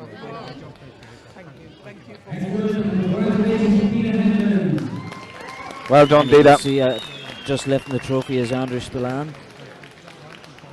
Without Andrew, a lot of this wouldn't be happening.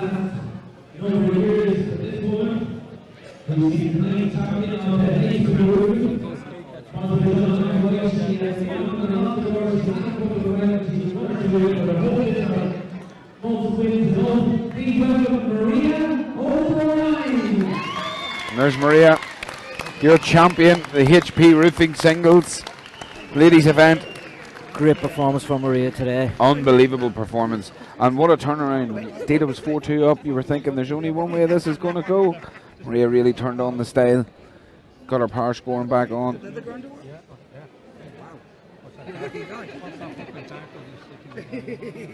You're a lucky guy. Thank you very much. They're beautiful trophies, aren't they? Oh, they're so good, yeah. They're so good. Oh, brilliant, amazing, absolutely amazing. I love it. Ireland is, my family comes from, well, I'm an O'Brien as well. My family comes from Skibbereen. My mother was an O'Brien.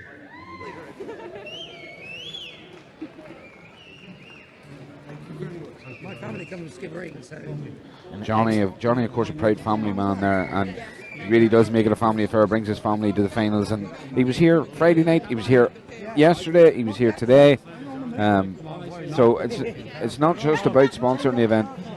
Johnny becomes a major part of the event, and he loves darts, loves everything to do with it. He really does. He puts a lot of time and effort into it as well, and obviously backs it. I love the darts. I love the darts. Thank you. Thank you. Hopefully I'll be here again. You need to message me. Getting his hugs and kisses in, and why not? He deserves it.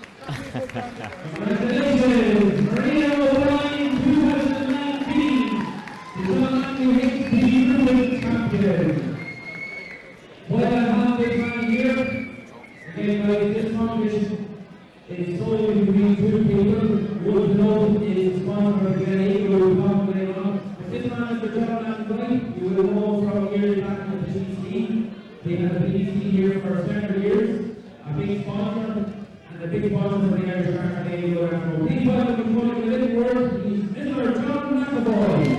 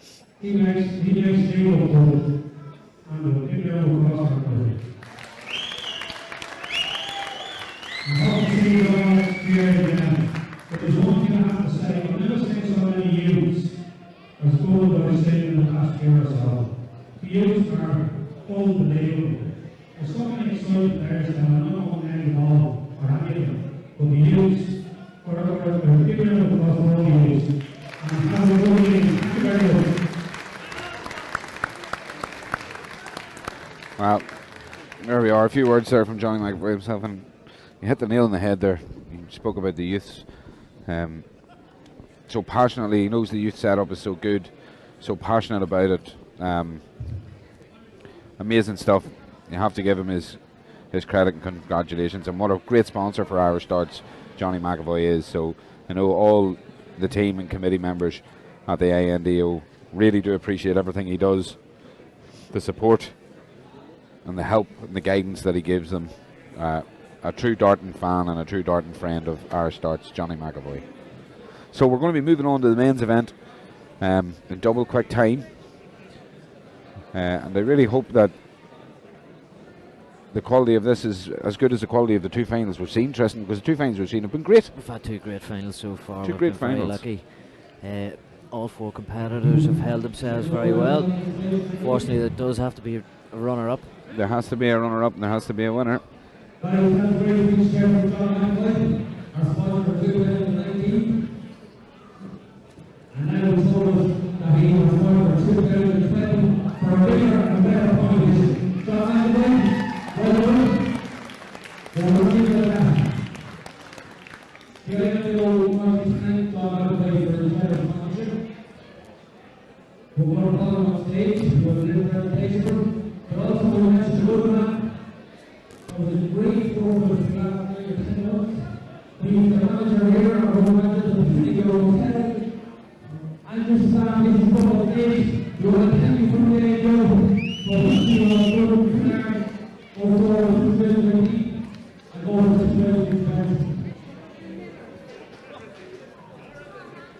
Is he? Do you have?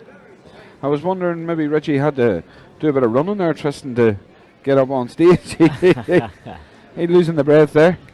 This is a nice presentation here. Now there's Noel, the chairman INDO, Kevin Devaney, General Secretary.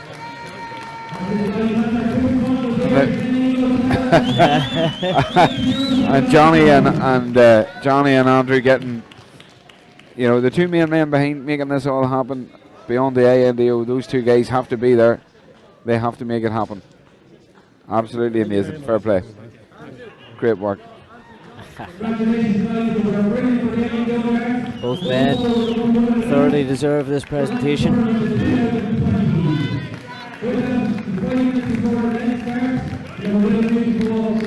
Fantastic. Fantastic.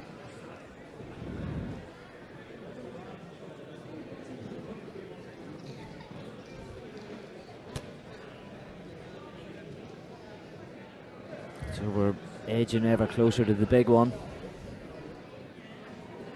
They're certainly building the anticipation here.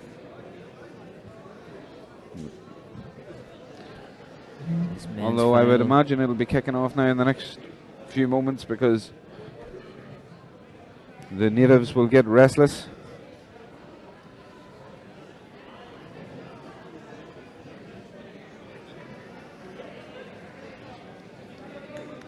So our men's final, Mike Warburton, yesterday's winner, the Irish Open singles winner yesterday, against Ryan Hogarth.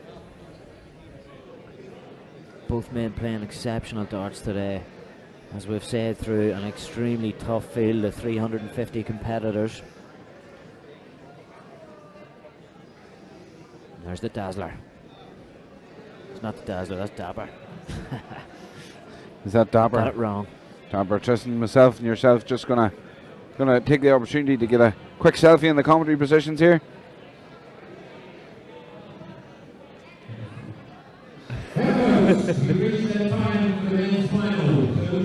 So there we are, took our selfie. Mark, give us it. There we are. Look, on TV, the babies are watching. We're famous. Daddy's on TV. Daddy's on TV.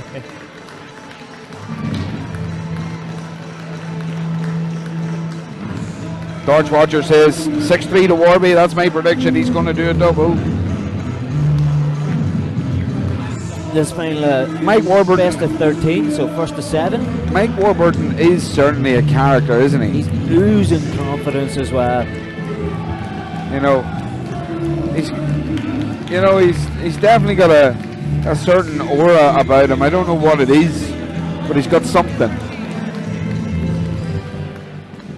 Definitely. He doesn't look fazed by the atmosphere at all. No, he tries to get the crowd involved, and it's a brilliant thing to do. And you know, why not? Why not? I think he's.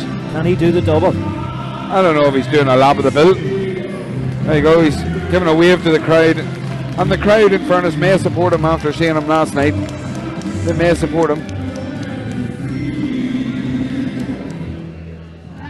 I think after the way he handled his victory and spoke about the crowd, mentioned the crowd in his acceptance speech. So Ryan Hogarth, turn and get behind him tonight.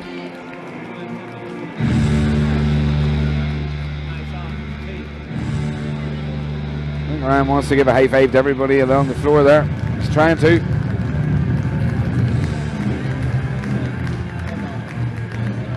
There you go.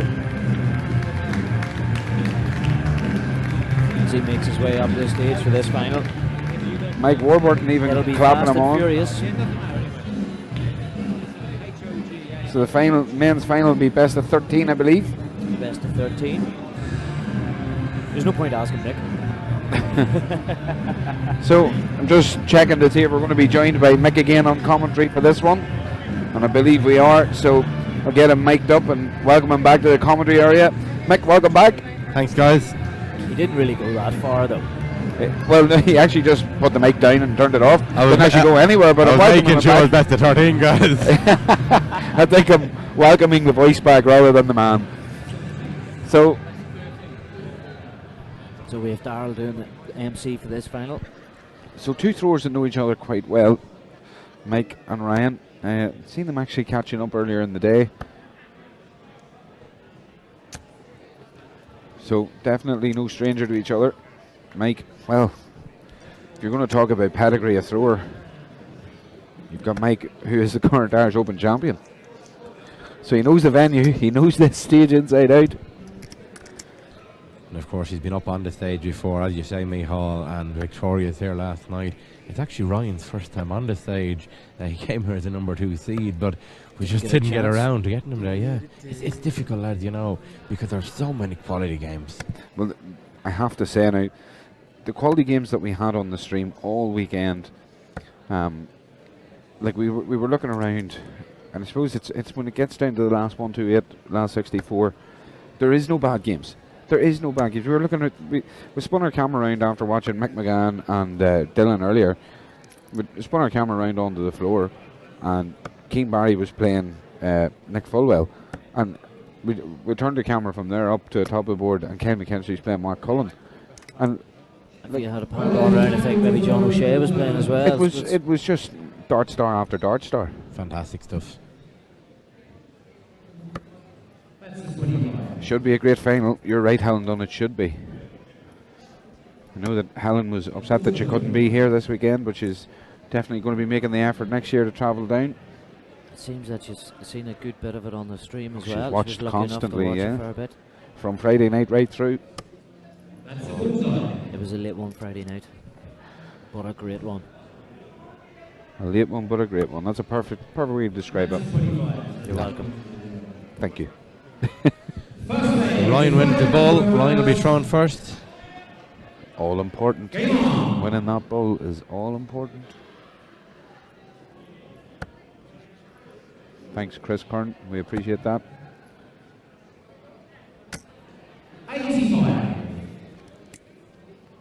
Just a slight deflection on the last dart. It was a well thrown dart. Yeah, so Mike Warburton, the thing I noticed about Mike yesterday was that his style of throw lends itself to, if he finds the treble in an early enough part of the game, it lends itself to, because it's so repetitive, his throw, he will hit trebles for the entirety of the game. He'll always be within a leg to win it. So let's just see if he can find it early. He has a great technique, no part of his body really moves, he's great balance. And he has the confidence as well from yesterday. Exactly, and his performance last night in the final against Keane Barry was excellent, but also in the semi-final against Kieran Tehan, you know, Keane and Kieran, two form guys in Irish Starts at the moment. Absolutely, and the last saying as well, Shane McGurk before that. The last four, John O'Shea. John O'Shea. Like, Mike Warburton essentially went to battle for himself last night through the best of Irish darts and came out on top. He basically took out 3 of the players that will be representing Ireland in the upcoming World Championships on both courts. Exactly. Hasn't been beaten yet over a long weekend. Well, I'm not sure if he played in Purge. He may have played Purge with James Beaton on Friday night. I'm not sure. For some people, that's a little bit of fun, though. Well, that's a warm-up competition for some, yes. But not for those who want to go all the way and win it. And if you want to go and ask Keith Rooney, is it a bit of fun? I can guarantee you he says no, it's as important as any other competition on the weekend. Yeah, Keith and Garrett obviously both played well the weekend. Keith actually ran into Keane Barry earlier on today. Yesterday, Garrett Gray played Keane Barry. In the last 8, was it? No, I think the last 16. The last 16. 5 legs that Keane Barry won in that game was 64 darts. And today Garrett came back again. He was phenomenally beat Eamon Stanley, and he ran into Mike Warburton. And lads, it was absolutely amazing the standard of darts in that game. So 140 here for Ryan. He'd set this up.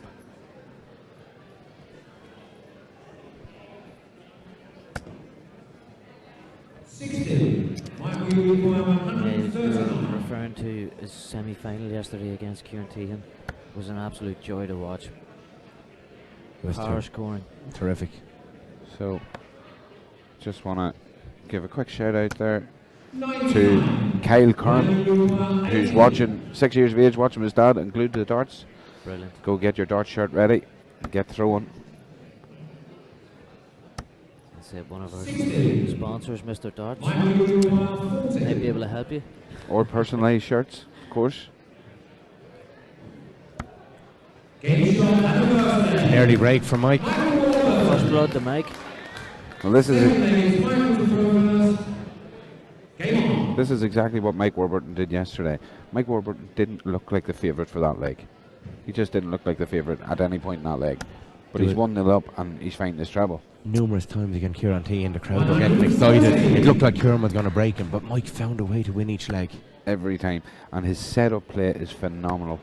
Mike Warburton, when he gets on song, he started this leg well, but once he gets to 300 and under, he's thinking, where am I leaving my finish?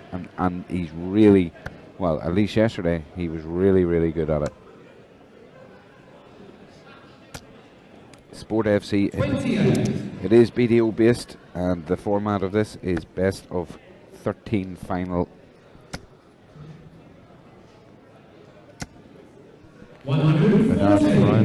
Great response here from Ryan.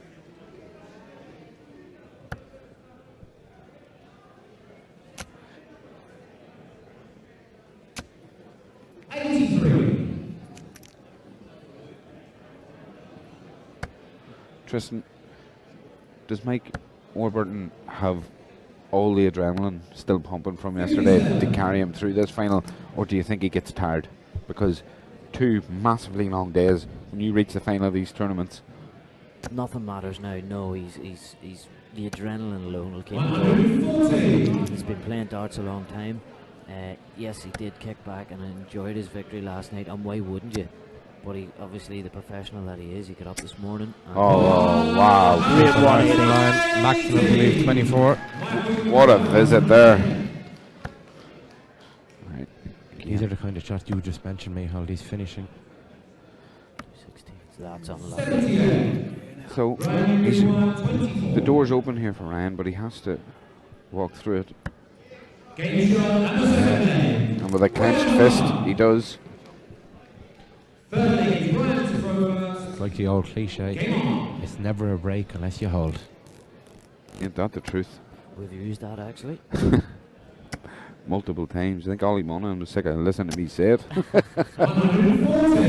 Ollie, of course, I'll give kudos to. It was brilliant on commentary this weekend. Great fun and great to have in the booth. A fountain of knowledge. Ollie's travelled the world. He's been all around with the Irish starts over the years and still gives great time to help out when he can. Yeah, great servant, Irish starts. He came the whole way down to help out this weekend too. I think he enjoyed his time in the commentary booth as well, for a man at the start that said, no, I don't think I want to do it. It's a super darts from Ryan here, back-to-back 140s. 140.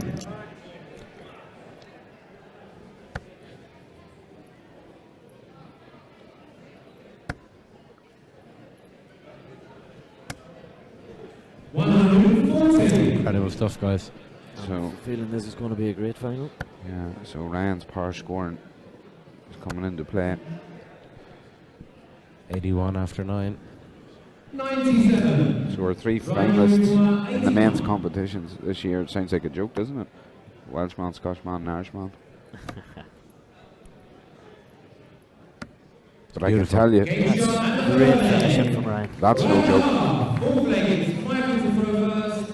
Game on. Incredible finishing. But that not phase Mike. 100. Ryan himself got to the quarterfinals yesterday. He was very disappointed when he just lost out to Anthony Allen. But look, he's got over it, guys, and he's very focused today. Yeah, he had a great run yesterday, and he's having a good run today. Yeah, Anthony Allen lost in the semi-final to Keane Barry yesterday. What a semi-final performance That from was a Keane great Barry. performance, yes. Keane Barry's day will come at the Irish Open in Killarney, there's no doubt.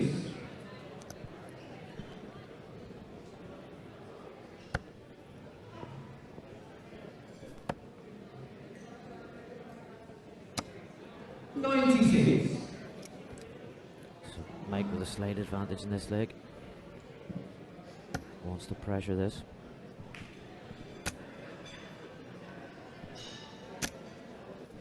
Brilliant darts. Strong scoring there from Mike. As you referred to setup play. He has a chance to set himself up here. So he should leave this handy. So we're thinking 2 treble 20s, just a Team change of plan. Damian Bradley says this is some standard of darts. Super setup. And that's the setup play we're talking about. Give himself 3 clean darts at a double. Damian says it's some standard. It is indeed. Currently Mike 94. is averaging 94. And Ryan's averaging 93. So Ryan left himself in 170 just in case. great stuff. Level pegging so far. It's going to be hard to pick a winner. 58.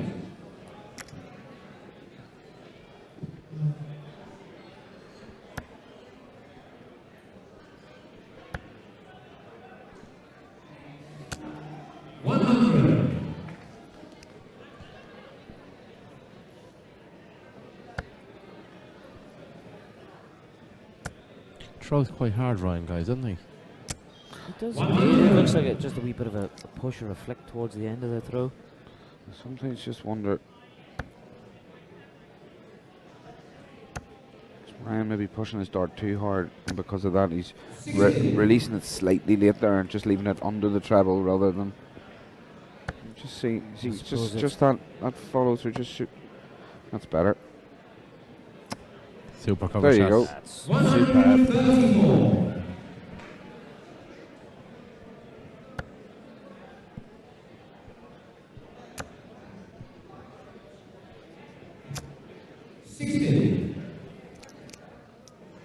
It's the type of darts we're sitting yesterday, and Ollie joined us for the final, Tristan, and we said this standard of darts and this type of darts you can become completely engrossed in, and it doesn't need too many words to describe it.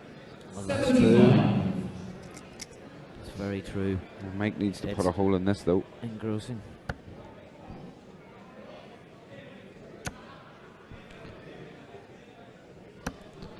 So only 60 for Mike. Ryan on throw, it gives him the advantage here.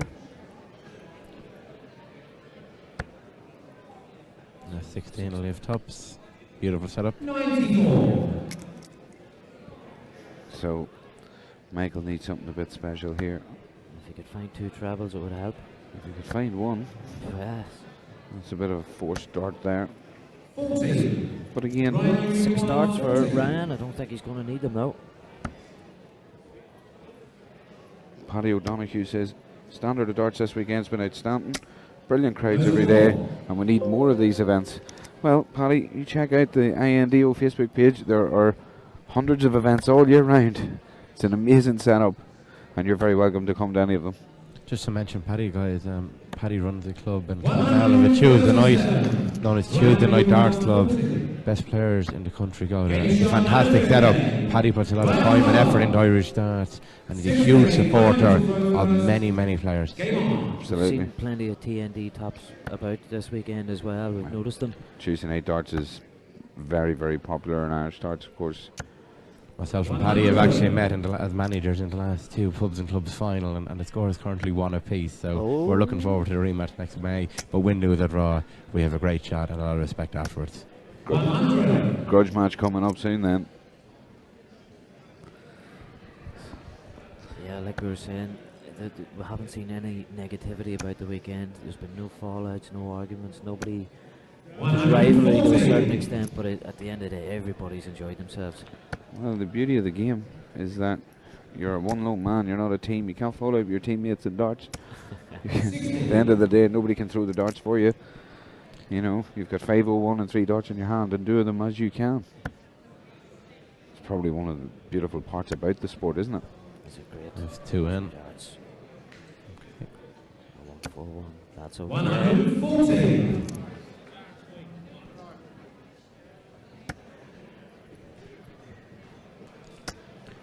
Mike seems to be just about the crowd favourite. I think he made a lot of friends last night.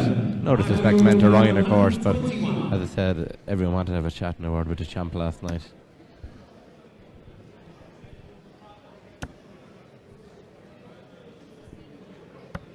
And he deserves the applause, he deserves the support, because you could have heard a pin drop at one stage last night in the final. Oh, brilliant darts from Ryan. 32 to level it up.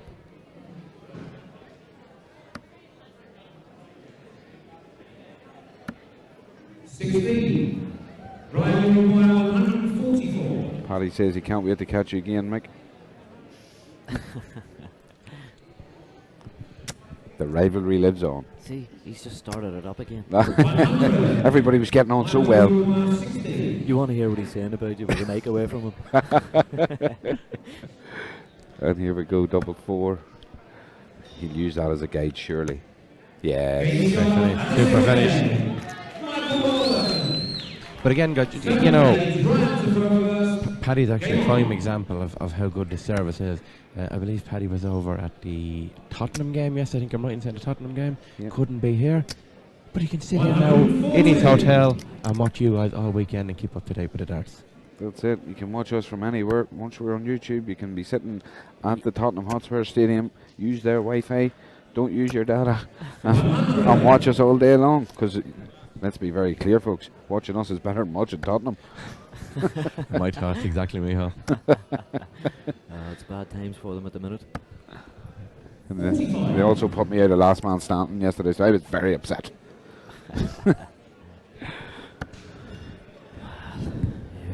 We all have our issues. You're also an Arsenal fan. Oh, I know.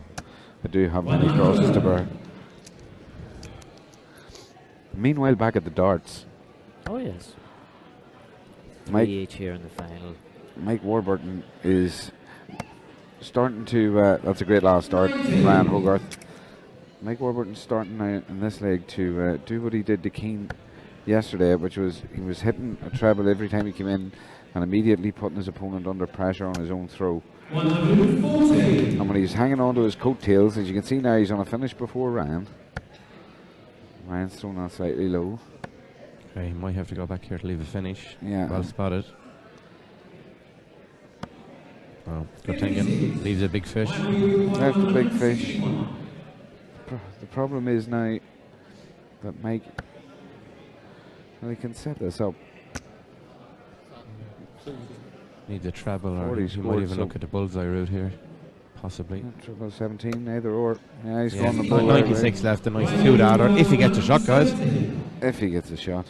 Ryan's capable, but it's not going to happen this time. Get it. You get a go.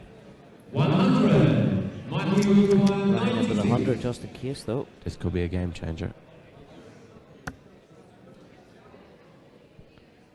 Will he try to drop one on top of it, or will he go double-double?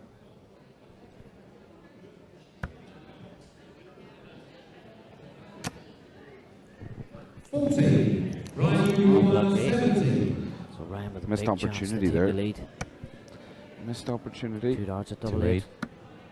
That's Super a dart. As you say, Mick, that was an important finish there to hold his throw. Yeah, as Michal said, it was possibly a missed opportunity for Mike, and Ryan was making sure he wasn't coming back, but Mike's back in. 140. That's what he needs to do on his own throw.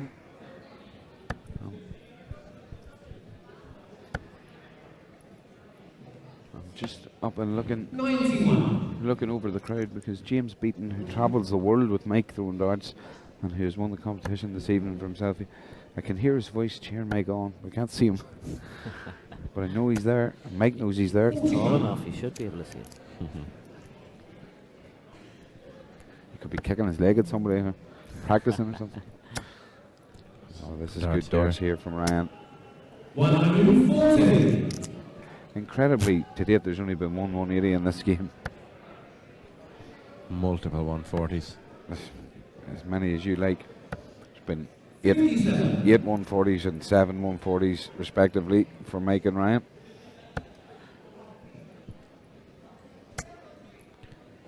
They're just following tune, guys, to what we've been watching all weekend. 100.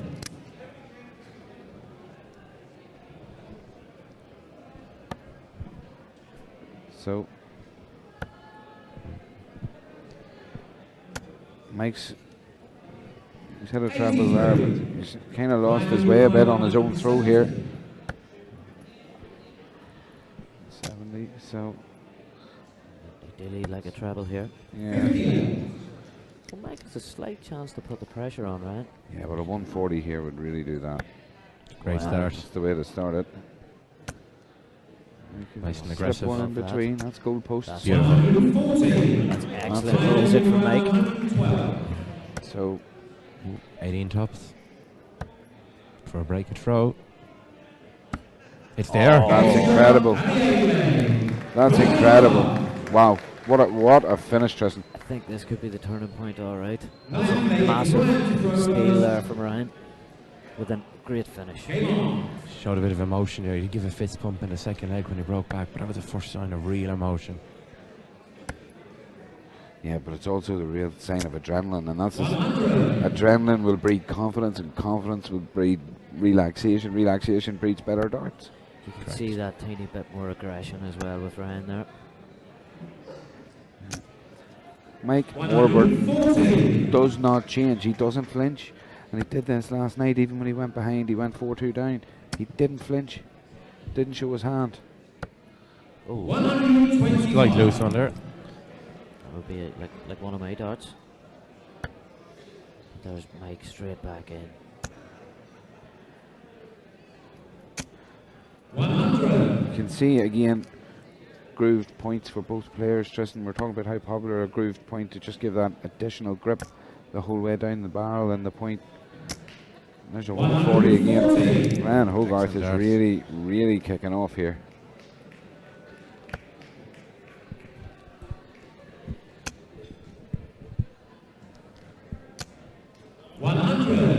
Ryan required 136.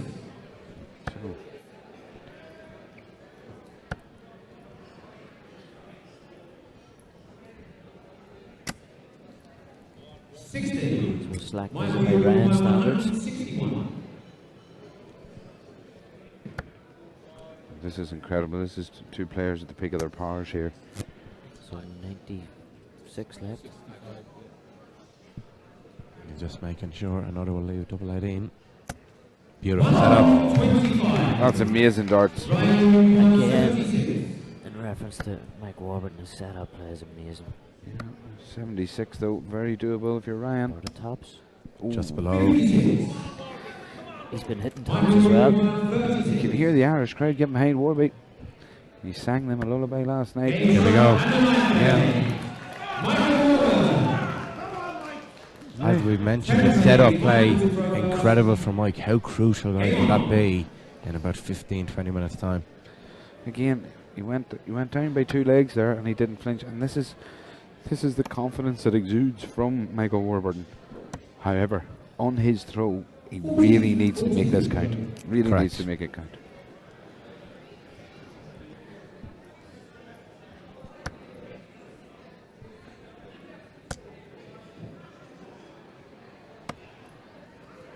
91. Good cover shot there. He seems to favour the 17s.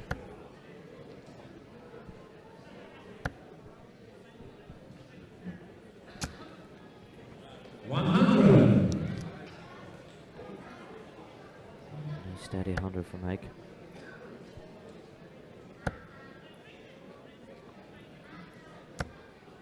Well, that's not a good visit from Ryan. He won't like that. So Mike back in control. We can just find the treble here. And he does. Of course, when needed. He's been able to do it all weekend. 140. You can hear that. 40. There must be over 2140s in this match now. Very close with 19 of them, Tristan. 19 Linda's 140s. not over 40. Over 20. It's a loose leg from Ryan. Mike Warburton has at 11 140s.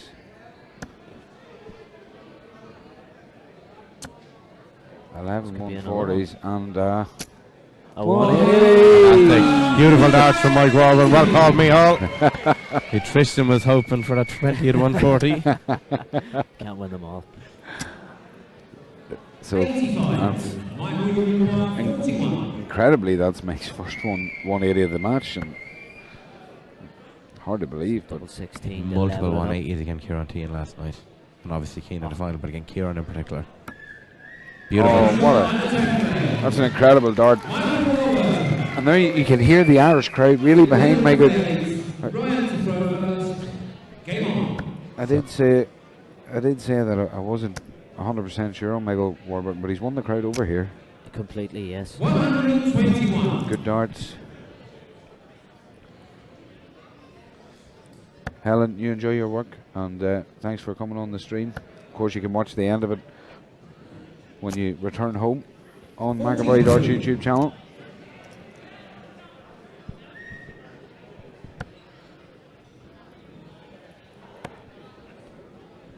So from best of 13, we are now down to best of 3. That's it. Straight shootout night. Still can't call who's going to win this. It's hard to call it. Well, like last night's final went to the final leg.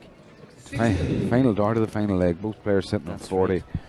And Keane Barry missing 3 darts at 40. And Mike hitting him with his very last dart. I mean, it literally was the wire it went to.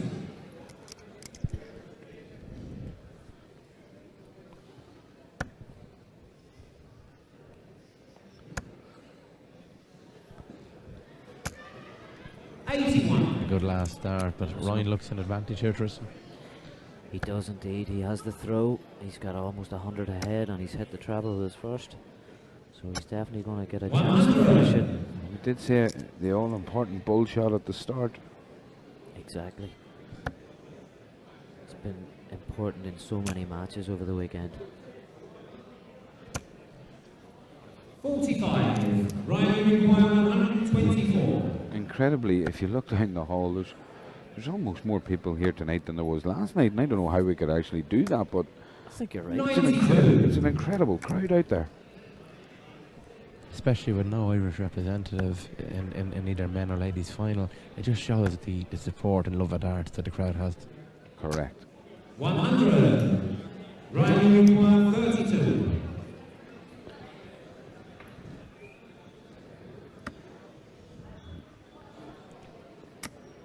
Shot dart.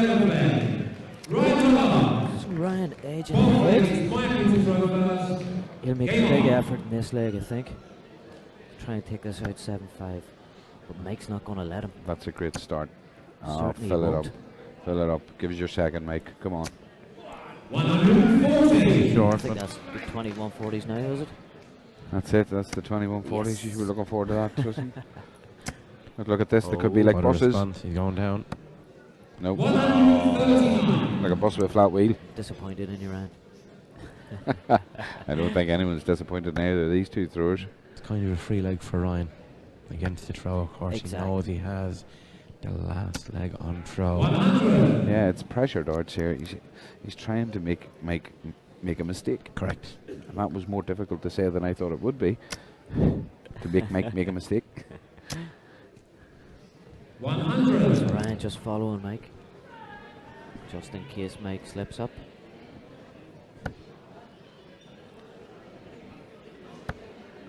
Needs the treble, guys. Pressure here now. Only Most 41. likely. Now is the opportunity for Ryan. He Yeah. can find a treble, and he does. And another. Oh yeah. And Timing. another. 4-2. Yeah. What timing that is. Absolutely incredible stuff. What a time to hit your second 180. To leave yourself 82. He really needs to match it. And He what needs a, to match it. what a time to hit your second 180. Oh. For the 21st 140 of the match. But he's still there in case Ryan doesn't take this out. Ooh, 72. 72. What's going on? So he's just going to stay there. Oh, he's left himself on tops. Wow. No. Wow, Chance for 72. Meg. He has to take it. Can he save? Or it's over. He's going to give himself one dart. He's deadly on tops. He's deadly on tops. Level it up. Oh, absolutely incredible. Brilliant call home, Miho. Super call. Absolute superb. So like last night, the final going down to the side. So this is it. One leg shootout, guys. And Ryan with the throw. Toss a coin. Well, you could toss a coin, but this could be nervy. There you go. So No treble. Ryan, who had been absolutely hammering home trebles the past two legs, has opened a wedge. I see Mike, coolest man in the building, same as he was last night. Oh, that was so close. It's all about the base, no treble. He's ducking in under. You just see the little come on, Ryan. And Ryan's face there. 134 would be nice. 96 going to have to do. It's a treble at least.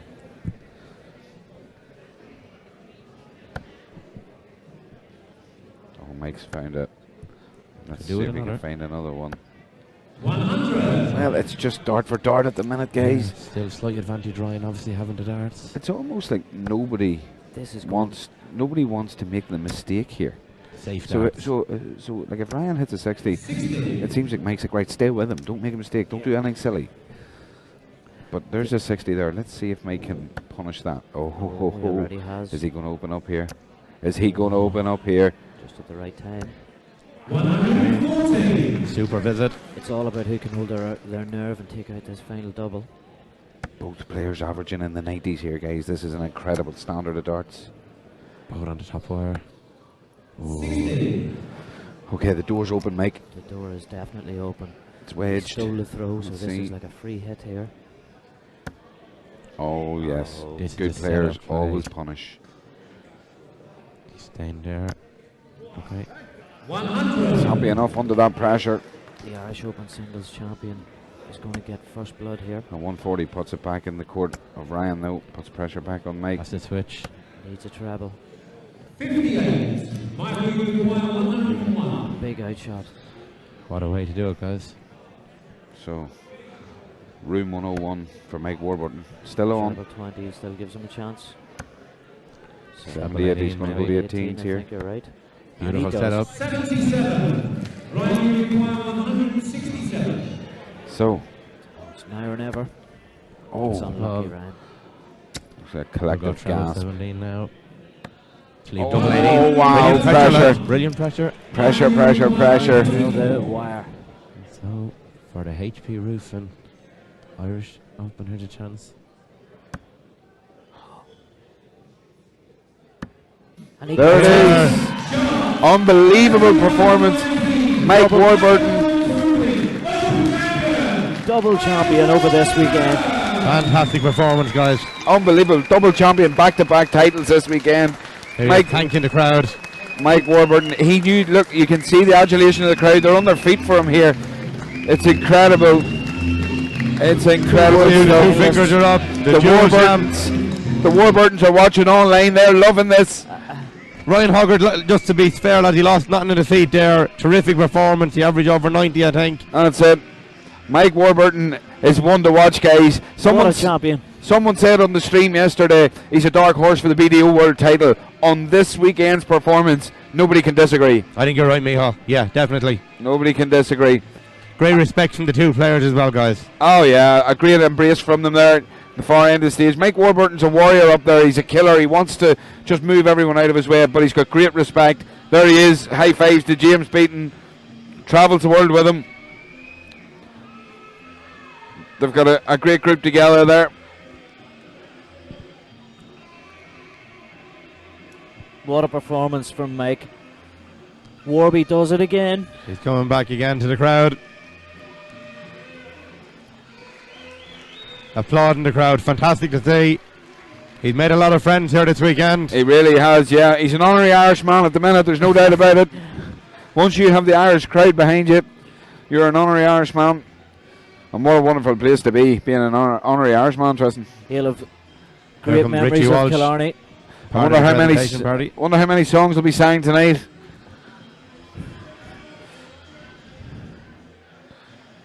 Unbelievable. And in fairness, Ryan Hogarth pushed him every inch of the way. It was absolutely amazing. Tristan, I'm lost for words on Mike Warburton this weekend. I'm lost for words. Incredible performer. Cool, calm, and collected the whole way through. He was, you know, he had a deficit of 2 legs. He was down. He was out. But like I said, never panicked. Coolest man. Kept his head. Kept his style. He's even posing for a selfie there with James. Oh, that's it. Yeah, well, two champions together. Listen, that's going to go straight across to his teammates across the water. Of course. You know, Warby's come here and he's been the all-conquering Welshman. He has indeed. He hasn't had it easy along the way, but showed his true grit and determination and class in the end. So all the watchers there that have been joining us on the YouTube stream, they've all been thanking everyone for the coverage. The coverage has been great, and we have to give it to the production manager and Mark McAvoy and the amazing job he's done this weekend. We've simply lent our voices to it, but the hard work goes to Mark and what he does, and we're glad you've enjoyed it, and of course to the INDO for organising it.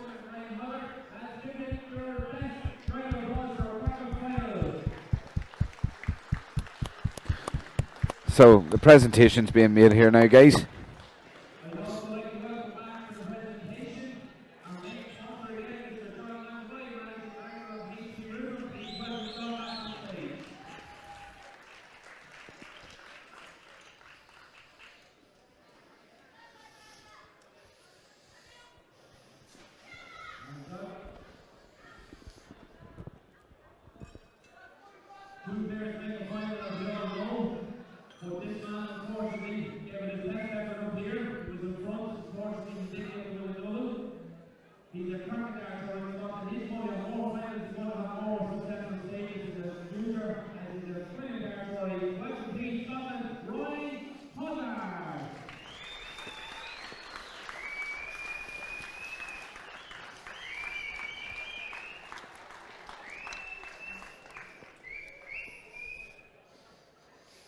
So, kids are running around excited, don't know how you're going to get them to bed. Well, Lucy, I'm just going to be wondering if Mike's going to be getting to bed himself, because what a weekend it's been.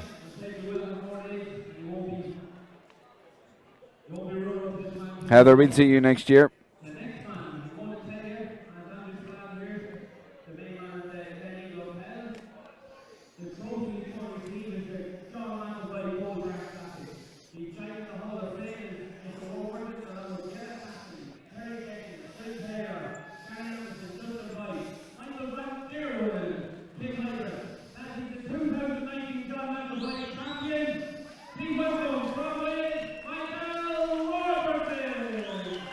There you are. What a list of names to join. Mike Warburton. I know Lucy's very proud, as is Liam, and all the Warburtons across the water. All the Warbies. All the Warbies, even the bred Warbies. Lucy's eyes are watering here watching this cheque being presented. She'll be making sure that that's spent wisely at Christmas, and that the kiddies who are running around all excited for Daddy now are very well behaved, and that Santa is going to be good to them. It's going to be a good Christmas in the Warby household. It sure will. It could be a better Christmas because Mike Warburton will be putting in some practice. He is 100% a dark horse for the BDO World title. On this form, it's hard to see who beats him. Yes. Who is there left, Tristan? Who is there left to beat this man? Well, it has been a great weekend for Mike, and a prestigious trophy.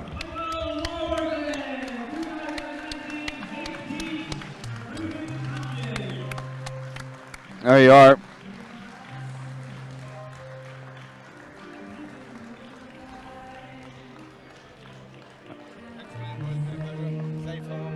Cheers. Thanks, Mick. Thanks, Mick, for joining us on commentary. He's off now to do more organisation and trying to close out the event. Absolutely amazing stuff. So, we start to wind down, folks, and as we're winding down, we're just going to leave you with some images here from the weekend. And how could you not appreciate these images? Absolutely amazing work.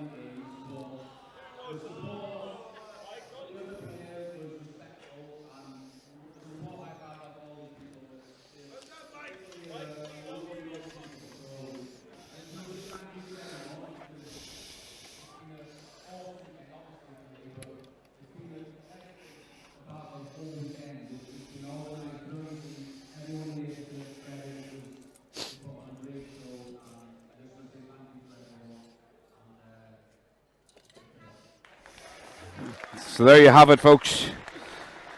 Mike Warburton there, giving his acceptance speech.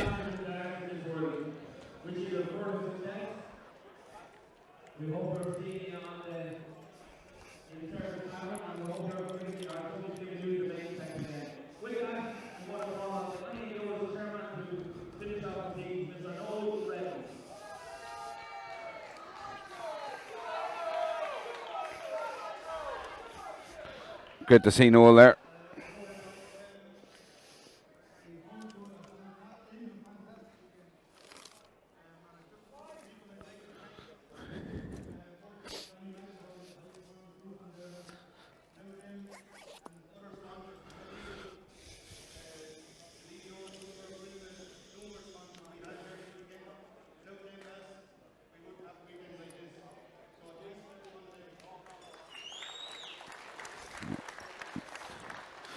Lovely words there from Noel.